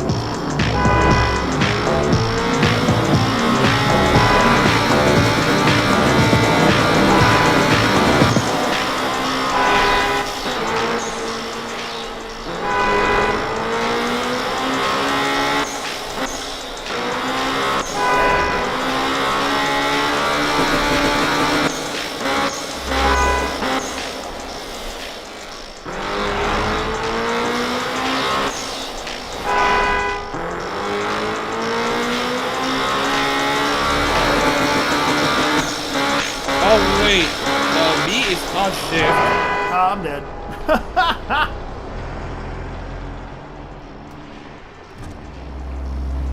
He won. He won.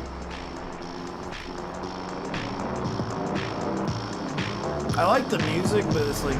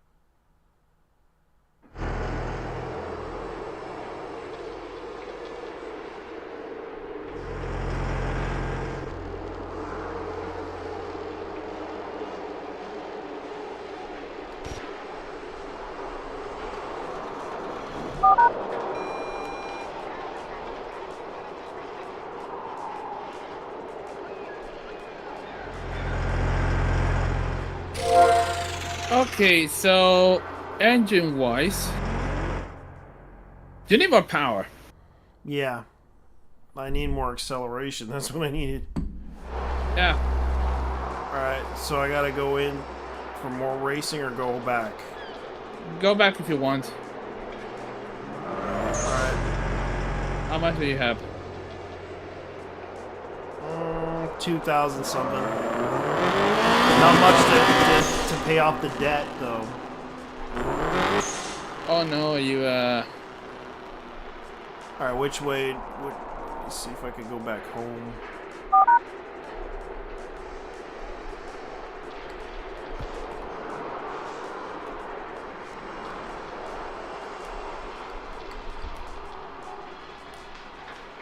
How do I get the radio?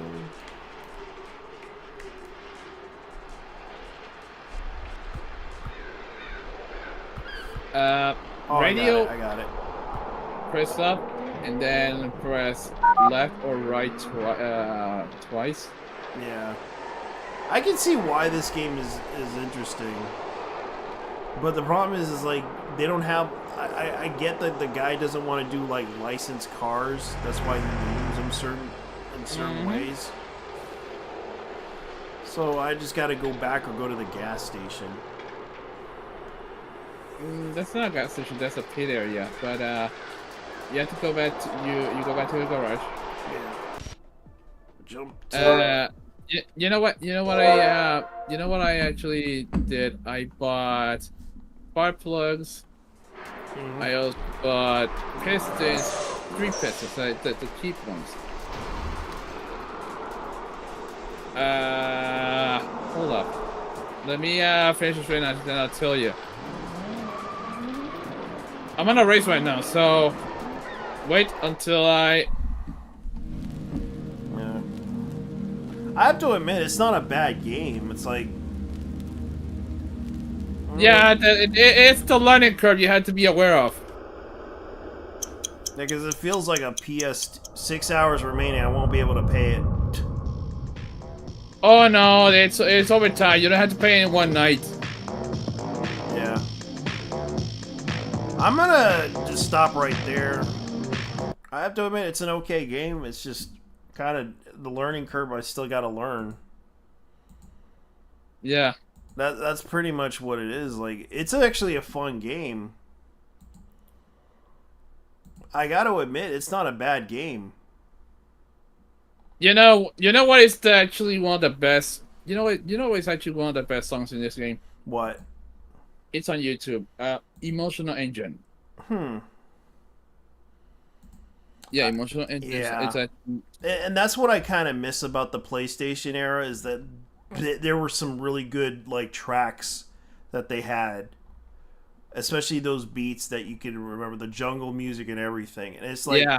And it's like, the jungle, the trance, and that's kind of the thing I missed about the PlayStation 2 era, because actually the PlayStation 1 and PlayStation 2 era, because they actually had good tracks on them when you're just playing, and it was just fun to hear and listen to that stuff. And it's like, you can't even get that anymore on any racing games like you used to. Yeah, and jungle fell out of favor because a lot of these guys using drum and bass. Or in the case of Need for Speed, Unbounded, whatever the fuck the soundtrack is, because that shit is fucking lame, man. I know, and the problem is like, you don't get that much good tracks like you used to. And it's like, you can't even get a good track on anything that you... One of my other personal favorites is Binary. Binary, that's full blown jungle. Yeah.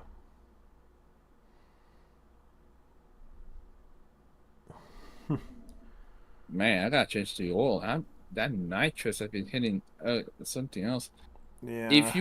If you ever equip the car with nitrous, keep in mind the left stick. Hold the left stick to unleash the nitrous. But that's only if you have nitrous oxide installed. Yeah. Man, this is kind of funny though. Hold up.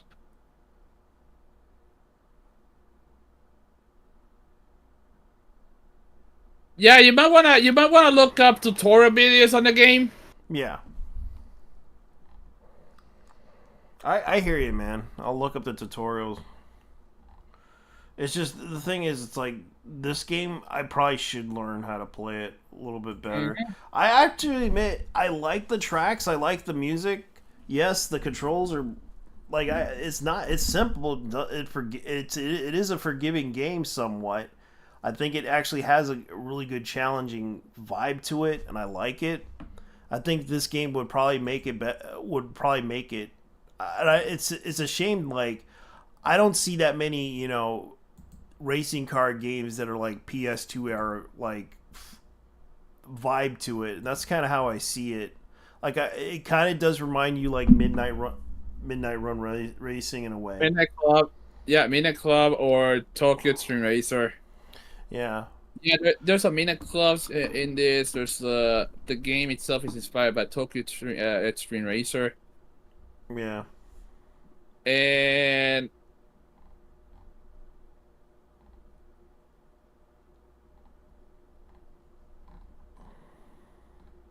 that's actually why I got interested in this game, because I used to play a lot of Tokyo Extreme Racer when I was a teenager. Yeah. And a lot of these groups I'm in were hyping this game like crazy. It is worth the hype. Okay, if you ever want to go back, you press jump to garage. Oh, wait a minute. What happened? What happened? No. Okay, Albert Pune. Albert Pune. Who is this guy? Okay, to enter, you press Y. Oh, that's who it is. What happened? This guy, Albert Pune, like he was a director for certain movies. He did Cyborg. He did Nemesis. He died back in 2022. He did like the B movies. Like he's like he's from Hawaii. He's a native Hawaiian who did like, and people were like bringing him up. Like he was a director for certain movies. Like he did, he did Cyborg with Jean-Claude Van Damme. He did Radioactive Dreams. I didn't even know he was the director for that one, and I watched that film. And you cannot find that film anywhere else. Like Radioactive Dreams is a very hard film because it stars like. It has like Michael Dudikoff and the other guy. Okay, Swords and Sorcerer was his first directorial debut. He did Cyborg. He did Captain America, the 1990s version which was the. He did the 1990 version. He was the director of that one.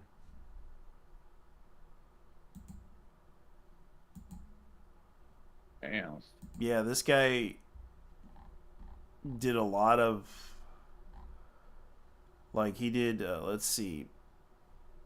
He was the one who did like Cyborg, Nemesis, Dark Rift. He did a lot of weird ass films.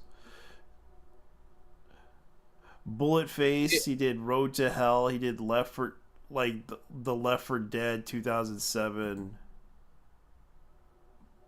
like Western. Is he on the same level? But is he in the same level as Andy Sidaris though? No, he's not at the same level because he did a lot of B movies. Like, no, I mean Andy Sidaris. What? That's the guy who directed movies like Hard Ticket to Hawaii. No, he's not the same as that. But he did Doll Man. Doll Man. He was the director of Doll Man and Cyborg.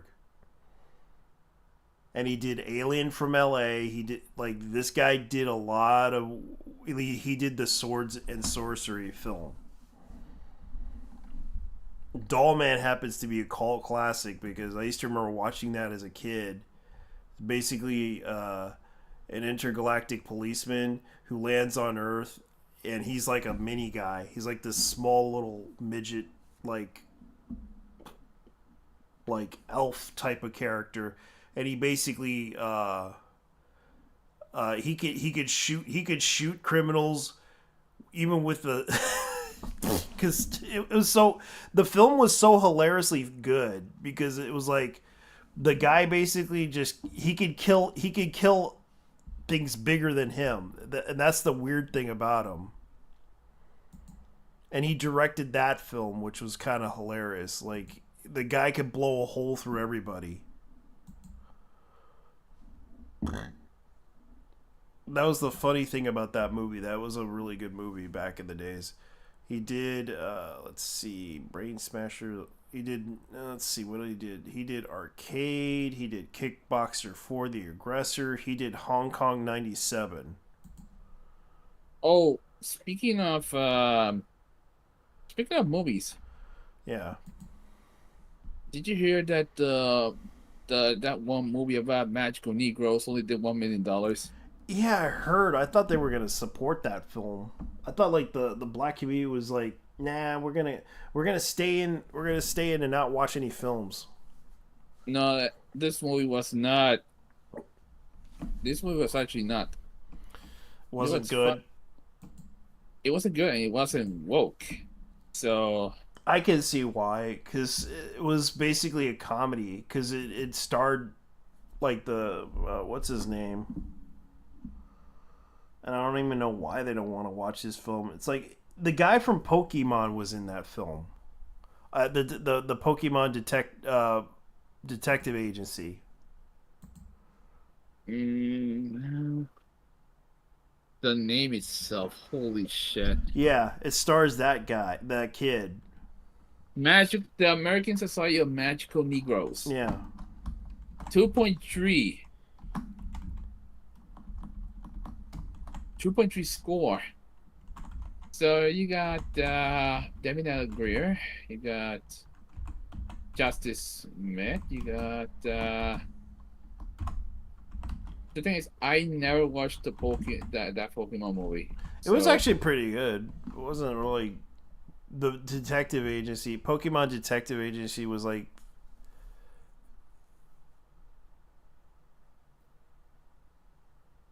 a young man, Aaron, is recruited into a secret society of magical black people who dedicate their lives to a cause of utmost importance, making white people's lives easier.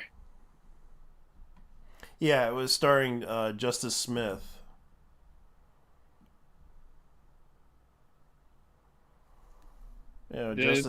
Yeah, it stars Justice Smith, which I was just like, eh. And he was in Honor Among Thieves, Dungeons & Dragons Honor Among Thieves, which wasn't really the best movie. The only film that I would admit he did okay was Pokemon Detective Pikachu. Okay, so here is one of the IMDb reviews. And 1 out of 10, wasted opportunity. The very premise of the movie would suggest it's going to be a comedy. Maybe something that addresses racism in a way that everyone will still enjoy. Something akin to Blazing Saddles would have made this movie worth watching. Instead, you are left with a movie with a million logic gaps, no real humor, no action, and nothing close to witty dialogue. Feels more like something they took the inspiration for a 4-year-old complaining about things that don't understand and making suggestions that do not make sense. And I don't know why anyone would greenlight that film. And that's the thing. Like, I can understand Alan. I can understand David Alan Grier doing this film, but it's like it kind of does have that stereotype feel to it. Like I can see why the movie took me by surprise, anticipating narrative resolving around magic. Instead, I found myself immersed in the story, tackling racism head on while acknowledging the existence of racism from perspective it's portrayed. I disagree with an eye for an eye approach depicted. The film seems to generalize individuals with white skin, leaving me uneasy, feeling as though societal progression's regression. The humorous take on such a serious issue could have been refreshed, but unfortunately, this film missed its mark. By using segregation as a central plot device, demonizing skin color, it failed to contribute to the discourse of racism. Instead, perpetuated diversive narrative evident to the extreme reactions to evoke from the audience. Rather than fostering understanding and unity, the movie seems to be deepening divided between black and white communities. Extremist voices on both sides praised or criticized the inherent highlight of polarizing the effect of its message. Structurally, the film lacks innovation, relying heavily on flawed premise and undermines its plot. It feels like a missed opportunity for its meaningful exploration of racism, leaving viewers with a sense of watching a parody without the humor. While some may defend it, I find it difficult to justify the praise as it received. Overall, I would advise skipping this movie, as it falls short from being compelling or insightful piece of cinema. Fair enough. Fair enough. There is one that I found interesting. White discomfort. I didn't know. Oh, this is a long one. Holy shit. Yeah. Okay. And that's just a person giving that 2 stars on Google reviews. Like I get like this thing is absolutely not liked. It's given 1 stars, more than 5. A tired, played out guy with nothing new to say. There's only so many times you can repeat the same white people is so fragile just before it gets stale. And the American Society of Magical Negroes forms its entire foundation around it. It says absolutely nothing new or profound about racism, and right from the jump, you know exactly where it's headed. The new recruit, played by Justice Smith, has to tend to a white male who's down in his luck, and he meets an Armenian woman in a coffee shop and falls in love with her. In order to keep the white man happy, the recruit must surrender his feelings in order to make his white client happier. Lest he ends up destroying the entire foundation the society is set upon. I was in the auditorium with one other man, and not a single one of us were genuinely entertained by what was going on. The other dude was just messing around on his phone. I ended up walking out an hour in because I knew where it was going, and it wasn't going to get any better. I highly suggest staying as far away from this one as possible. Yeah, because you don't want to go in there and try to, take a girl. And that's the biggest problem. Like, I think that was one of the bigger issues that they had with this. They must be joking, right? Could a movie possibly be any less aware of what's going on in the country? Did someone really think it was the right time to make this? Who funded this and why? How unbelievably inappropriate. Did they not realize that in order to make this movie, they needed to access to actual magic of film and cinema? Technology and its methods were embedded in Europe. The actual real life magic of cinema has improved anyone's lives. It is something to be shared and appreciated by all. Movies like these serve to once again separate and divide. Tragic. Yeah. The absolute hypocrisy of this movie is honestly astounding. This will gain zero support for the cause, trying to validate. If anything, this is counterintuitive. We need more Jordan Peele and less of these ridiculously self-serving, fabricated fantasies of toxic filmmakers. I don't think you want Jordan Peele either. Then again, I never watched a Jordan Peele movie, so... Yeah, and I did see Jordan Peele's movies before, one of them. Basically, white man bad, white man scary, white man will kill you. I don't know why he... I don't know why he does this. It's like, some of his with Peele and him were great when they were doing comedy together. When they had their own show and everything, I don't know why they got to give him like this idea of in his head that he's the best of the best when they did those comedy skits together. Somebody gave this a 10 out of 10. Oh my You god. can tell, two of them. You can tell these fuckers were paid for. Yeah. This is our reality, and we are magical. The American Society of Magical Negroes is a captivating and thought-provoking film that delves into the concept of code switching within the black community in a fun and magical way. The movie explores the idea that black people often feel the need to adapt and modify their behavior, speech, and appearance to fit into different social settings. It's about the world. The film is to introduce us to okay, let me go to overall. The American Society of Magical Negroes is a must-watch film that offers a first perspective on the concept of code switching and the experiences of black individuals in a world that requires them to constantly adapt. It is a celebration of black culture, identity, and the magical abilities that allow individuals to thrive in a world full of changes. Bitch, you got paid for it. You paid for it. Your show. Yeah, because they write. How the fuck is this movie a masterpiece? It's not even a masterpiece. It is a weird movie. I think they're trying to get everyone to buy into the hype of this film, and it's like, look, I looked at the film and I was like, okay, this is a love story. I would like to read this film, but it's like, after hearing the reviews, I would probably avoid it. Because I thought it was going to be a funny-ass film. Because, of course, it is a comedy. Yeah, but comedy takes actual fucking effort and actual fucking humor. And something this movie lacks. Yeah, and the problem is, how can you fail a comedy movie like this? Man, if I were to make a magical Negro film, it would be incredibly full of stereotypes and people would love it. Yeah, because it's got balls. And that's the thing, like, I don't think anybody wants to do that type of film, but they create this idea in their head that they can make this type of film. Oh, I got the name for this movie already. The Society of Magical Niggas. The Society of Magical Niggas. Yeah. Or Harry Pothead. Yeah. And Harry Potter and the Salsa of Azkaban. Because we gotta really into Zoomers too. So we're gonna be using a lot of Zoomer lingo, like for real, no cap, bussin', smoking that salsa and shit. Yeah. Oh wait, that's an alpha. That's an alpha now.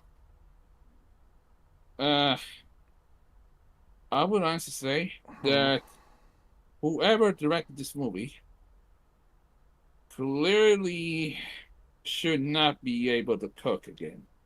Don't let him cook. Yeah. So basically, keep him away from the fucking stove, lest he burns another movie like this. Okay, I'm looking at something right now. Apparently, the Halo co-creator joined EA to work on Battlefield. Gut punched it as publisher lays off entire team. I don't have anything positive to say about EA. Why the fuck did you work there to begin with? I don't know. Ridgeline Games has been working on the narrative-focused Battlefield entry. Marcus Leto, the co-creator of Halo games, and until 2012 was the senior creative in Halo game made by Bungie, but after he left, set up his own studio, V1 Interactive, made the shooter Disintegration before joining EA in 2021, which is a bad idea. Founding Ridgeline Games, a Seattle-based developer, was working on a new Battlefield game with more of a story focus.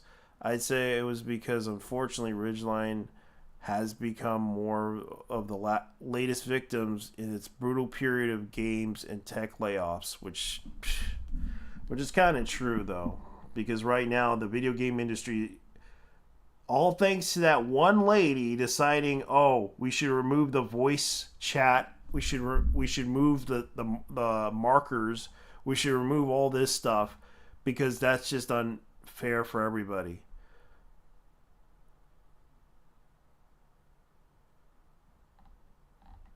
This is what we hate. This is what people suggested to them what they should put in the game when they released it, the Battlefield 2040 something. Remember that one? That disaster kind of was bad, but yet people were still playing it, and they really Battlefield was kind of a as much as I like Battlefield, BattleBit Remastered beat the crap out of it.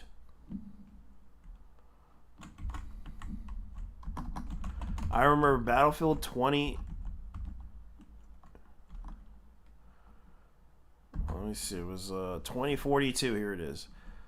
The next generation first person, which was getting shitted on over the years because it was that bad.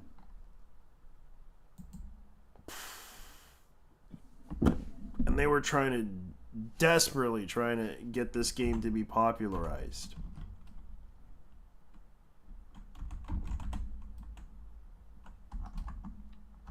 Oh God, you know, that's just.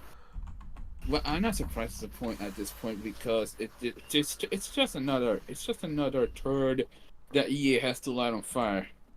Okay, so the Saturn fans see the release of the most recent Battlefield 2042 a flop as a massive scale.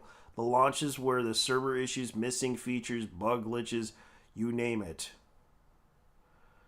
A lot of people were upset with this, especially the missing features, like voice chat and also marking people.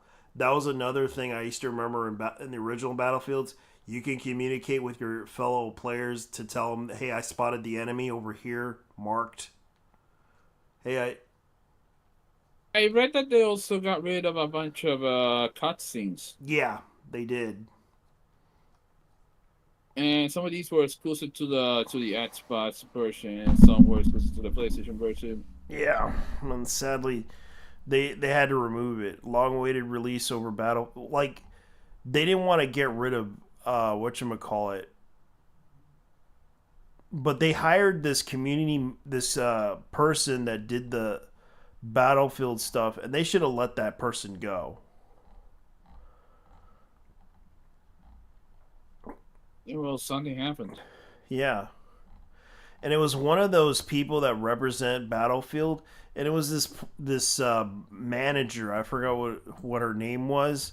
A lot of people were upset with her because she. Of course, it was a woman. Of course. Yeah, and she made these poor decisions for the developers, and they were defending, and one of the developers were defending her, and I'm just like, oh my God. Yep. Because she made these poor decisions that were just so bad that people did not want to play the game because it was that bad. And they were returning it too because she made a decision to remove voice chat. She made the decision to remove the marking system, which was around the original games, and they wanted to make something new. And of course, they had to bring in these things called operators, which are just GLC characters that you could buy off a store, forcing you to pay this stuff. Especially Star Wars Battlefront 2 was a flop as well. But of course, it's slowly rising up because of the fact that they removed some of the people that were in that thing.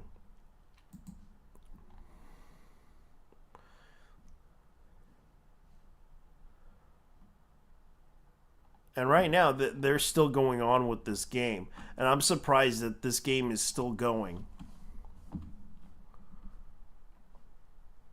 Because they closed down Battlefield 3 for this.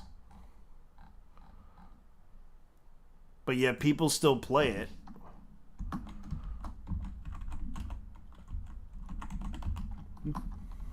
I mean, if they never bothered to play the original one, yeah. Well.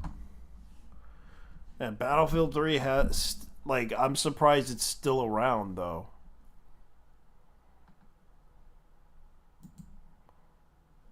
Even though people complained about Battlefield 3 as the worst game ever, it was actually okay.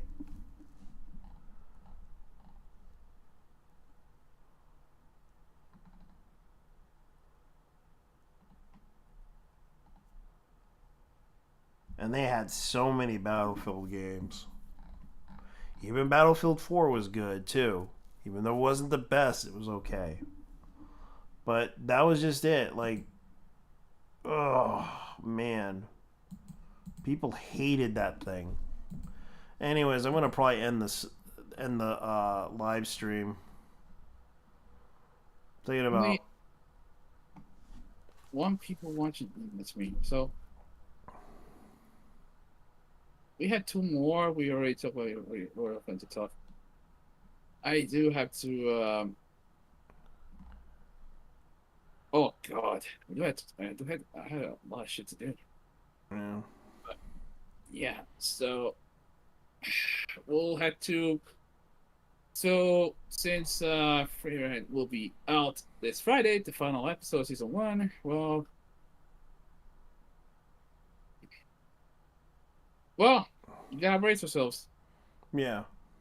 Hope for the best. The season 2 is better.